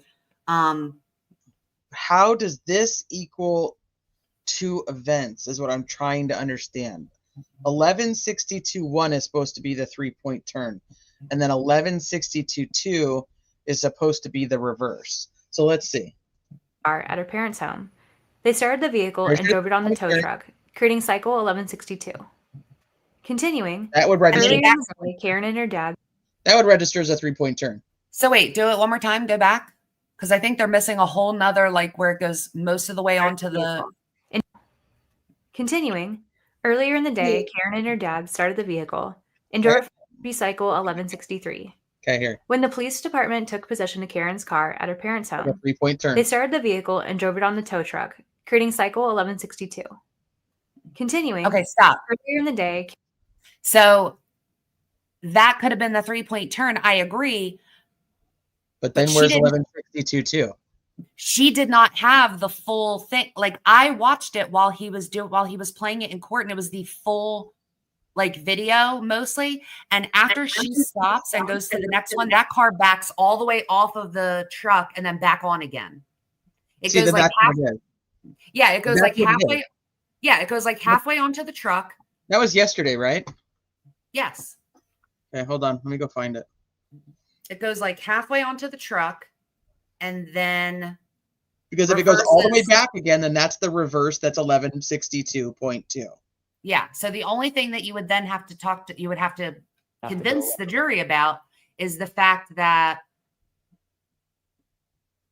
Trooper Paul's, I'm assuming they're going to use the same information, but I'm looking at these and the elapsed time is that these two events, 1162.1 and 2, happened about 10 minutes apart from each other, which obviously is not true if you're looking at this footage.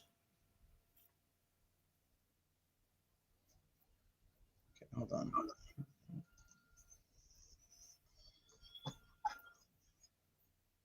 It was indirect. I have an opinion as to the power off event to a reasonable degree of scientific certainty as to the accuracy from the data you recovered from the SD card. Yes, I do. And that power off event, again, occurred at approximately 2:12:01, according to the Lexus clock. I don't know if you can enlarge the video, Ms. Gilman, but if you can, and if not, could you play anyways?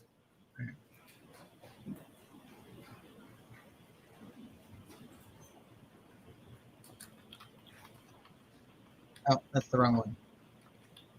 Sorry. Hold on.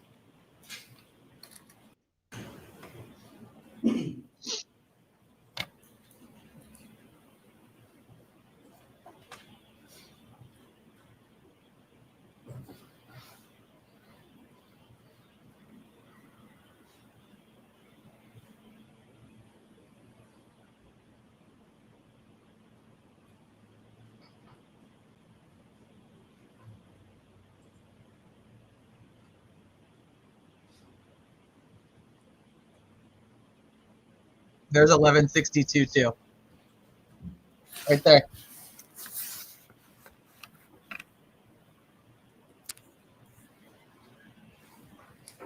Thank you. There's 1162.1 and 1162.2. I mean, I think that's we just watched what they're saying is the time that John was hit. That's that. That is absolutely that event. Let me go back. Hers is almost done. Let me finish playing. Karen and her dad started the vehicle and drove it from John's home to his home, creating cycle 1161.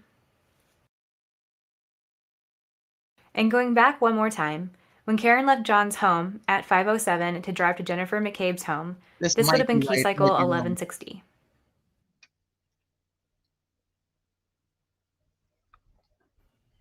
Now these are known key cycles. As long as she doesn't turn the car off at Jen McCabe's house, then yeah, that's accurate. But if she turns the car off at Jen McCabe's and they restart it, we don't know that. So it could be one off right there. But anyway, so I mean that's where it is.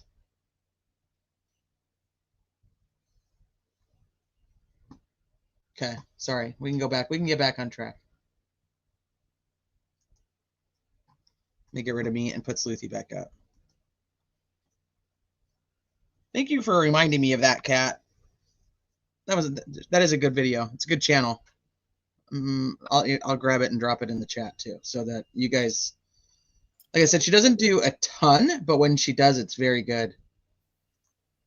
Well, she'll have to do it again now that we have the fuller version. We did only have that smaller snippet, so it did not capture what would have been 2 events. But now it does, because we've seen the full thing. Now you can see them reverse. And then the times after 521. By the way, this still makes no fucking sense to me. So, but I'll just admit that. No. we totally we know the vehicle has been powered up at that point.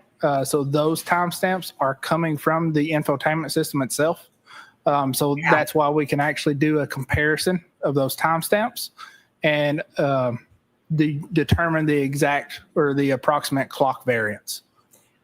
When you look at the call timestamps of 1:14:13, 4:38:16, at 4:42:06 and 4:45:12, was the power on or off with the car during those 4 first calls? Yeah, so with those first 5 calls, the car was powered off. And again, we know that based on the power on and off event.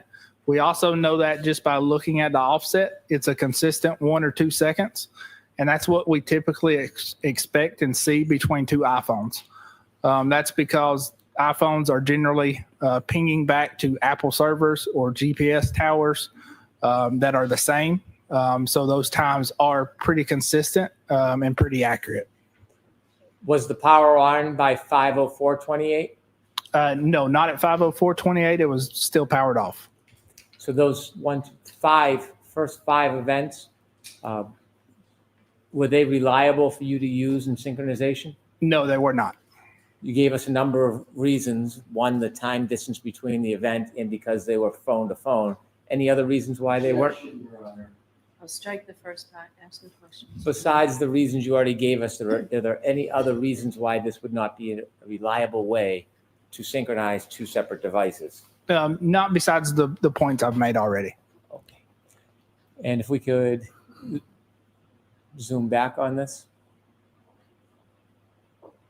The box on the right, is that from your report? Is that Mr. DeSorga? That's Mr. DeSorga. Was there anything about that analysis that concerned you? Sure. So that analysis is misleading because, again, it's not comparing Mr. O'Keefe's iPhone to the infotainment system. It's actually comparing the defendant's iPhone to Mr. O'Keefe's iPhone. Is there any acknowledgement anywhere in Mr. DeSorga's report that he appreciated that this was iPhone to iPhone rather than iPhone to infotainment? No, there's not.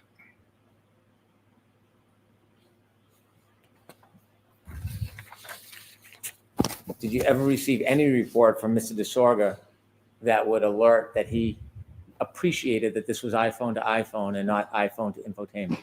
Objection, Your Honor. He appreciated Could you it. go to the next slide, please? Is this a similar or different slide? Sure. So this is a different slide. Okay. If we can zoom in on the left box, please. Where does that box come from?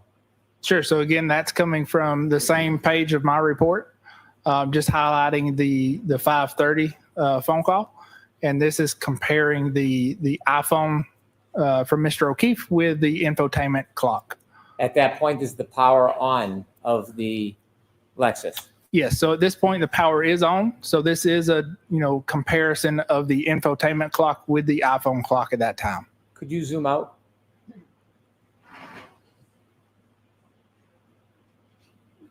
That final box that shows the comparison between the defendant's Lexus and Mr. O'Keefe's iPhone, do you have any concerns about the accuracy of that information for that time? No. So I think those times are accurate. But again, that's at 5 o'clock in the morning when we're trying to adjust the clock variance. And it's too far away from the time in question. So if we zoom back in to the box, we can actually see in the data what I'm talking about as far as clock variance will change, with time. So the phone call at 5:21, we see an offset of around 8 seconds between the 2 devices, between the infotainment system and the iPhone. And then at 5:30, which is only 9 minutes later, we can see that that offset has actually increased between 16 and 21. In capturing this data, were there phone calls between the infotainment system and Mr. O'Keefe's phone? Yes, those last two phone calls were between the infotainment system, or were recorded by the infotainment system with Mr. O'Keefe's iPhone. How does that happen? Sure. So that's, when the device is connected up to the vehicle and you make a phone call, the call is recorded within the infotainment system and it's recorded with the infotainment system's timestamp.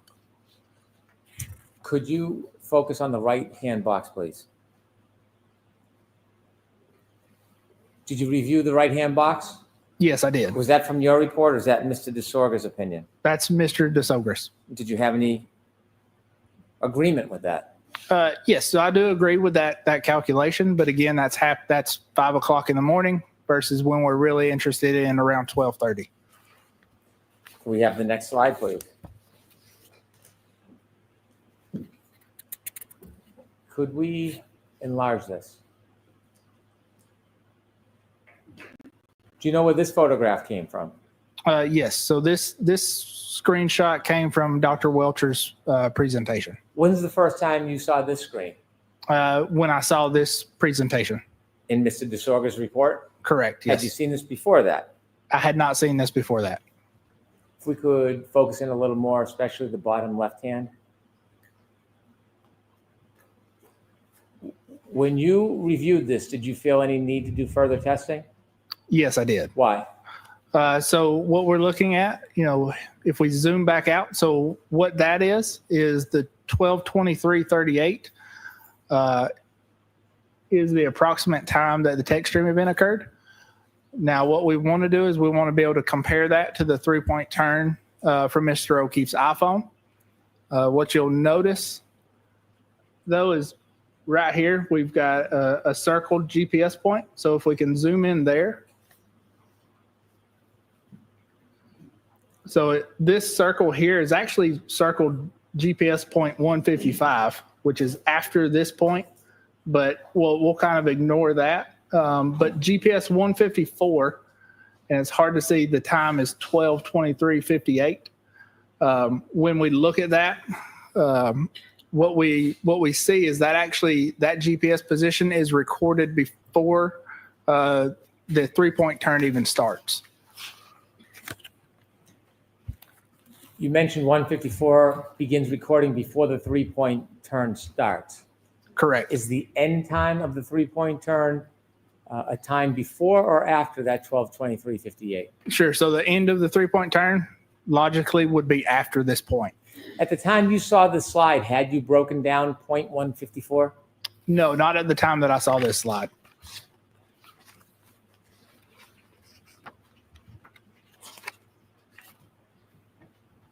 Could you zoom back out a little bit, please?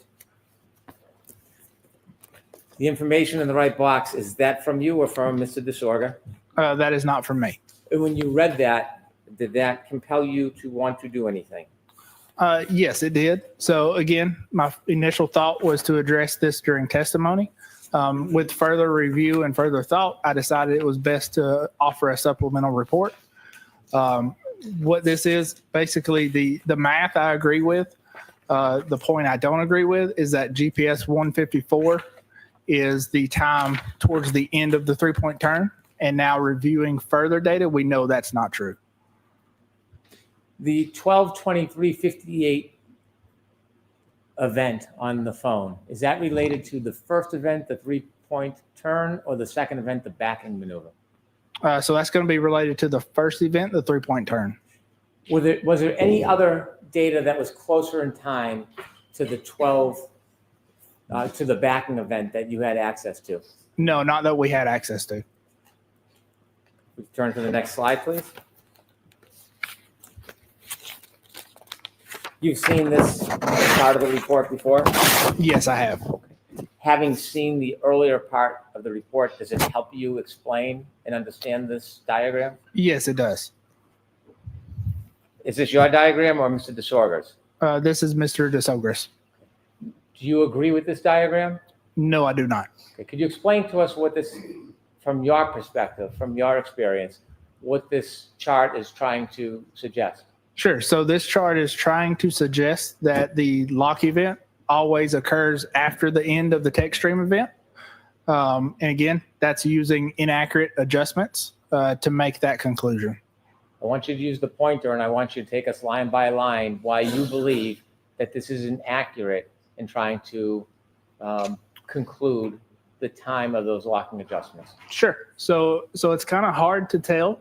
So what we've got is we've actually got two different sections. So we've got the top section, which is 1, 2, 3, 4, 6 events. So that's going to be the GPS event, and those. Let's see. No, that's going to be this.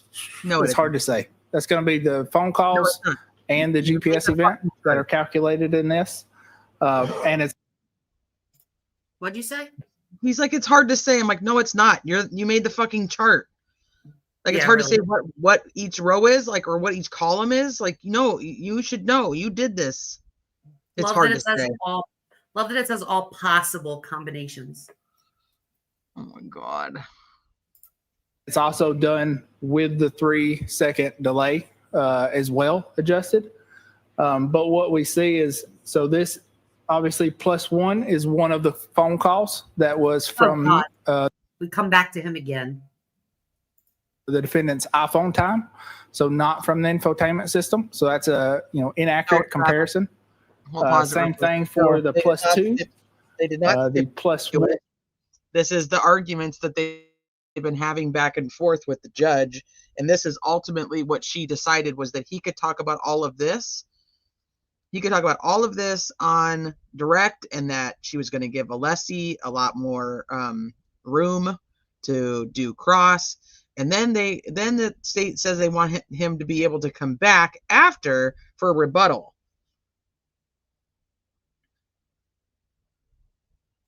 Yeah, meaning after ARCA. This dude's going to come back and say why ARCA's wrong. And ARCA's not going to be able to, like, she said she might allow them to come back up, but I doubt it. Well, because so ARCA, since ARCA's report comes in later, he can only do rebuttal to ARCA's stuff. But for all of this, because this is everything that they went back and forth on before trial, he can testify to all of this now. Yeah. With his Burgess and whatever, not Burgess. Oh God, I think that. What the hell? DeSoga and the other one. Welcher. Or no. Welcher too, yeah. Gaffney. Yeah, Gaffney, that's it. And then he won't be able to talk about Wolf and Rentschler until after they testify. But he can do all of this now. No, that's weird. Why can't he talk about ARCA now? Because their report doesn't come in until May 7th. Yeah, but he could talk about the report that was had from last year. True, but I don't think I don't know. But that's essentially what she ruled. It's only the new stuff. I mean, I guess he could talk about ARCA from last year, but I don't think he is, and they think they're just using that for the rebuttal part of it. Because the jury, I mean, to bring in ARCA right now, I don't know. ARCA doesn't. What they're doing for this round is different than what they did last year. Because now they're responding to this dude and Welcher.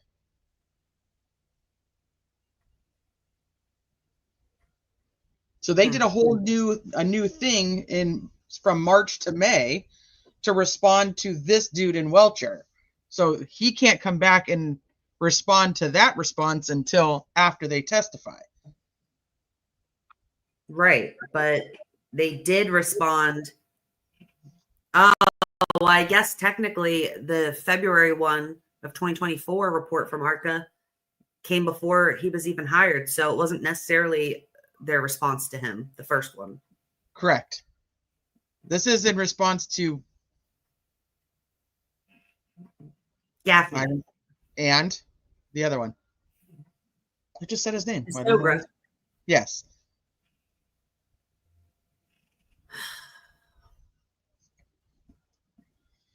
That's a lot of possible combinations for somebody that's supposed to be telling us like exactly what happened. He's like, I don't know. It could be anywhere from like 5 hours to 2 seconds, somewhere in there. Yeah, like you lost me, dude. Plus, I just don't believe anything you're saying. Right. So that's you basically you came in the least qualified of anyone, and you basically just looked at everybody else's reports, not even the data on your own. You just looked at everybody else's reports and decided what stuff they were right and wrong about. That's all you did? Yes. I mean,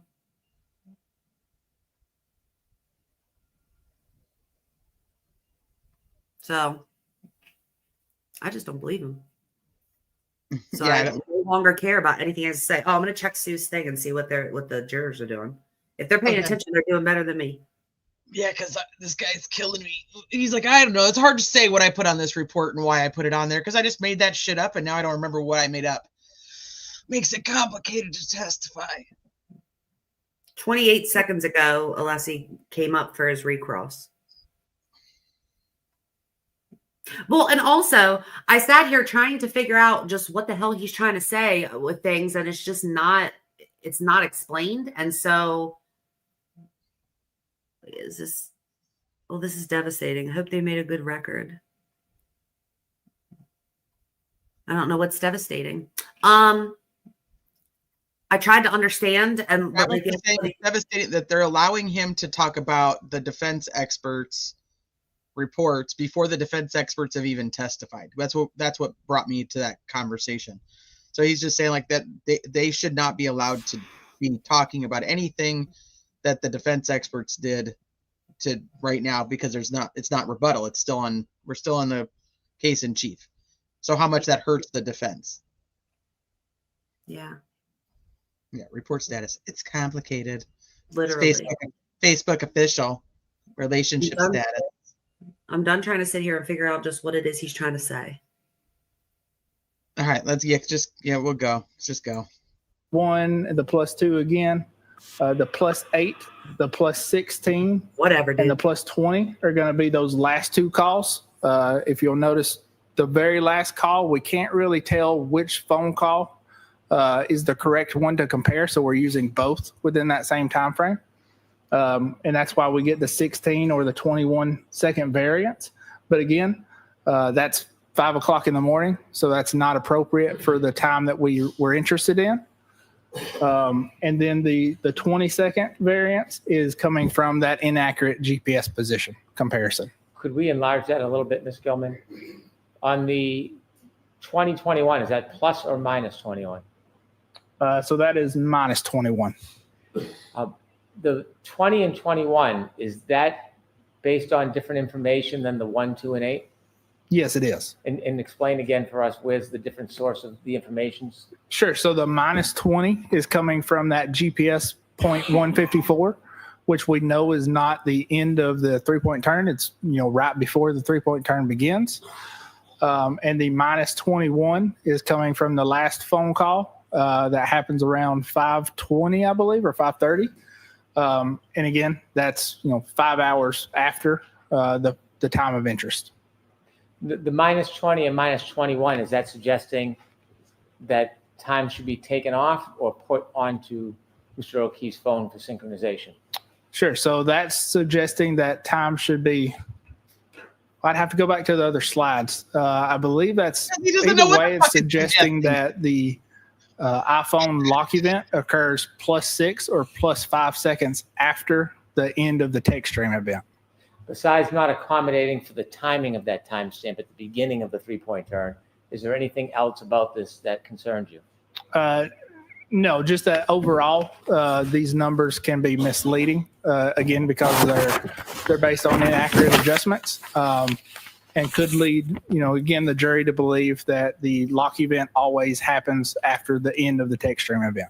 Could we go to the last page of Mr. DeSorga's report? He literally just said it.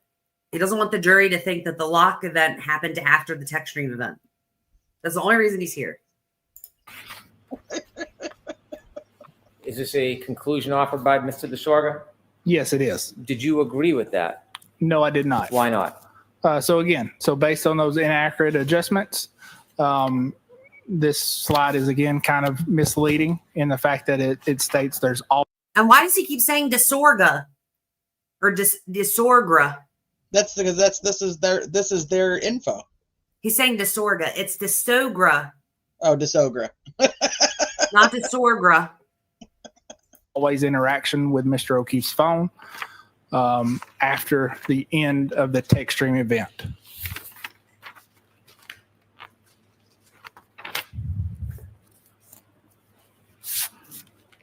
You can take that down and turn that off, please, for a moment.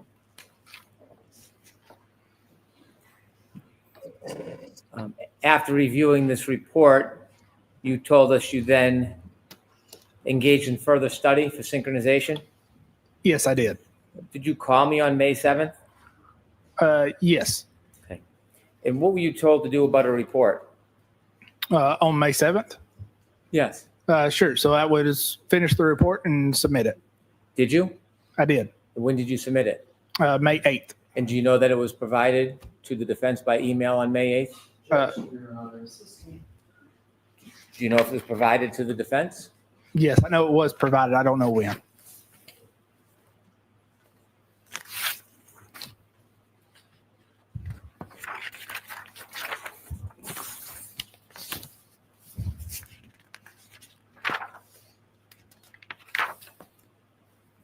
Now, if we could have Mr. Burgess's PowerPoint, we can go back to page 38, please.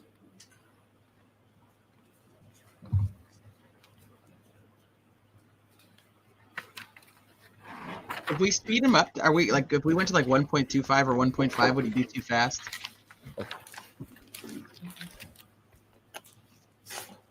After you explain to us. No, not to me.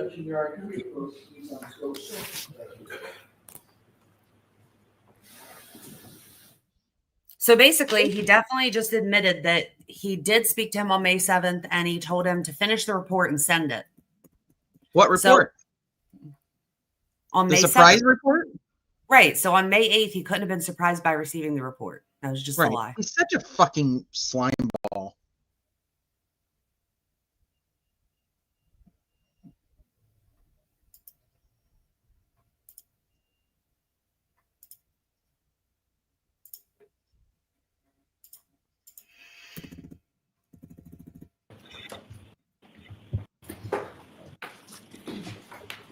Still shines like, please speed him up.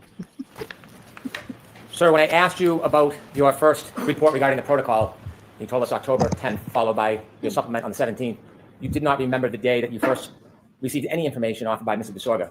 Is there a document that may refresh your memory? Yes, there is. May I approach? Yes. Thank you. I want you to read this. I just want you to look at it. You can look at any part of it. Okay. And look up when you're done, then I'll ask you a question. Okay.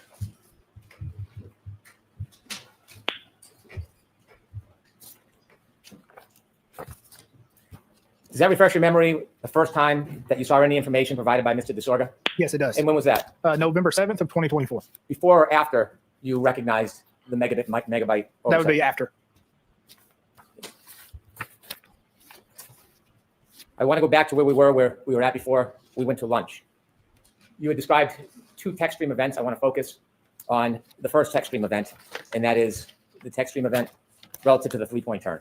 Okay.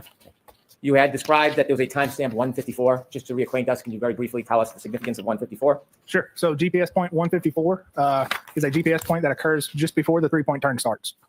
And why is it important to identify when that turn starts and when it ends? Sure. So what we're specifically looking at comparing is the end of the 3-point turn. That's going to be the text stream event ending, which is near the end of the 3-point turn, as well as the end of the 3-point turn as recorded in Mr. O'Keefe's iPhone.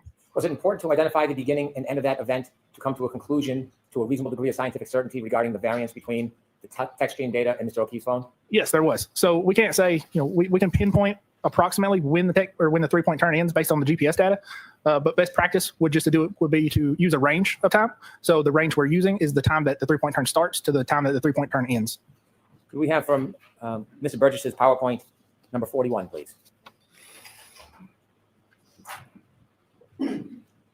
Is this part of your presentation helpful in explaining the beginning and end point of that 3-point turn? It does. It does. So if you look at, if you recall yesterday, the heading change, first heading change from a general north heading is depicted by that green shading circle. Could you use your pointer, please? Sure. Yes.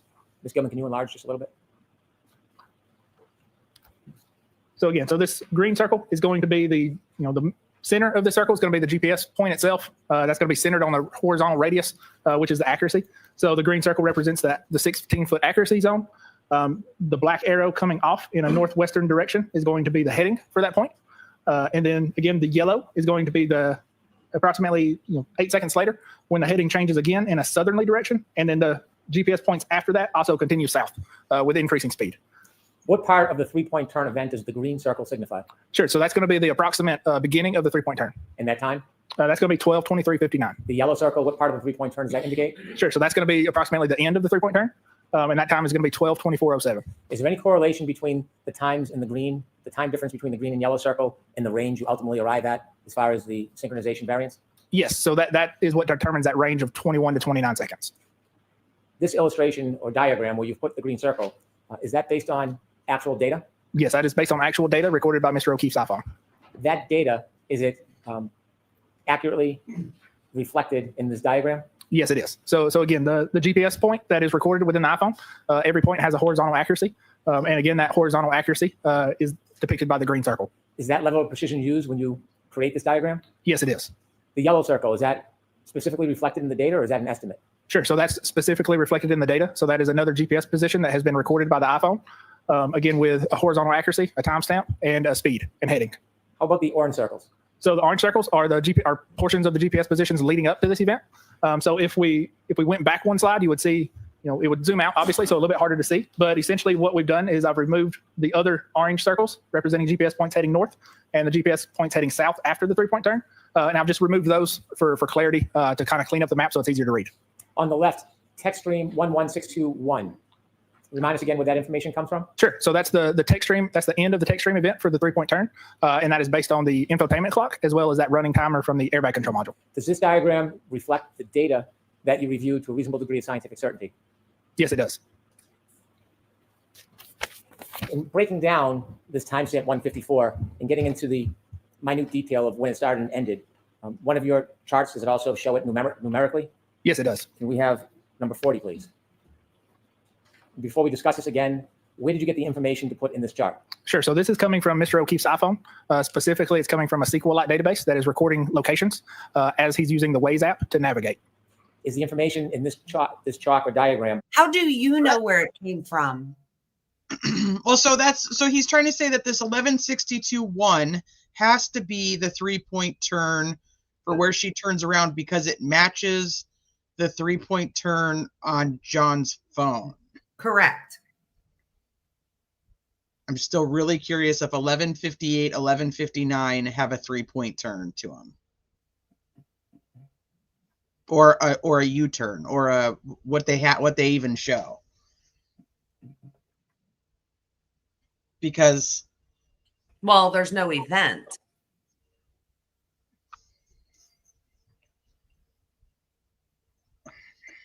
Like you have to. I mean, Alessi said that there's like a plethora of different things that could cause a trigger event, but it has to be like abnormal, like your tires spinning or slamming on your brakes or, right. You know what I mean? But I mean, the 3-point turn is normal.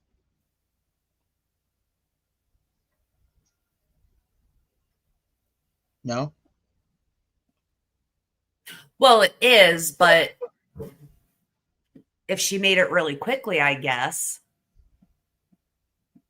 kind of like the tow truck guy did.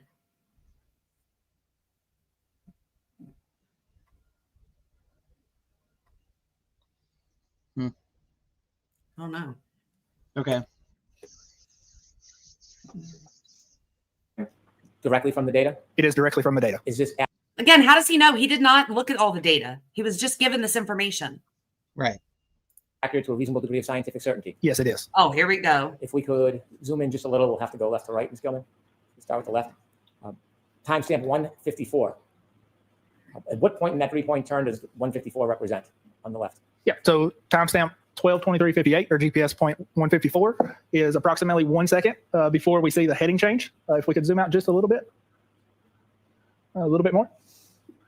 Yep. So we see the heading change represented in green. That's a heading change to 284. Before that, we've got a pretty consistent heading of 348 to 339. So that first heading change, as well as the drop in speeds, is indicative of a 3-point turn maneuver. The latitude and longitude, did that assist you in making the diagram with the circles on it? Yes, it did. How so? So the latitude and longitude are the center points for each GPS point, or the center point for each circle. There's a green highlighted row and an orange highlighted row. What's the difference between the two? Sure. That still seems a little fast for a 3-point turn. Well, this is the directionality, no? It had the see the speed Right right here, here. 6.7. Yeah, she was going 11.2 miles per hour, and then she slowed down to 8.9 and then 6.7. Yeah, but then she pulled up to the house, and there's no increase in the speed. I don't know. But this is from his phone. Correct.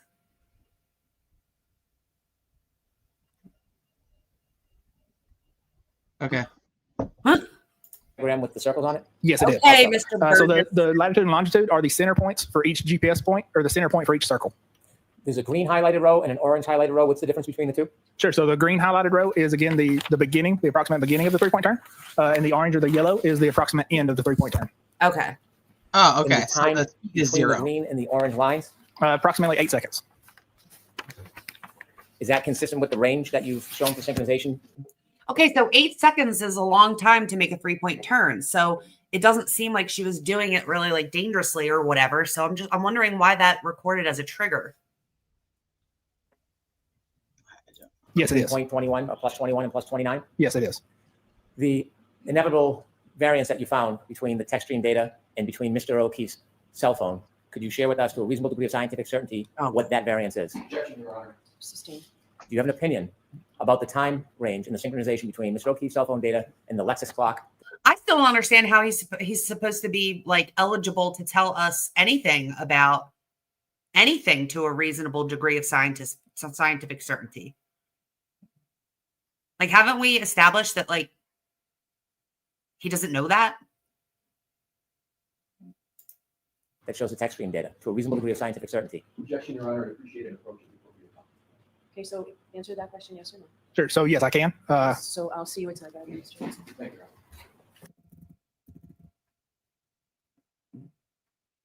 Honor. Oh, the girl he went on a date with 2 decades ago is not there. Her husband was listening to the stream yesterday, and he's like, yeah, you shouldn't be there. They're right. Making me look stupid. Making me look like a dumb husband. Who are these people, man? I swear, like this lady, that like, I swear Hank just pays people off the street to come in and sit there. Well, there's definitely less people there this year than there was last year. Aaron's there again today.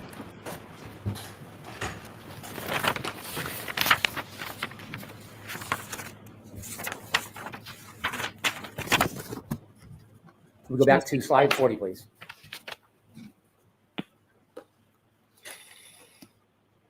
In reaching your conclusion about the variance between the defendant's Lexus as contained in the text stream as it relates to Mr. O'Keefe's iPhone, was stamp 154, timestamp 154, part of your analysis? Yes, it was part of my analysis. Was the running clock on the text stream data part of your analysis? Yes, it was part of my analysis. What else was part of your analysis?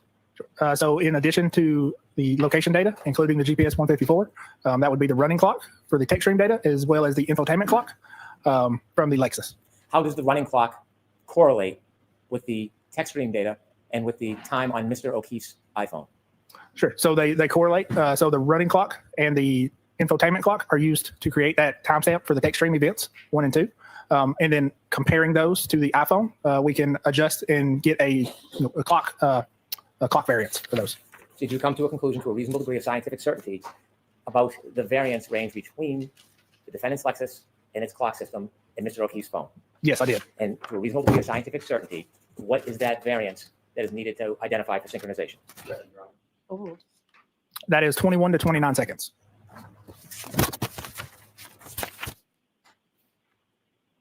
We now have number 43.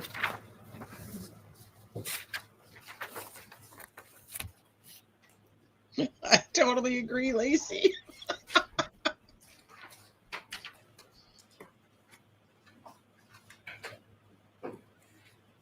Did you create this diagram?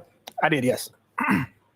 When comparing the text stream event, the backing maneuver, to Mr. O'Keefe's clock on his phone, do you recognize the different timestamps on each device? Yes, I do. When you are trying to synchronize them, what do you do? What is the base? Do you start with the text stream event and you add, or do you start with Mr. O'Keefe's phone and subtract? Sure. So we could do it either way because we're wanting to compare this against other events that happened or occurred on Mr. O'Keefe's phone. We're going to adjust the text stream clock or the Lexus clock to Mr. O'Keefe's clock. But you could do it either way. The window that is depicted on this diagram, this is not the 3-point turn? No, this is not the 3-point turn. Which event is this? This is going to be the backing maneuver. The green, what does that green depict? Sure. So the green depicts the range of time that this text stream event ended. So based on our range of 21 to 29 seconds and applying that, adding that to the Lexus clock, we get a adjusted time of 12:32:04 to 12:32:12. And that's going to be the approximate end time of text stream event 11:62:2. Now, again, the text stream data has a limit on the amount of time available? Can you rephrase your question? Sure. You said a window is captured during a triggering event? Sure. Yes. So there is a window that's captured during the triggering event. And what is that window? How much time? Sure. So from the text stream trigger, there's 5 seconds before and 5 seconds after. Can an event be longer than that 10-second window? Yes, it can. And in this case, do you know at the end of this reconciled event at 12:32:12, do you know from your study what direction the defendant's car was traveling at 12:32:12? It would have been traveling in reverse. And at 12:32:12, do you know how fast the defendant's Lexus was traveling at 12:32:12? I do not recall. Mr. O'Keefe's last user interaction with his phone at 12:32:09, where does that fall within the 10-second window that was captured by the text stream data? Sure. So that falls within that 8-second window. So again, the text stream event ends somewhere between 12:32 and 04 and 12:32:12. But that does not represent that the backing maneuver has ended. Just the recorded data has ended. And in your review, do you have around this time any other movement of Mr. O'Keefe's phone after 12:32:16? I did not look at that specifically. It was my understanding that Mr. Whiffen looked at that. To a reasonable degree of scientific certainty, did both these events, the last user interaction and the window captured on the reconciled data for the text stream, happen around the same time? Yes, they did. I have no further questions. Or I can approach later or now. So we Gosh. Right? Sure. Yes, that's what we were saying too. Like, how does he doesn't even have any degrees and yet he could come in here and be some expert.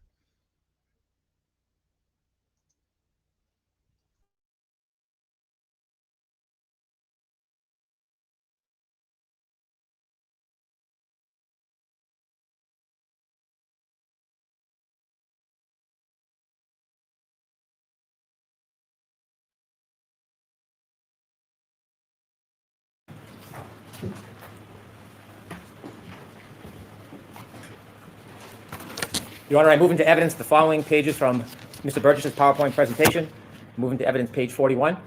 I move into evidence page 40. And I move into evidence page 43. Okay, loud.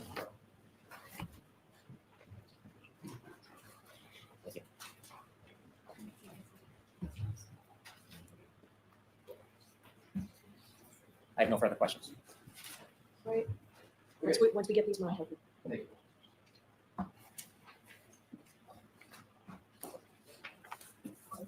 If you want to go back to normal speed with the lessee, then that's fine. I don't know if it matters.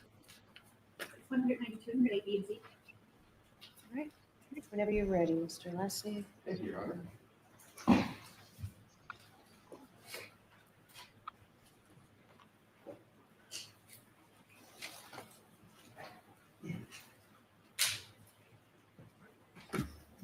May I, Your Honor? Yes. Thank you.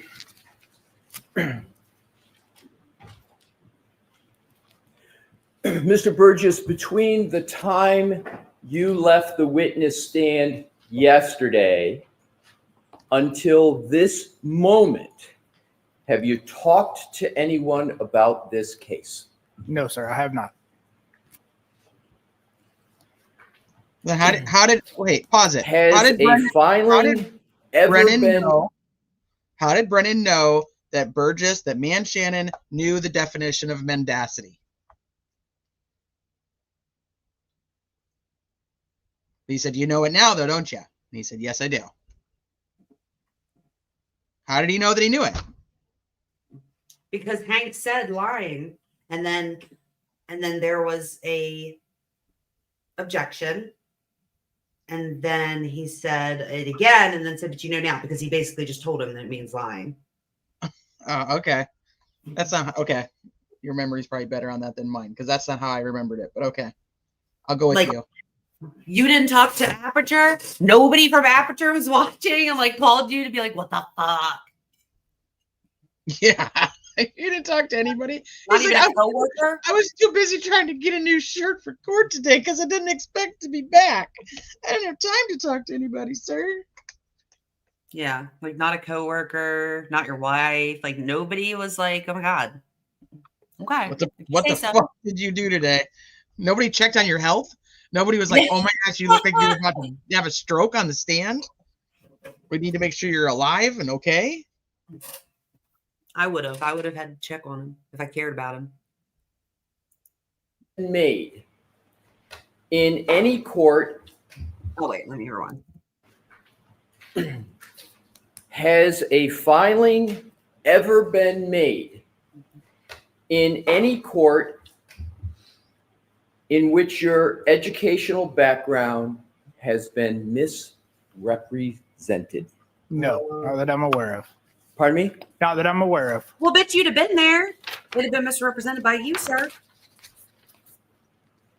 Not that I'm aware of.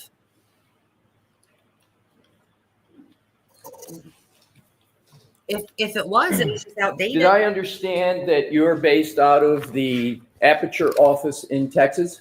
Yes, I am. And are you aware of a case in the United States District Court, Eastern District of Texas, Marshall Division, titled Jeffrey Glover and Teresa Glover versus Graphic Packaging International, LLC? Are you familiar with that case? Yes, I am. And is it correct that in that case, well, tell me how you are participating in that case, sir. So I'm no longer participating in that case. So if I believe correctly, that would have been an accident reconstruction case from, I don't recall, a year or two ago. And so it was a case that you did participate in, correct? Yes, I did. And what was your role in that case? Sure. So my role in that case was an accident reconstructionist. And did you provide any testimony, deposition, or otherwise in that case? No, I did not. Did you, in that particular case, there were, like all cases, filings made, correct? I'm sure there were, yes.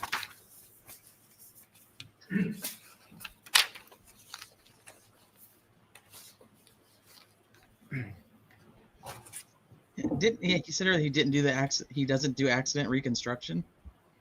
He said on cross that he wasn't an accident reconstructionist. Yeah, he did. Well, I mean, he's not any of the things he's claimed to be.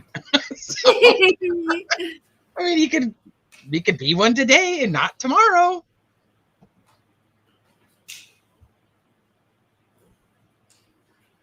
Well, that would be considered outdated information. Yeah. Somebody else said that I was at one point. It was silly. And they put me on the stand and I testified. And then they were like, "Oh my gosh, you're not one? Okay, so we're going to take you off of that case."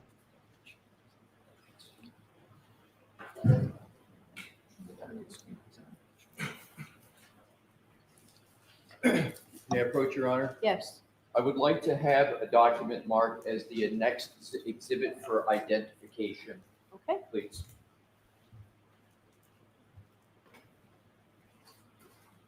Exhibit EEE for ID. Oh God, it's gonna be another CV. Were you claim to be an accident reconstructionist and you're not. Yeah. I fucking die. Thank you. Mr. Burgess, I am showing you a document which has been marked as Exhibit EEE for identification, and I'd ask that you take a look at it, sir. Your Honor, may I remain here? Sure, as Thank long you. as you stand back a little bit. Exactly, yes. Thank you, Your Honor. I'll take it even farther.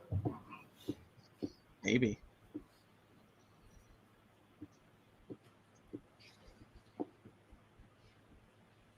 Oh, yeah, he also claims to be an actor, Nunya. Yes. Oh God. Mr. Burgess, Oh God. with regard to Exhibit EEE, do you recognize the second page, and do you recognize any stamping at the top of each of those pages? Yes, I do. And can you describe what that stamping is? Sure. So that is stamping for a file date of 8/7/2023. And is that a stamping of a federal court? That I'm not sure. If I were to show you a document, It looks like Pacer. So yeah. might a document refresh your recollection as to whether Sure. Exhibit EEE is a filing in a federal court? Yes. May I, Your Honor? Sure.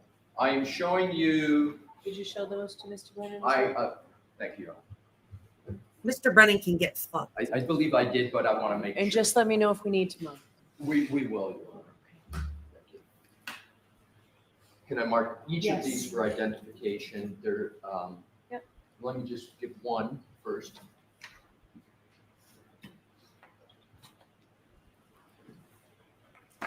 If I could see that back and court report, I want to see if this is the second page for that document. It is, so it can be marked as one document for identification. FFF right here. Thank you. I reach over you, sir. Yes. Thank you. Sir, I am showing you what has been marked as Exhibit FFF for identification and ask whether or not this document can refresh your recollection as to whether the court filing that you reviewed in Exhibit EEE is indeed a federal court. Yes, it is. So that document refreshes your recollection that what has been filed is represented in EEE as a filing in a federal court, correct? Just sir? want you guys to Correct. see that the redness has Now, gone what up I'd to the like to glasses do now. is to draw your attention It will continue to creep up. to the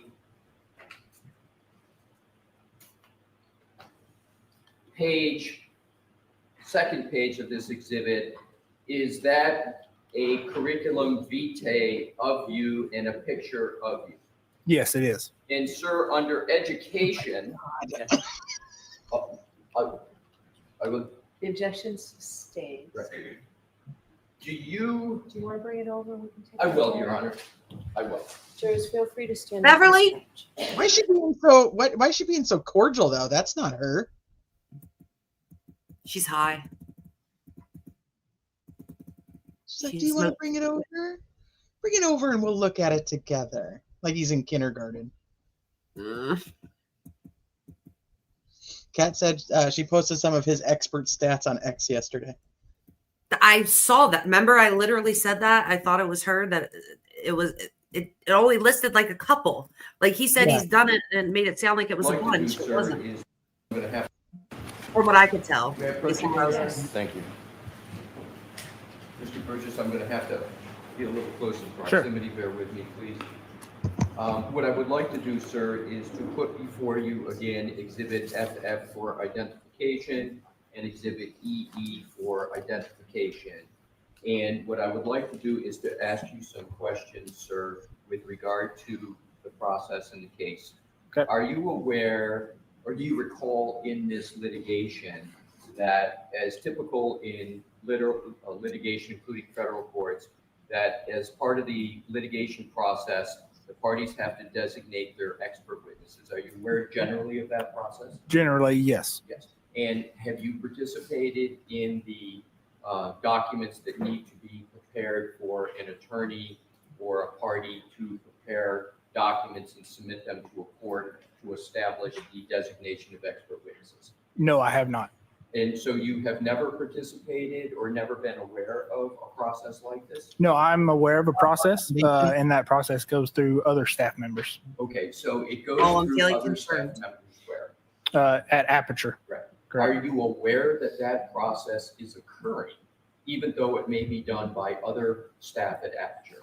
Yes, I am. And in this instance, you were aware in this litigation that staff at Aperture needed to submit documents in support of an expert witness designation, correct? Even though you may not have done it yourself, you were aware that some person or persons at Aperture were performing that process, correct? Correct. And they were performing that process so that you could be designated as an expert witness in that case, correct? Correct. And so you were aware of the process, you were aware they had to submit documents that would establish your qualifications as an expert in the case so that you could be designated as an Check expert, DM. correct? Correct.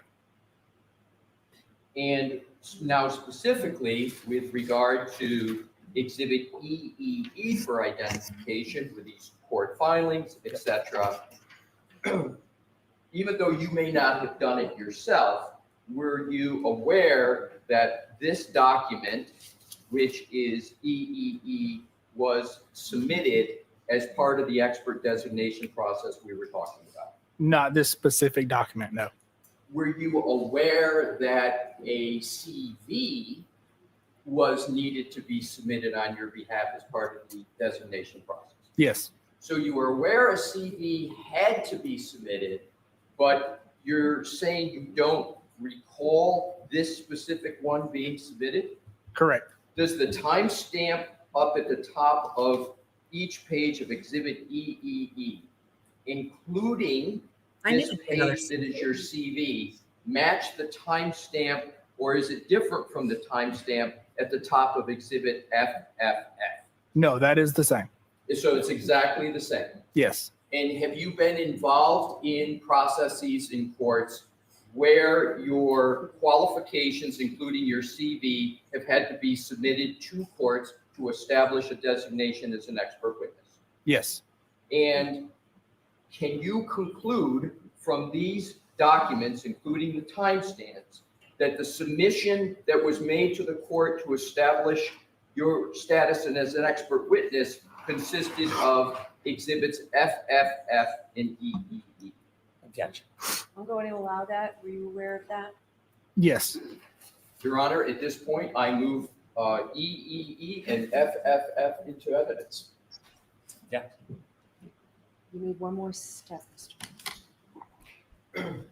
Okay. And sir, do EEE and FFF fairly and accurately represent the submission of documents in support of a designation of expert witness in this case? Yes, as far as I can tell. Your Honor, I offer these two into evidence. I'm going to allow it. May I hear briefly? Yes, come on up. Bring those, please, Mr. Yes, Your Honor. Jeez. The hell? Well, she gave him directions on how to get it in, and he's missing something. So,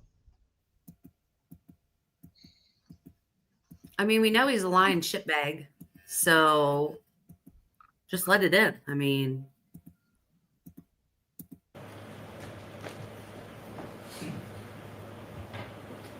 You have reapproach, Your Honor. Yes. I'm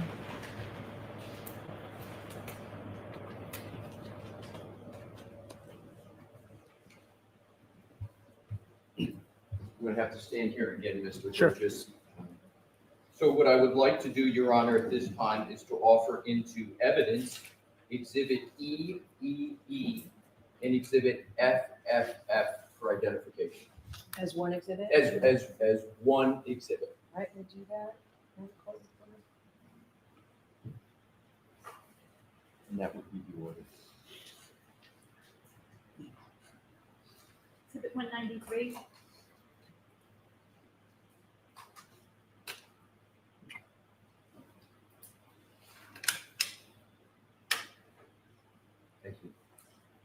May I hand it to the Yes. Mr. Burgess, I am handing you, it is now in evidence as Exhibit 193.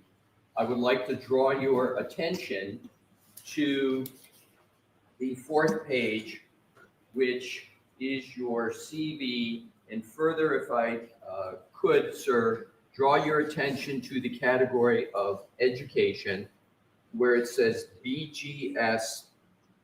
Is it correct that there you state Bachelor of General Science in Mathematics and Business Administration, University of Alabama - Birmingham, Alabama, comma, 2024? Oh, the degree that Did I read that correct? You did read that correctly. the degree that doesn't And exist. this was filed in 2023. Understood. So now what I'd like to do, Your Honor, is to keep this for a moment, Your Honor, give it to the witness as needed. Thank you. With Your Honor's permission, I would like to publish a document that is already in evidence. Okay. Actually, there may be two, 183 and 184. Let's start with 183. Let's expand it. And then, Mr. Wolf, do we have what has just been to publish as well? So what I'd like to do is to publish first, with the court's permission, Exhibit 193 that we were just talking about, so the jury can see what has been the subject of discussion.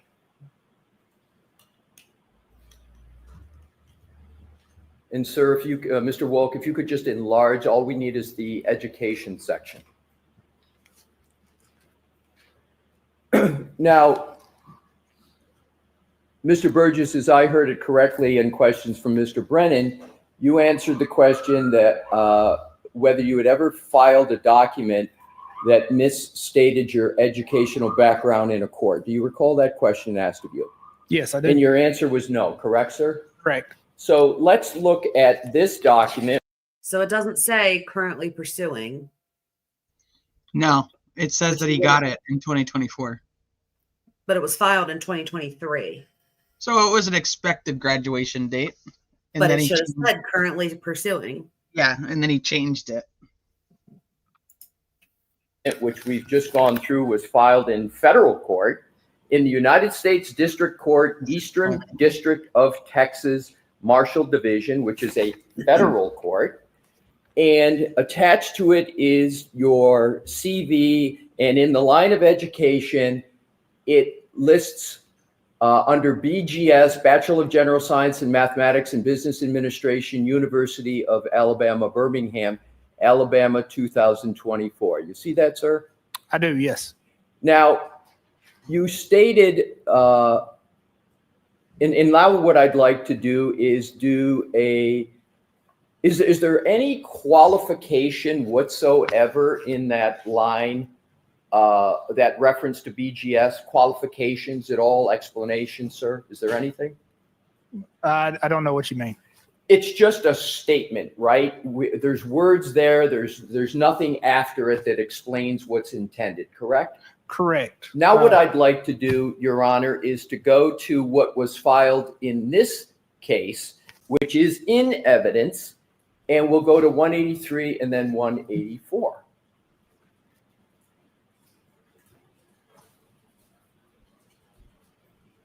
I would say that this shows that he has no problem now fudging in what has information. been filed in this case. There is a currently pursuing at the end after University of Alabama - Birmingham, Alabama, correct? Yes, that's correct. Let's go back, please, to Exhibit 193.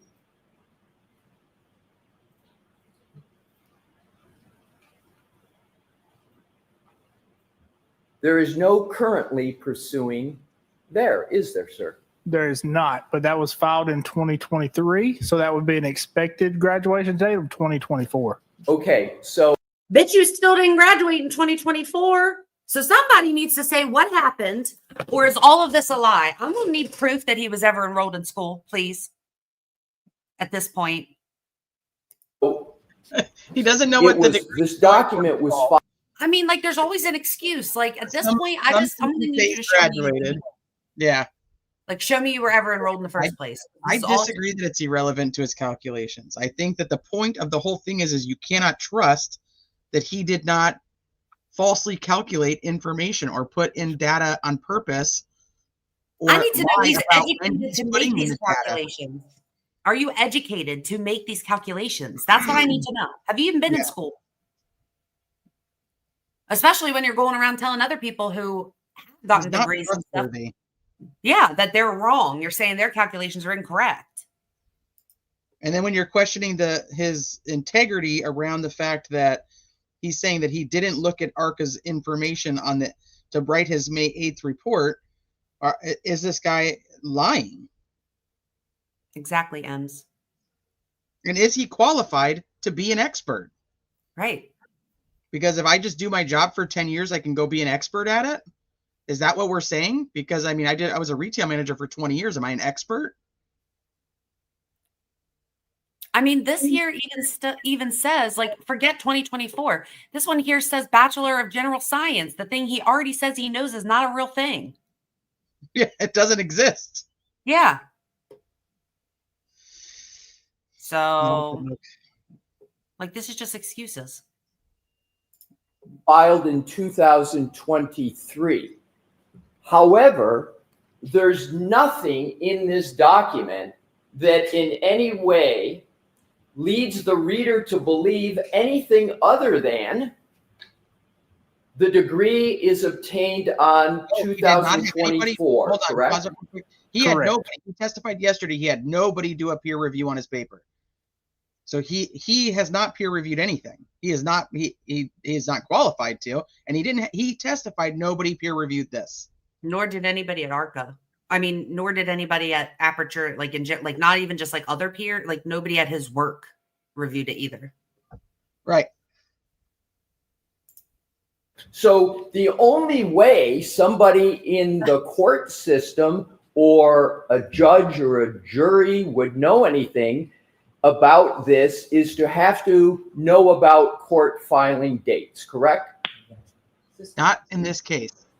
I'll ask it. Okay, but he's lying in this federal case in 2023. So it doesn't really matter to me when it was. You have to, he has nothing peer reviewed that has to do with this case and what we're talking about. Oh, if he said that he has not testified in federal court and they just pulled up so maybe they figured out. So I don't think it was a lie. He probably submitted that stuff and then they determined he couldn't testify. So maybe he didn't testify in a federal court. Maybe. Well, yeah, because he says he's no longer on that case. So they were like, nope, you are not working with us. Another way, Mr. Burgess. You know how to write. Let's go back to 183 and 184.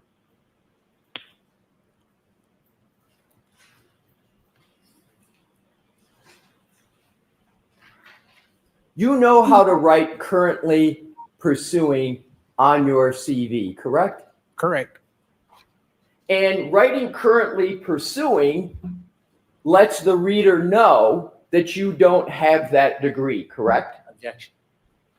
In that form, sustained. You intend by writing currently pursuing, don't you, sir, that anybody reads this to know that you do not have a bachelor degree, correct? Correct. Now, Yeah, because the ones he submitted here said currently pursuing, did it not? Did they not? Both of them? Or maybe Correct. one of them? Okay. Yes. let's go back to what you filed in what was filed in federal court in that case. And it does not have the words currently pursuing, correct? It does not. So the reader, so it doesn't have that verbiage, correct? Correct. So isn't it the correct answer that you did file a document, your CV, in this federal court case that misstates the status of a Bachelor of Science in Mathematics and Business Administration? Objection. Sustained. Excuse me, Your Honor.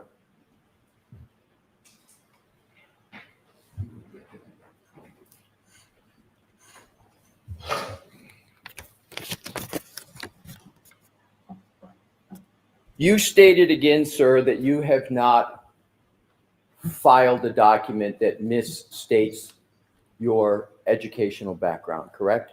Correct. And the last time I'll cover it, you know how to put currently pursuing on anything to do with a Bachelor of Science, correct? Correct.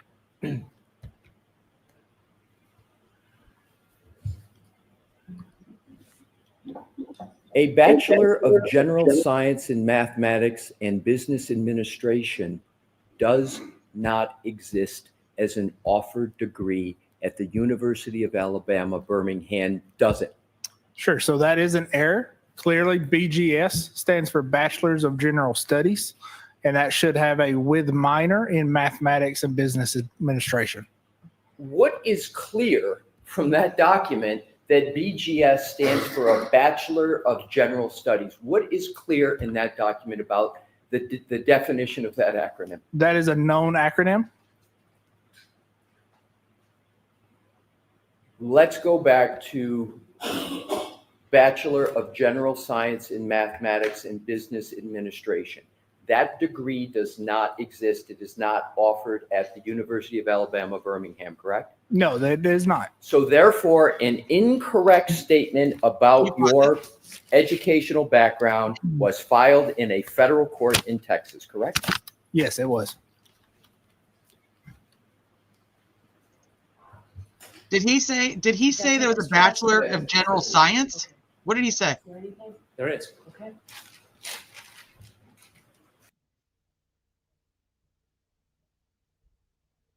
No, the CV says Bachelor of General Science. He's saying it's an error. It's supposed to say studies. But all his CVs say science. They say science, but Correct. it's supposed to be studies. Correct. Got it. Okay. And it's a general known acronym, but yet whoever helped him with the CV didn't know what it was. The document that the attorney just showed you, did you submit that to the federal court? No, I did not. Did you ever see that document before it was filed? No, I did not. The document says 2024 for a degree. Is there a presumption whether you had it or expected it if that document was filed in 2023? Yes, there is. And Yeah, what is the expected. presumption if it was filed in 2023? Objection, Your Honor, respect. So presumption. Still doesn't work. No? Well, strike that. Okay. He asked if there was any designation to make it clear. If it says 2020, if it was filed in 2023 and it says 2024, what was your expectation at that time as far as your degree? That I would complete my degree in 2024. Didn't be When you expected. didn't complete your degree in 2024 as you expected, did you then change your CV Yes, I did. to accurately Well, he reflect changed- the he- change in he your changed status? it. Yes, I did. And what did you He change changed it to? Currently pursuing. Why He didn't changed you it. finish your degree in 2024? Sure. So Objection, Your Honor, still. No, I'm going to allow it. as most people can probably relate, work, family, and life many times get in the way. So as a personal objective, I would like to finish my bachelor's, but again, work and life gets in the way. Did you ever represent to a court that you had a degree that you didn't earn? No, I have not. He asked you a number of questions about this 2023 filing, but didn't ask you any questions about the data. Is your opinion regarding the data change in any way in light of his questions about a 2023 filing that you didn't file and someone filed on your behalf? Objection, Your Honor. The objection. But that he went and changed it.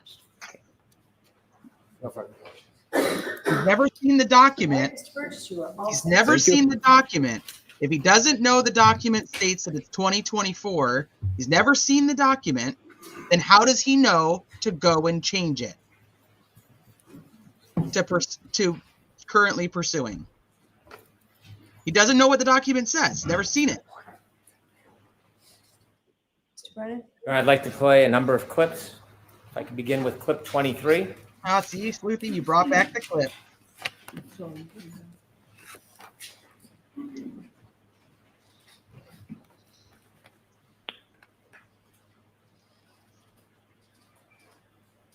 So we approach from the north, we actually missed the turn, and John said. Okay, so there's no video. That's weird. So how did this get recorded? But also padding your resume with extra duties or things like that is one thing. Saying that you have a degree that, saying you have a degree that doesn't exist and that you do not have is different. You don't pad that way, because I fully and then going to testify about it in court. Yeah. And me personally, like, I would 100% expect anybody that was going to hire me for a job to check what I said. Says to me, it's very. Oh, so it's just Gretchen Voss recording her. It's not. Yeah, because she wrote the article instead of, it's not a video interview. It's a handwritten interview article. Okay. So we approach from the north, we actually missed the turn, and John says to me, it's fairly, we just passed it, it's back there, it's on my left. I said, all right, so I pull into a driveway and back out onto the street, which I now own as Cedar Crest, and then come from the north onto Fairview. Like the next play, clip 25.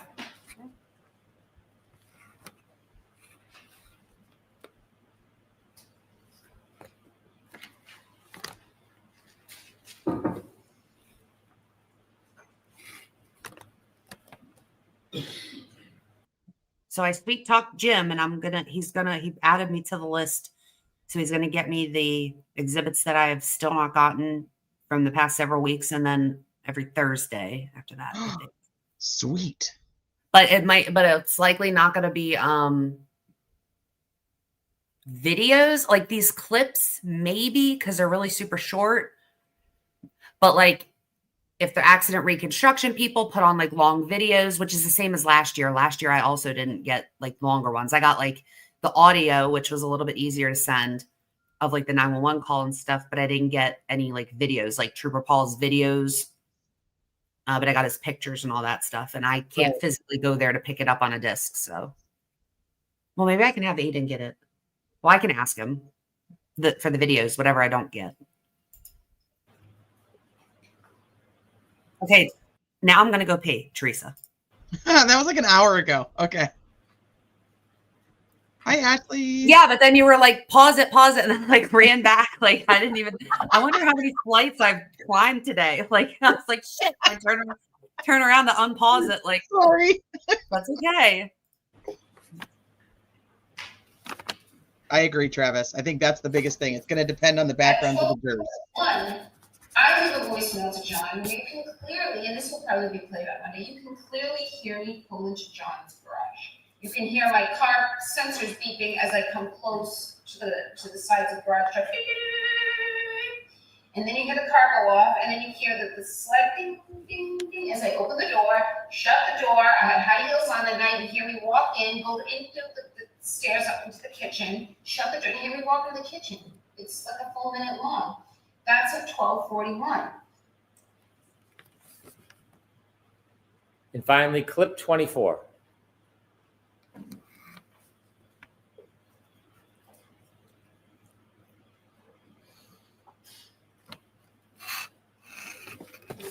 I do. I mean, I'll tell you,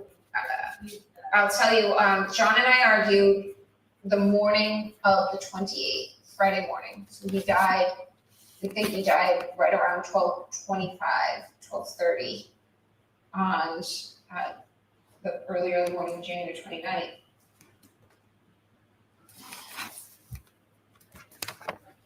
Thank you. I have these for submission into evidence, Ron. 194. The next witness this time. Yes, Your Honor. I think she said they're saying he died at 12:25, 12:30, something like that. They have him dying. I don't remember exactly. Oh, we get Lolly back.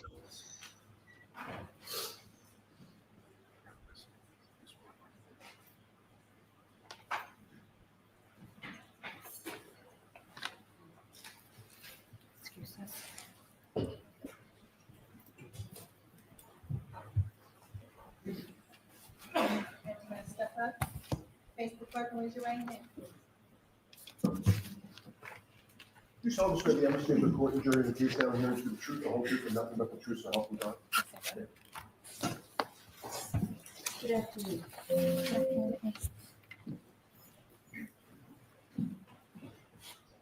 All right, Mr. Lally, whenever you're ready. Thank you, Your Honor. Good afternoon, ma'am. Good afternoon. Could you please introduce yourself to the jury, spelling your last name for the court? Sure. I'm Christina Hanley. Hanley is Hanley. And Ms. Hanley, what do you do for work? I am a forensic scientist 3 at the Massachusetts State Police Crime Laboratory in the Trace Arson and Explosives Unit. And where did you go to school? I went to, I had received my Bachelor of Science in Chemistry with a concentration in forensics from Merrimack College. And do you have any other degrees? I do not.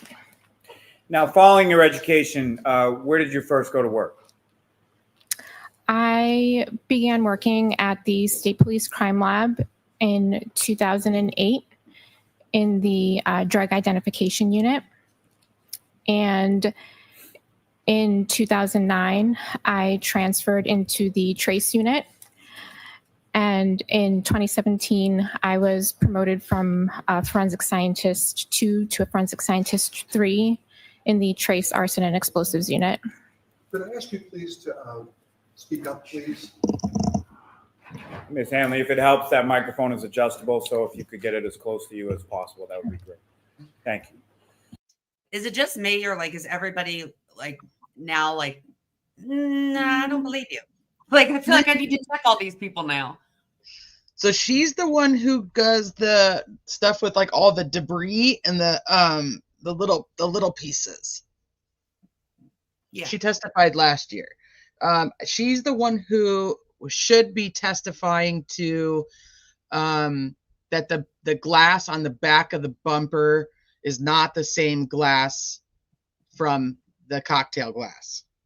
Correct. That should be her. She's the one who testified to that last year. I don't know if there's any. I don't know. We don't know what they look like, Travis. It's just a 50-50 split, I believe, in sex. I mean, I heard they were younger than last time, but they're not allowed to tell us like what they look like and stuff. I mean, they were allowed to, at first they thought they weren't allowed to tell us like even what their nationality was or whatever. But then they were, but that was like about it. But they're not allowed to describe them to us. Sex and nationality. Yeah. No describing remarks outside of like, yeah, gender and nationality. Yeah. The Massachusetts State Police Crime Laboratory where you work, is that accredited? Yes, it is. And by whom? We are accredited by ANAB. And what does ANAB stand for? ANAB stands for... I just want to say ATS real quick. There was obviously like Ronnie, the juror, who's Asian. I think there were like there were a couple. I've for some part of me, I would have to go look at his tweets. Some part of me remembers from last year something about him making the turtle making a comment about like there were like 3 black people that they wanted. I don't know if they were male or female. I think one was a male, but there were like a couple that they wanted and they got struck or something. I remember him making like a post specifically about how there were not, but there was, I think 2 or 3 Asian people on the jury last year. I do not know about anything this year. Yeah, I don't know their nationalities. I don't know their race. ANSI, National Accreditation Board. And what does ANSI stand for? ANSI. Sorry, I can't remember exactly what ANSI stands for. I apologize. That's okay. As part of that accreditation process, do you undergo any sort of proficiency testing? Yes, I do. And can you explain to the jury what that proficiency testing process consists of? Sure. So proficiency tests are a quality assurance measure that's used to monitor performance. And I'm required to complete at least one external proficiency test per year, where I'm authorized to do casework in multiple subdisciplines in my unit. I typically complete more than one proficiency test per year. And what areas do you specifically undergo proficiency testing in? Sure. So I'm authorized to do casework in multiple subdisciplines in trace. So I complete proficiency tests in the subdisciplines of hairs, paint, fibers, glass, tape, and serial number restorations and physical match examinations. And generally speaking, what is entailed in those proficiency testing that you're given multiple times a year? It's provided by an external company that provides the proficiency test, and I'm required to successfully complete one of those proficiency tests per year. Now, have you successfully completed each of those proficiency tests that you've taken? Yes, I have. Now, what type of training or continuing education have you undergone at the State Police Crime Laboratory? Sure. So I had internal training as well as external training. The internal training consisted of I had to complete required readings. I was required to complete some laboratory exercises, learn how to utilize the instrumentation in the lab. I observed other analysts in the unit working on casework. I was also required to complete a written exam as well as a competency test, and in addition to that, a mock trial. Now, you mentioned earlier in the testimony you're a forensic scientist 3 currently, is that correct? That's correct. And what is the difference, or can you explain the difference to the jury between a forensic scientist 2 versus a forensic scientist 3? Sure. So a forensic scientist 2 is essentially just like a bench chemist who their primary role or responsibility is casework. A forensic scientist 3 does casework, but in addition is also a unit supervisor.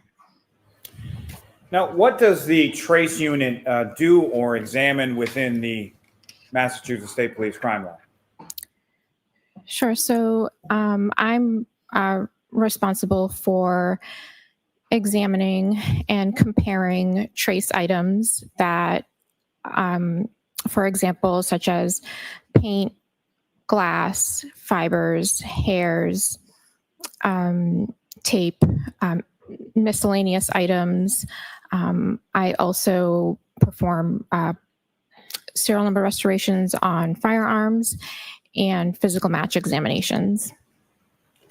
And what are your general duties and responsibilities within the trace unit within the lab? So I am responsible for the general operation of the unit.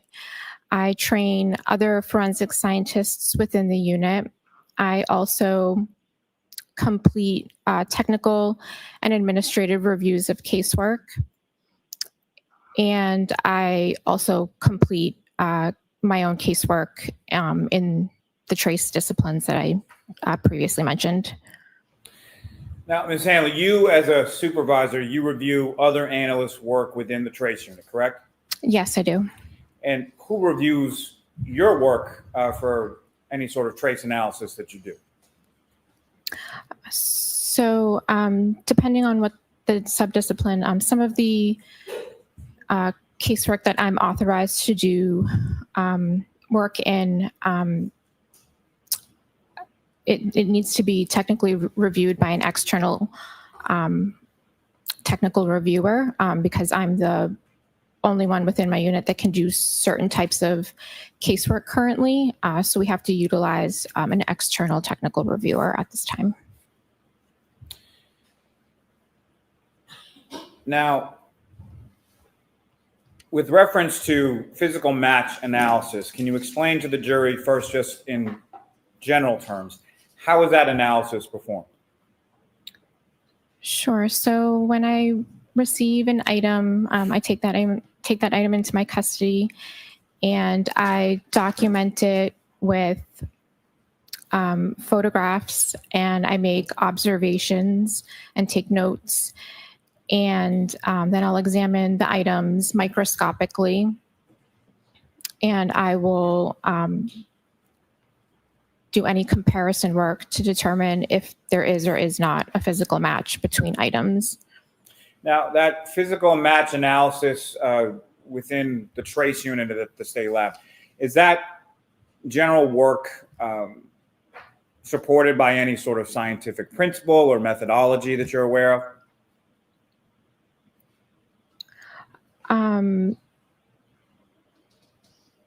Yes. Let me ask you this. Are you familiar with something called the Lockhart exchange principle? Yes. So the Lockhart exchange principle, it's kind of the foundation or basis of trace analysis. Talk about this a lot. It is a principle that states that when two objects or two items come into contact with each other, there is an exchange of material.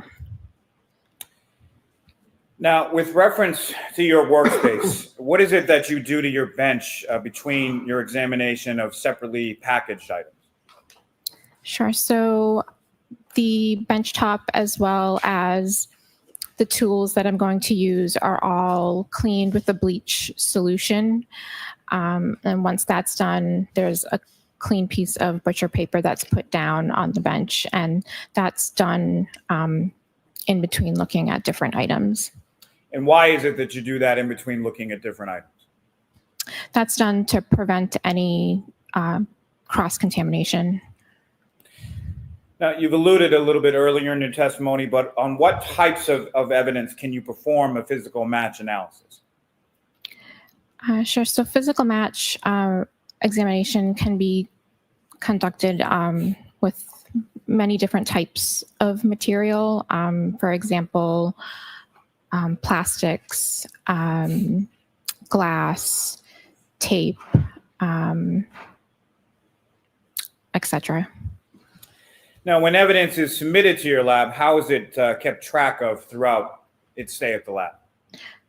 Sure. So when evidence is submitted to the laboratory, the case information is put into our LIMS system, which stands for Laboratory Information Management System. And once it's assigned that number, how is it sort of tracked as it progresses through the different units within the lab? Sure. So the unique case number that's assigned to the case is tracked within the system. It's referred to as the chain of custody. So items of evidence will get scanned depending on where their location is, and the LIMS system keeps track of all of that, so we know exactly where an item is. So when you take an item or you receive an item to be tested, can you explain to the jury what you do to begin your analysis? Sure. So when an item gets scanned into my custody, after I've prepped my area to examine the item, I scan that item into my custody, and I will document that item with photographs. I will make notes of my observations. I will examine the item microscopically. If needed, I'll proceed with sampling and possibly additional microscopic examination and instrumental analysis.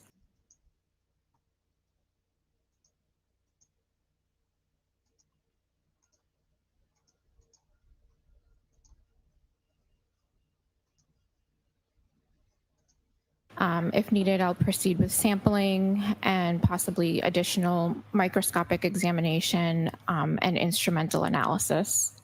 Andy, Cindy. Now, specifically starting with items of glass, when you take an item of glass to conduct a comparative analysis, generally speaking, what is the process for conducting such an examination of glass?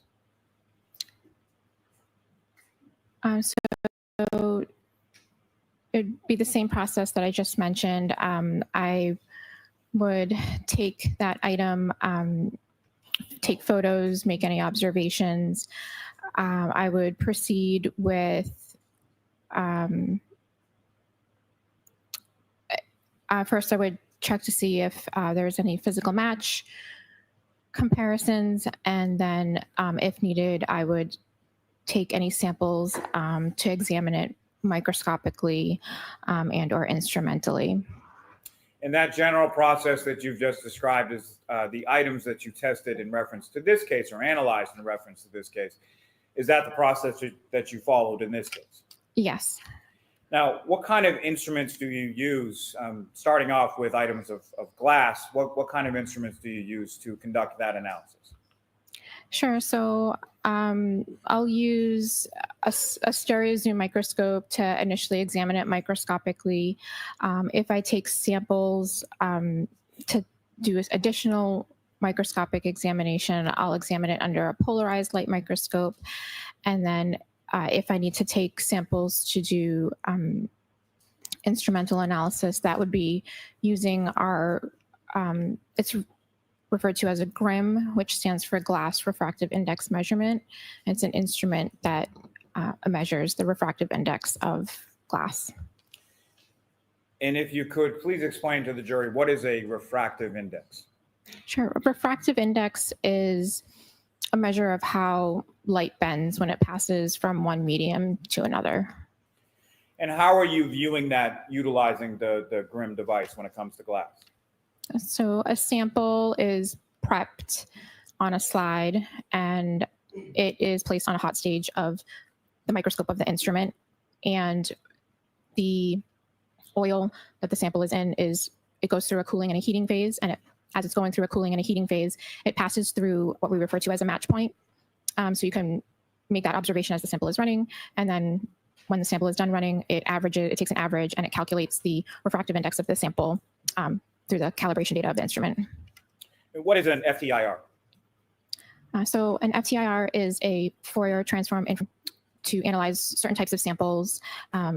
Essentially, a sample is exposed to infrared light, and your sample reacts in a certain way to it, and it produces a spectrum or a graph of peaks and valleys, and it is representative of your sample. And how is that FTIR instrument, how is that used in this type of physical match analysis? So actually, the FTIR was not used for physical match examination. Now, you mentioned it a little bit earlier in your testimony. What is a polarized light microscope? So a polarized light microscope it's a microscope that just has a couple of filters in it that we use to look at samples at higher magnification and make observations of certain optical properties of samples. And how are you utilizing that instrument in your analysis in the lab? So it's used to examine various different types of samples, paint, fiber. We can also look at glass. Now, do you document your work as you perform your analysis in the lab? Yes, I do. Now, Ms. Hanley, at some point were you assigned to perform some work on a lab case number 22-02184 pertaining to this defendant, Karen Reed? Yes, I was. And what type of work were you assigned to do in this case? So I was given items for physical match comparison of some glass items, as well as some instrumental analysis of the glass. And I was also given items for some items of plastic for comparison. Now, starting with glass pieces, do you recall what item numbers you analyzed pertaining to the glass pieces? Yes, so I examined items 3-2, which was a clear glass cup with broken irregular edges. I was also given item 3-3, which was 5 pieces of clear glass with broken irregular edges from the bumper of the vehicle.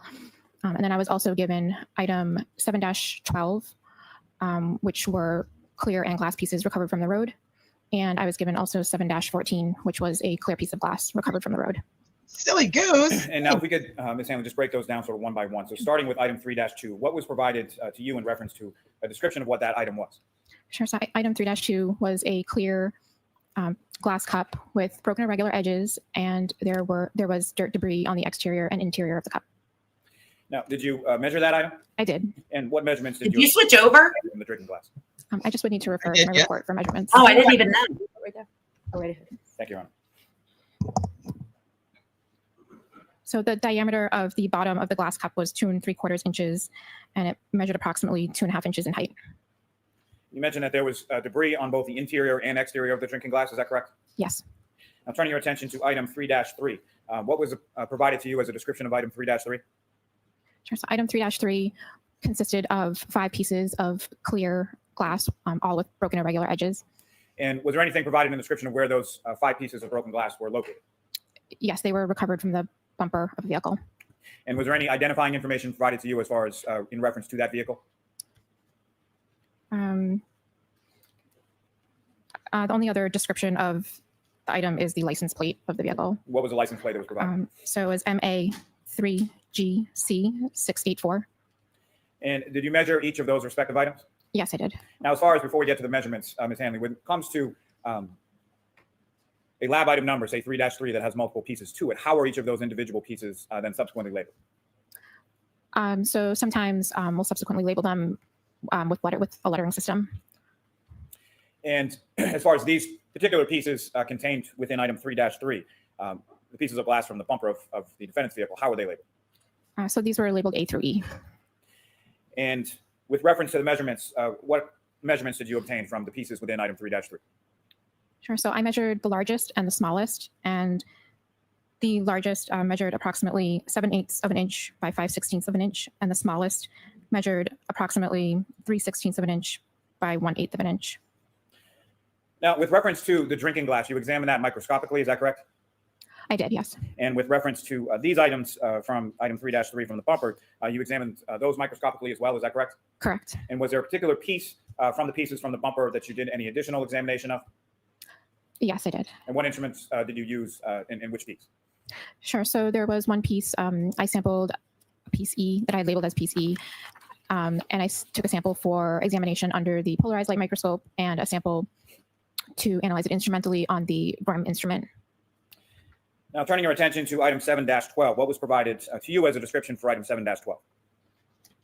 Sure. So item 7-12, that consisted of 5 pieces of clear apparent plastic and 9 pieces of clear apparent glass with all with broken irregular edges. Now, the 9 apparent pieces, well, let me ask you this first. As far as the description that you were provided, was there any description as far as where those items were recovered from? Yes. Those items were recovered from 34 Fairview Road. And is it your understanding they were recovered from the street or the roadway outside of that residence? It just says recovered from 34 Fairview Road. Now, as far as the 9 pieces of clear apparent glass from item 7-12, were those similarly sub-labeled as the previous item 3-3? Yes, I received those labeled with the lettering system. They were labeled A, B, C, D, E, F, I, K, and L. And with reference to those 9 pieces of glass, did you examine those microscopically as well? I did, yes. Now, turning your attention to item 7-14. What were Only you? one piece matches, and it matches the one that Proctor found in the road. So this item When he was consisted by of one himself. piece of clear glass with broken irregular edges. And similarly, was there any description provided as to where that item was recovered from? Yes, it was recovered from 34 Fairview Road as well. And again, how many pieces were contained within that item 7-14? 7-14 was just one piece of glass. And did you measure that item as well? That item, I do not have the measurement of. It was examined by a previous analyst within the unit, so that measurement was taken at that time. And that other analyst would be Mick Valier, is that correct? Yes. And as far as your examination of that item 7-14, what type of instruments did you use to examine 7-14? So I sampled 7-14 to examine it under the polarized light microscope, as well as to analyze it instrumentally using the GRIM instrument. Are you familiar with a term called a class characteristic? Yes. Can you explain to the jury what that is? Sure. So a class characteristic is when a material can be associated with a group of items that share characteristics. And what is an individual characteristic? An individual characteristic is when a material it can be related to a single source, such as a physical match. And so what is the difference between a class characteristic versus an individual characteristic? So class characteristic is that it can be associated with a group of items that share characteristics, versus the individual characteristic. It's more individualizing. It can be related to a single source, just in the case of like a physical match. What is a physical match? So a physical match is if an item is broken and those pieces are compared to each other, and they're broken, their regular edges fit back together, and they have a jigsaw fit, that would be considered a physical match. Now, can you please explain to the jury the steps and the process that you undertook in your comparative analysis of items, specifically of glass in this case? Sure. So I first did a comparison of all of the glass pieces and the glass cup that were recovered from the road. So those were items 3-2, 7-12, and 7-14. So I examined all of those to determine if there was a physical match between any of those items first. There were, I believe, 6 pieces of glass from item 7-12 that fit mechanically to the cup that was also recovered from the road, item 3-2. After I completed that examination, I then did a comparison to see if there was a physical match to some of the 2 of the glass pieces from the bumper. And there were 5 total from the bumper. 2 of them I used for physical match comparison. And there was no physical match comparison between those 2 pieces from the bumper, item 3-3, compared to the glass pieces and the cup that were recovered from the road. And then I sampled, as I had mentioned earlier, one of the pieces from the bumper to do further microscopic and analytical analysis on, and did a comparison with one of the pieces from the road. Can I see counsel sidebar for just a minute, please? Ooh, are we going to talk scheduling? We're very close to being caught up, so maybe I shouldn't have sped her up.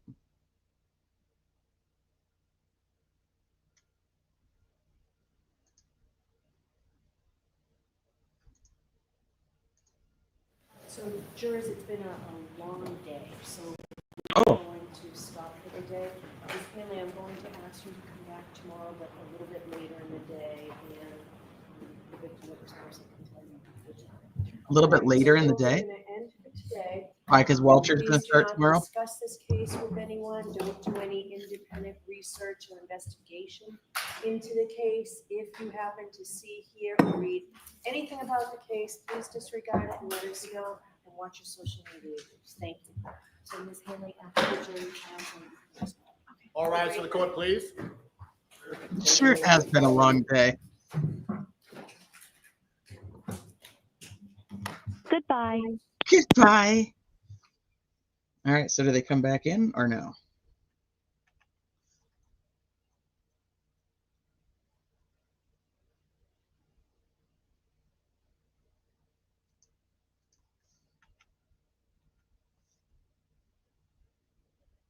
Looks like that's it. All right then. Well, dang, it was a long day, but I don't know. It doesn't seem this is going to go very far. They wanted to have that chalk in. The defense wanted to have that chalk in about which pieces matched what and how it all went together. I wonder if she's going to talk about the plastic piece that nobody's talked about yet. So we'll have to see. My head is still spinning and hurting from Burgess. Yeah, that dude's a fucking nightmare. I mean, for the Commonwealth's sake, I hope Welcher's easier to stomach. This witness needs more instruction on how to answer, so we'll come back when she's ready to finish. She was really meek and mild like that last year too. She's not the most outgoing. And then they're like, you need to speak up, and you can talk right into the microphone. And then she's like, okay, I'll just put the microphone. Here we go. Can we cleanse ourselves by watching an old episode of Matlock? We've been on for 6 hours. I mean, I don't know. It's up to you guys. Do you guys want to watch an old testimony?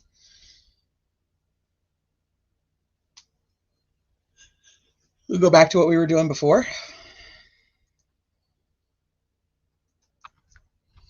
Let's see who we got. So we've done Chris Albert and we've done Colin Albert. Someone got injured?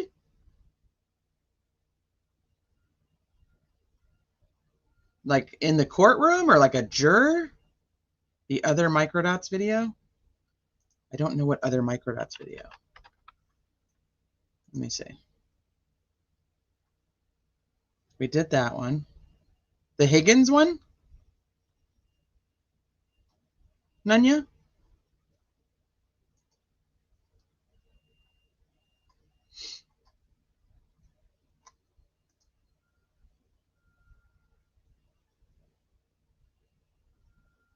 Let me see. The Brian Higgins at CPD one. You want to watch this one? Okay, we can watch this one. Sometime before 1:26 a.m. Was it Will? Will didn't get injured. No way. How did he get injured? And why would she cut it off? I mean, he's just in the gallery. I have not watched this one yet. No, so this will be new. I watched the other one already. I had not watched this one. Will had a cane, like I said. Yeah, but I don't. But I mean, I don't know. What does the 3-point turn have to do with John's death? Crime Ghost, you and me both. Huh. All right. Well, interesting. Okay. All right. I'll play this and then I'll see if we can find some Twitter stuff, or maybe Sleuthie will pull that up when she gets back, because this video is like 14 minutes, so we'll watch this one. Brian Higgins walks outside, Can you hear it gets okay? into his Jeep. Never sees the body of a man over 6 feet tall lying directly beneath the flagpole, despite it being illuminated by the powerful plow lights mounted on the front. No sneaker, no shards of reflective plastic on the road in front of him. Brian Higgins then drives away from 34 Fairview Road.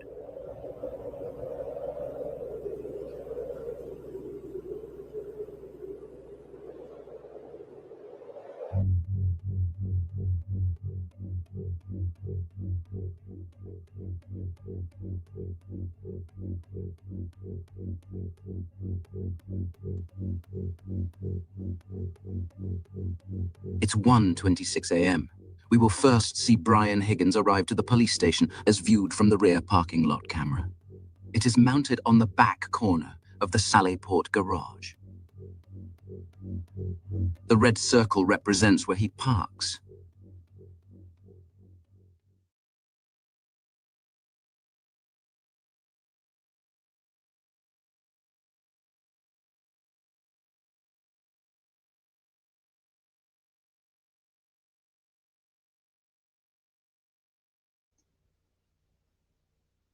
He exits the vehicle.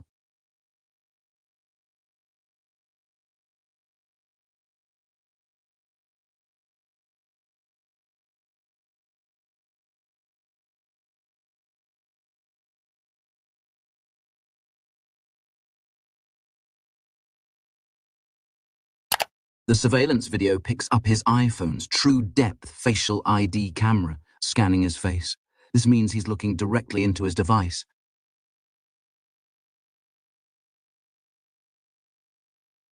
He hesitates momentarily, looks back at the Jeep, looks into his phone, then continues.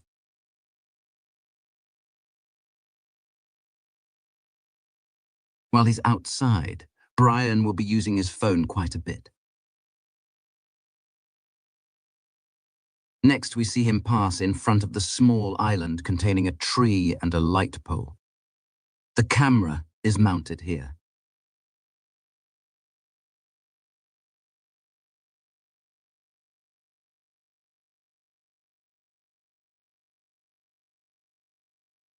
He walks to the entry on the church side of the Sallyport and is picked up by the camera at the top corner of the main building. At 1:28, he walks down the first floor corridor. He enters this room for 1 minute and 39 seconds before returning to the hallway.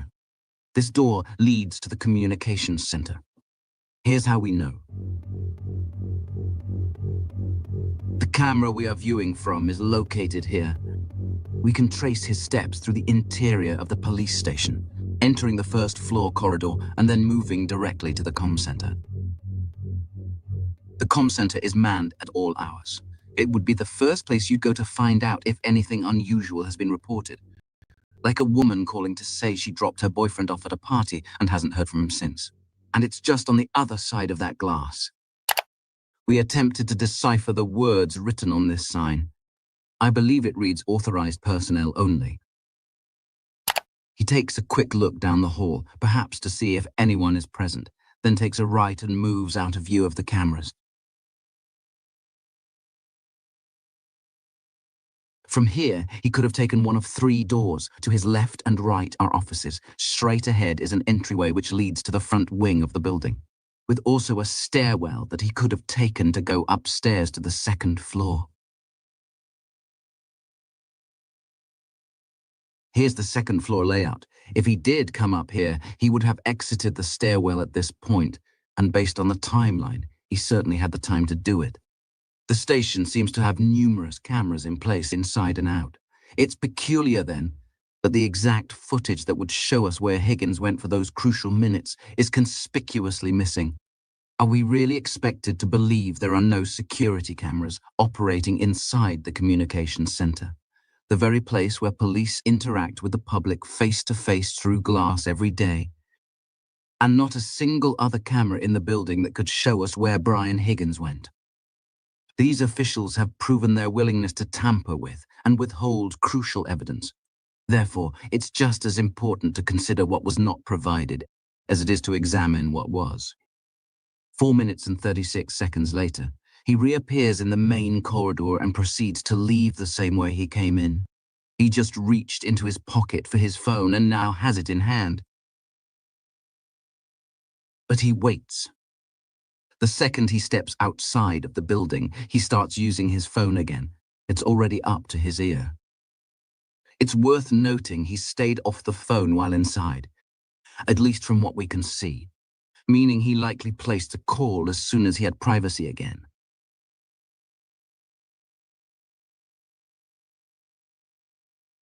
Higgins enters frame right and approaches the Jeep, still with the phone to his ear.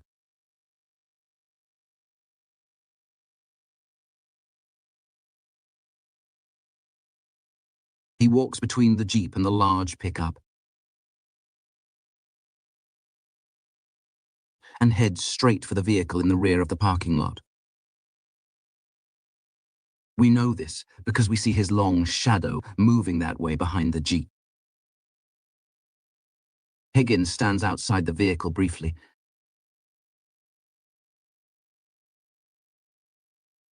then opens the door and gets inside.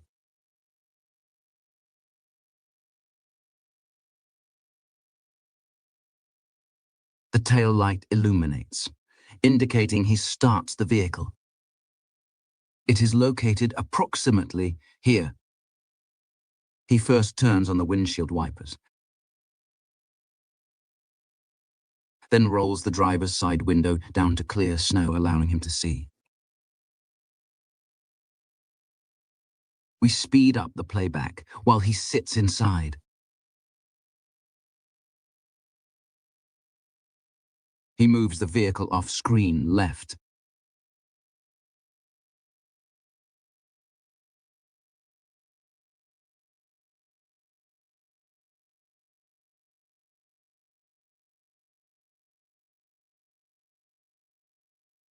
He reappears and clears both windshield wipers from a third vehicle.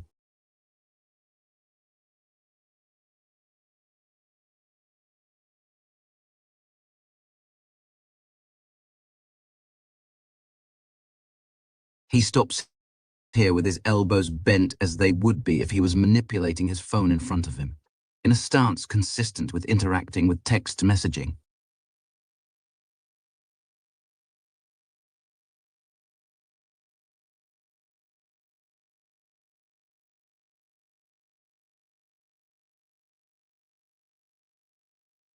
He focuses on his device for about 18 seconds.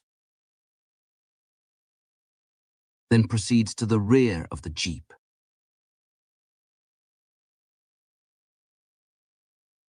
And returns to open the driver's side door, most likely to fetch the keys for the large truck, a fourth vehicle, which lights are triggered as he remotely unlocks it, then enters to start the engine. The lights flicker again when he opens the door.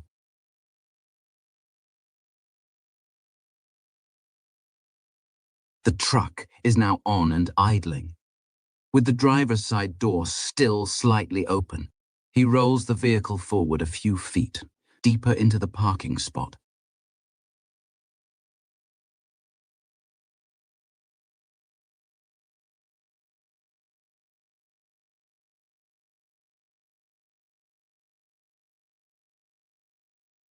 He opens the passenger side door of the third vehicle, reaches in.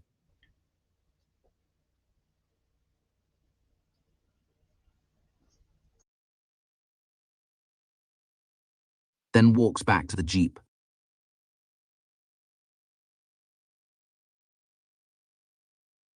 And seems to do the same thing there, opening the door momentarily.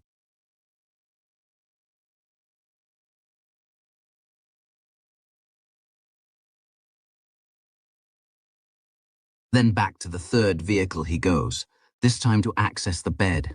We see the black underlid of a container or tarp come up and cover the back window momentarily.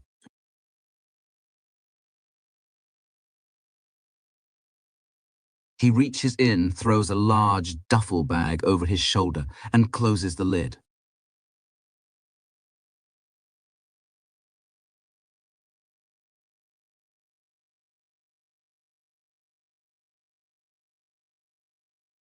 The bag appears to be very large.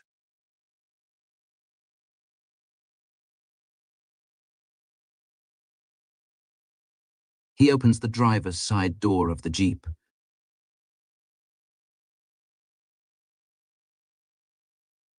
Again, you get a clear glimpse of just how massive the bag is.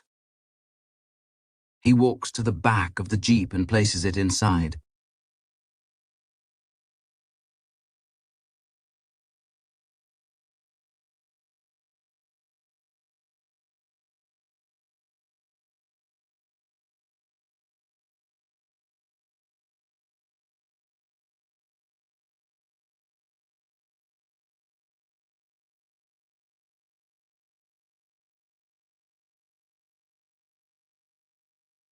Then starts up the vehicle and closes the door.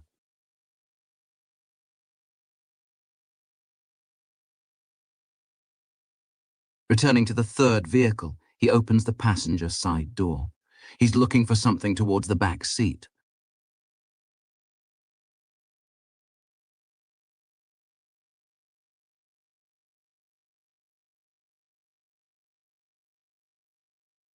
He opens the rear passenger side door and looks in. He then walks off camera, left side momentarily.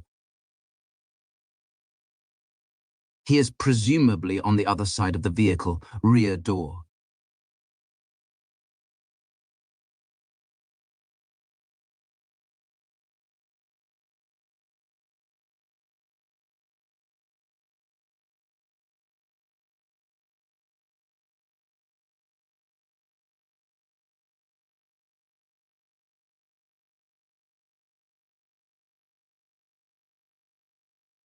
He returns to the Jeep yet again to do something. Then heads back to the third vehicle.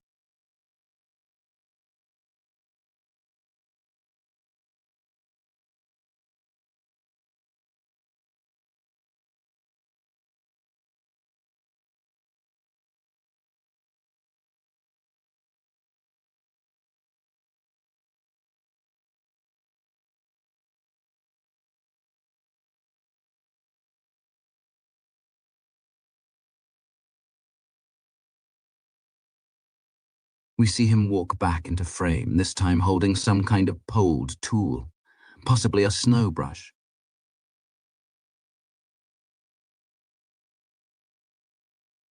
However, he doesn't use it on any of these vehicles. He puts it inside the Jeep, gets in, and readies to leave the premises.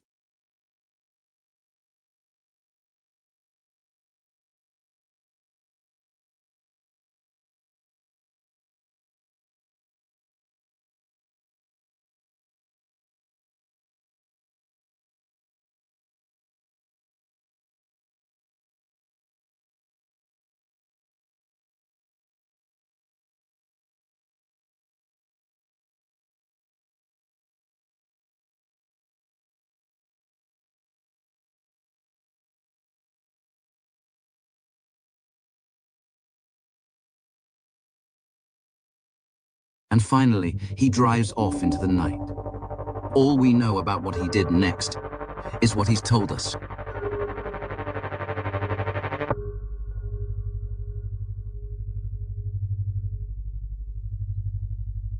what do you guys think of that? I mean, Mike Ruddatz does a good job putting videos together, but I don't think there's anything in there that we haven't kind of discussed about. It's weird that he was there. It's weird that he's like getting stuff out of the car. The whole, you guys know how I feel about Higgins. The whole Higgins situation is just, his stuff does not add up. Where was his Jeep? Why was he plowing when he says he was plowing? Why is he going there to move cars around for a department that he doesn't actually even work at? I mean, he just has an office there. He's an ATF agent. Yeah, I mean, he just does a great, I mean, he does a great job with, he does a great job making the videos. I don't even think it's satire. I mean, that was just it was very fact-based, based on what we saw. Outside of like, can we tell that he's actually like going upstairs or going somewhere else? But he's not saying that he was. Driving around drunk. Yeah, that's Higgins for you. Okay, so what was I going to show you? Oh, I was going to show you guys that I added this. Somebody made this. I did not make this.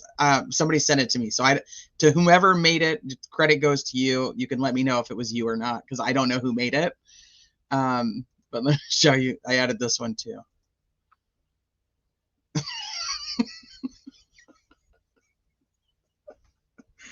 This one with Colin and his falling on the ice are just, they're the best for the day.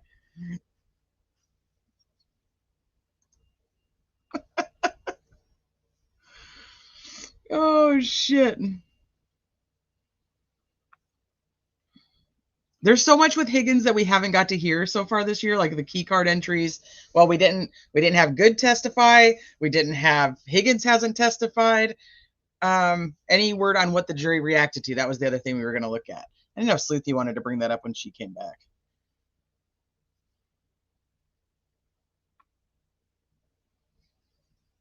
Fucking Leslie, that's hilarious. All right, hold on. Let me see. Let me pull up Twitter.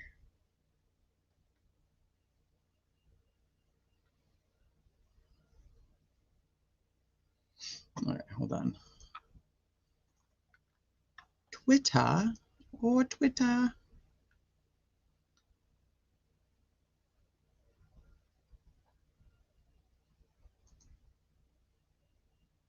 What the heck?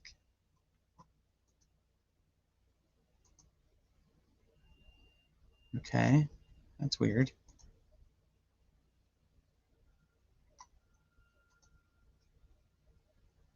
My Twitter doesn't want to work.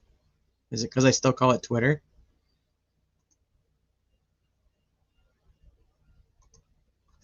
All right, let me check my phone.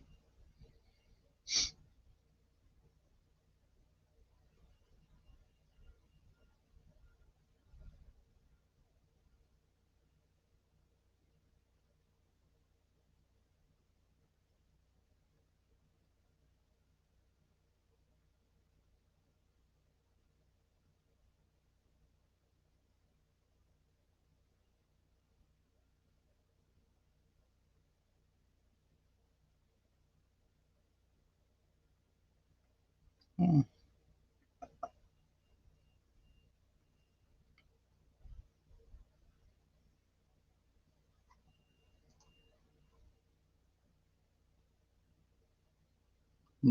Never call it X. I don't know. I don't know why it's not coming. It won't open on my computer, but it's on my phone. It says like something went wrong. Try reloading, but I'm trying to reload and nothing's happening. So don't know what that issue is. So let me go to Sue on here because it's fine on here. Let's see.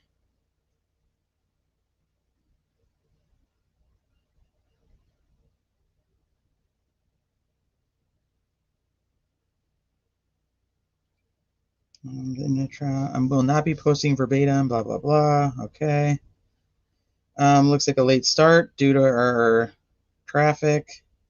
Jurors arrived. Jury is taking notes while Alessi is establishing that Burgess's education was not mentioned in direct. Jury's taking notes, paying attention. So this is all with Alessi still on cross. I'm trying to skip through just to get to the juror comments because she also comments on the she also comments on testimony. So I'm just going to try to skip to juror stuff and then what she's talking about. A couple of the jurors stand during the sidebar.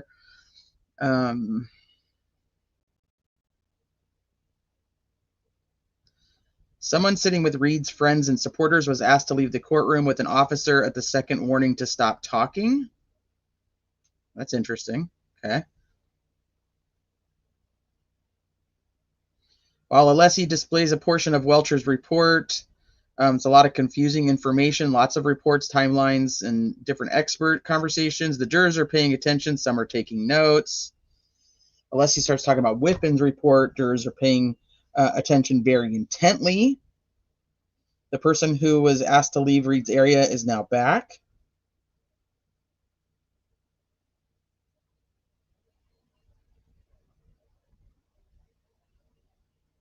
Several jurors are writing notes during the next sidebar.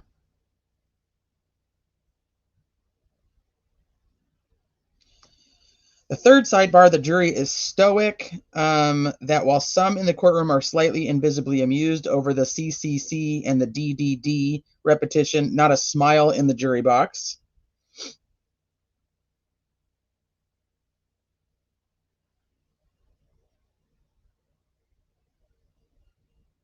Alessi's going back to the 3 different timelines. Several jurors are writing in their notebooks. Was anybody else like in the courtroom today? Because hers are just so boring. It's like they're alert, paying attention, writing notes. I know some courtroom observers have posted that one juror appeared to look up at Brennan during his questioning. She is the juror closest to the podium. She is looking at Alessi in the same manner as she looks at Brennan. Okay. I haven't seen anybody post about that.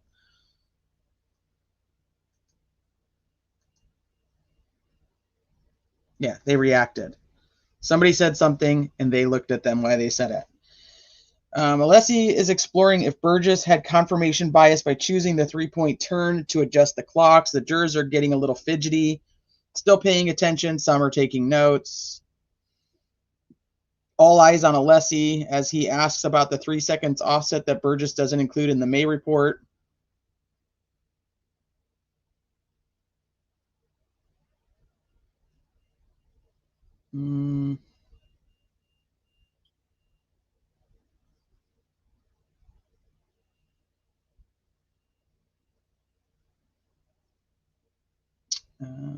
Break time during the long sidebar. Most jurors are sitting very still.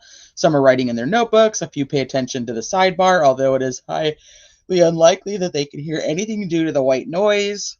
Now we're on recess. Jurors are low energy, but look and then write down when Burgess agrees. The text stream trigger does not mean a collision occurred. He added, on its own. I've noticed that one of the persistent note takers has been taking fewer notes this week, still taking notes regularly, just not as much as she had been. Definitely slow going. Jurors are still. All jurors are awake and haven't observed, and I haven't observed otherwise. Only 3 jurors are taking notes. Alessi is done. Brennan is up.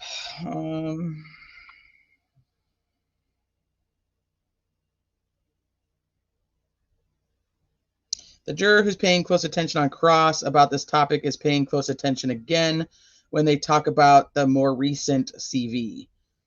So there is a juror that's been paying a lot of attention to the fact that there's so many CVs with different information, according to Sue. Jurors are listening as Burgess lists other certifications that he has. Brennan mentions Bill Gates, Steve Jobs, Celeste objects. The jurors are paying attention to this redirect.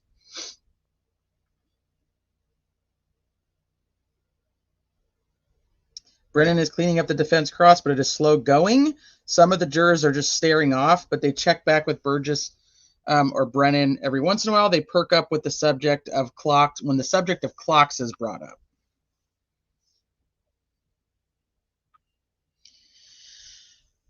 Burgess is asked for his slide to be enlarged so he doesn't get the time wrong, and the jurors are paying close attention to this slide and the testimony. Brennan is working through the report of the defense experts. Jurors are paying attention. This is very repetitive. Jurors are paying attention. I fucking hope so. I mean, I don't think that really needs to be like repeated often, but maybe when they stop paying attention, just report on that. There are yawns happening on the jury before lunch break, but they are all paying attention.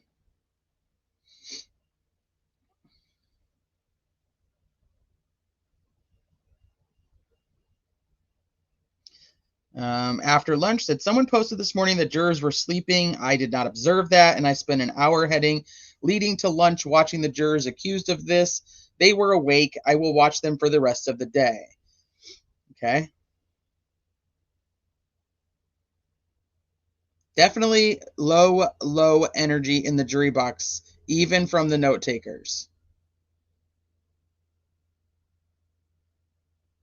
Many of the jurors are taking notes whenever Burgess answers with a quote-unquote expert opinion. A long sidebar, jurors have heads down. Alessi's back up now for on recross. Alessi is back at the degree issue. She says, I'm pretty sure a number of jurors know where Alessi is going with this, but she doesn't say why she knows that. She said the energy level has increased a bit. One juror has what I described to look of suspicious curiosity as she is looking at Alessi.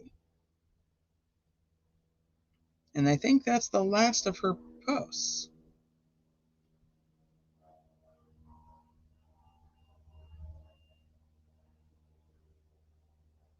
That's it. So, all right, let me see what you guys just said.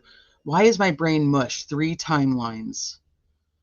I assumed that wasn't timelines. It was like the remember when he had the chart up with the 3 different categories and he couldn't figure out what each one was, and I was like, then why are you even talking about it? You don't know what you're talking about. Like it had 3 columns. That's the only thing I could think of that with the 3, but it could be something else. I don't know. I'm like the jurors right now. Like my head's going down. Yeah, they reacted. Travis, I was listening while I was typing. It was like Attenborough describing the crocodiles waiting for the wildebeest to cross the. Oh, I would be phasing out. Classic. It's classic Travis Williams Esquire. Accused of this? Question mark. Kat, what are you referring to? What did I read that you're saying that to?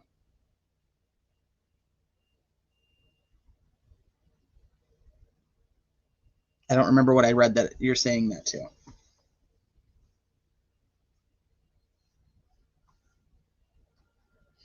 All right. Well, I don't know. Did Sleuthie like get lost at the bus stop? Did she ever come back? Is she gone for good? Lost at the bus stop? There you are. No. Oh, okay. Did you see anything else on Twitter that's worth talking about or anywhere else? No. Did you see what I said about Proctor's testimony? No. Where'd you say it? Yeah, in chat. So if we're gonna watch Proctor's testimony, we're watching that Friday. It's gonna have to be before Friday. Why? Because I may have plans Friday, so I would rather have to fill that day with. I would rather fill that day with something else than say that I'll be here for that and then not be and then miss it. Okay, well, we have a half a day Thursday, so we'll just do Proctor for the second half of Thursday. Yeah, because if we're starting, we're starting on time, like our time on Thursday, like Yeah, an we'll hour start. late. Yeah, the 7 a.m. my time, 10 a.m. your time. Yeah, so then we should be like still ending at 4 or whatever. Like even if we finish that and then watch Proctor, we're still going to be done like fairly early. So Right. Okay. So yeah, I think that should work. And then we can just throw in Friday. We can just do whoever we want. yeah. So we'll do Proctor. We'll do Proctor. Oh, I still want to do Matt McCabe. That was the other one I wanted to do. Who else was there that I wanted to do? There was a couple of them that we were like, oh, we have to watch those. I think you wanted to do Higgins also. We wanted to do Higgins, but not with the text messages. Let me scroll down. Okay, so we Was did. it Jen? I can't remember. Nicole. Nicole and Brian. That was who you wanted to do. Nicole and Brian. Brian Albert. Yes. Yes. Okay. All right. So yeah. So Friday we'll have enough. We'll have plenty. I'll just keep going down. Caitlin and Tristan, I don't really give two shits about. I think we decided. Oh, Tristan's is fast, but he's like such a big dummy. It's it's like it's more fun to just watch him just because it's so dumb. If we have time, maybe. I'm not watching Jen again. I'm not watching that stuff. Okay, so Brian Albert, Brian Higgins, Nicole Albert, Allie McCabe, and Julie Albert, I think is kind of what we wanted to watch. So we'll try to fit as much in. We'll do Proctor. We'll do Proctor for the end of Thursday. We'll do Proctor at the end of Thursday, and then we'll do some McAlberts for Friday. Tristan, we have to see.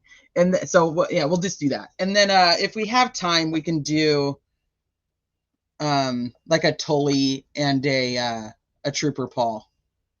Trooper Paul is such a douche nozzle. Oh, did we not watch Trooper Paul? Why did I feel like we watched Trooper Paul with everybody? We watched Trooper. Did we? No, we didn't watch Trooper Paul. Did we watch Trooper Paul? We didn't watch Trooper Paul. Are you sure? No, fuck no, I'm not sure. Did we watch Trooper Paul together? I feel like we did. did. Trooper Paul. I think we did, Teresa. When did we do Trooper Paul? Oh, the pirouette. We did do it. We did do Trooper Paul. You're right. That was the first replay we did. I was gonna say, I think it was like one of the first, like something we did the very beginning. Yeah, it was. You're right. You guys are right. We did it on the half a day, like the first week or whatever it was. Yes. When she called it early. Yes. That's right. Okay. So yeah. So we don't have to do Trooper Paul again. We could always do a Tully if we needed to, if we wanted to. All right. So we'll do Proctor Thursday, McAlbert's Friday. McAlbert Friday. Yeah. Everybody can go get their McDonald's. We'll have a McAlbert Friday. 2-for-1 special. Did you see my Alessi meme that somebody sent me? Where it came in like a wrecking ball? I did. I saw that. Dude, the amount of people like after yesterday, all the like one-liners on Twitter had me just absolutely dying. Like I'm trying to think of some of them off the top of my head. Like one was something like when Bob Alessi sits around a camp, or something about sitting around a campfire and telling Bob Alessi stories or something. When ghosts sit around a campfire, they tell Bob Alessi stories, something like that. Like, like about how badass he is. Why is the background black? Oh, there it is. That's weird. Okay. I'll have to go check them out. No, I feel like I watched Trooper Paul from the old trial a couple of weeks ago before I went traveling. Yeah, I think that sounds good. I think we got a good plan. Oh, so who's coming on in the morning? Welcher? I don't know. I just saw that it said it would be a different one. Hi, Paula. And then she'll be back in the afternoon. Something, it might have been scheduling. Somebody said, I heard that ghosts sit around the campfire and tell Robert Alessi stories. Another one is, when Bob Alessi was born, he drove his mom home from the hospital. Those are recycled Chuck Norris jokes. That's funny. Another one, Bob Alessi has a grizzly bear carpet in his living room. It's not dead. It's just scared to move. Oh, shit. I don't know. I don't think he came through with the same pizzazz as yesterday. So hopefully that was enough. So, all right. Well, I'm gonna go. We have awards. Kaylee gets an award tonight, maybe more than one. So, oh, fun. So I gotta go do that tonight. Well, that's way funner. Wait, is it? Today was boring. We have to sit outside.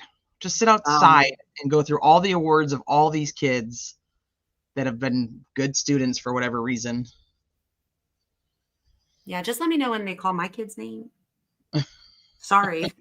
Yeah, I'll be there. I'll be there when they call her name. Otherwise, I'll be out in the car doing this over and over again. I'm gonna get a paddle that says objection on it, and I can just raise it up when I'm live. I'm just gonna raise it like Ollie does. Objection. You need to. A criminality paddle.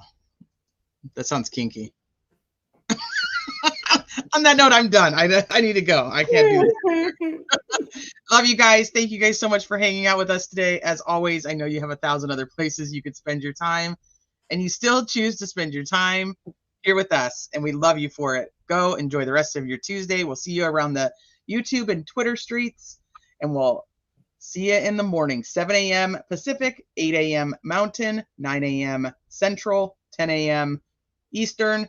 Across the pond, you have to do your own math. All right. Love you guys. Love you. Bye. Love you. Bye.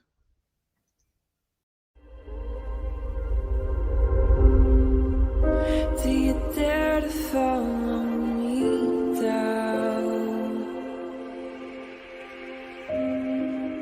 Head into the unknown.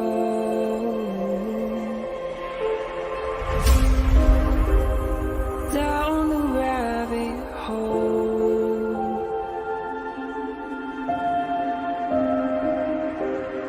Where it stops, no one knows. We're going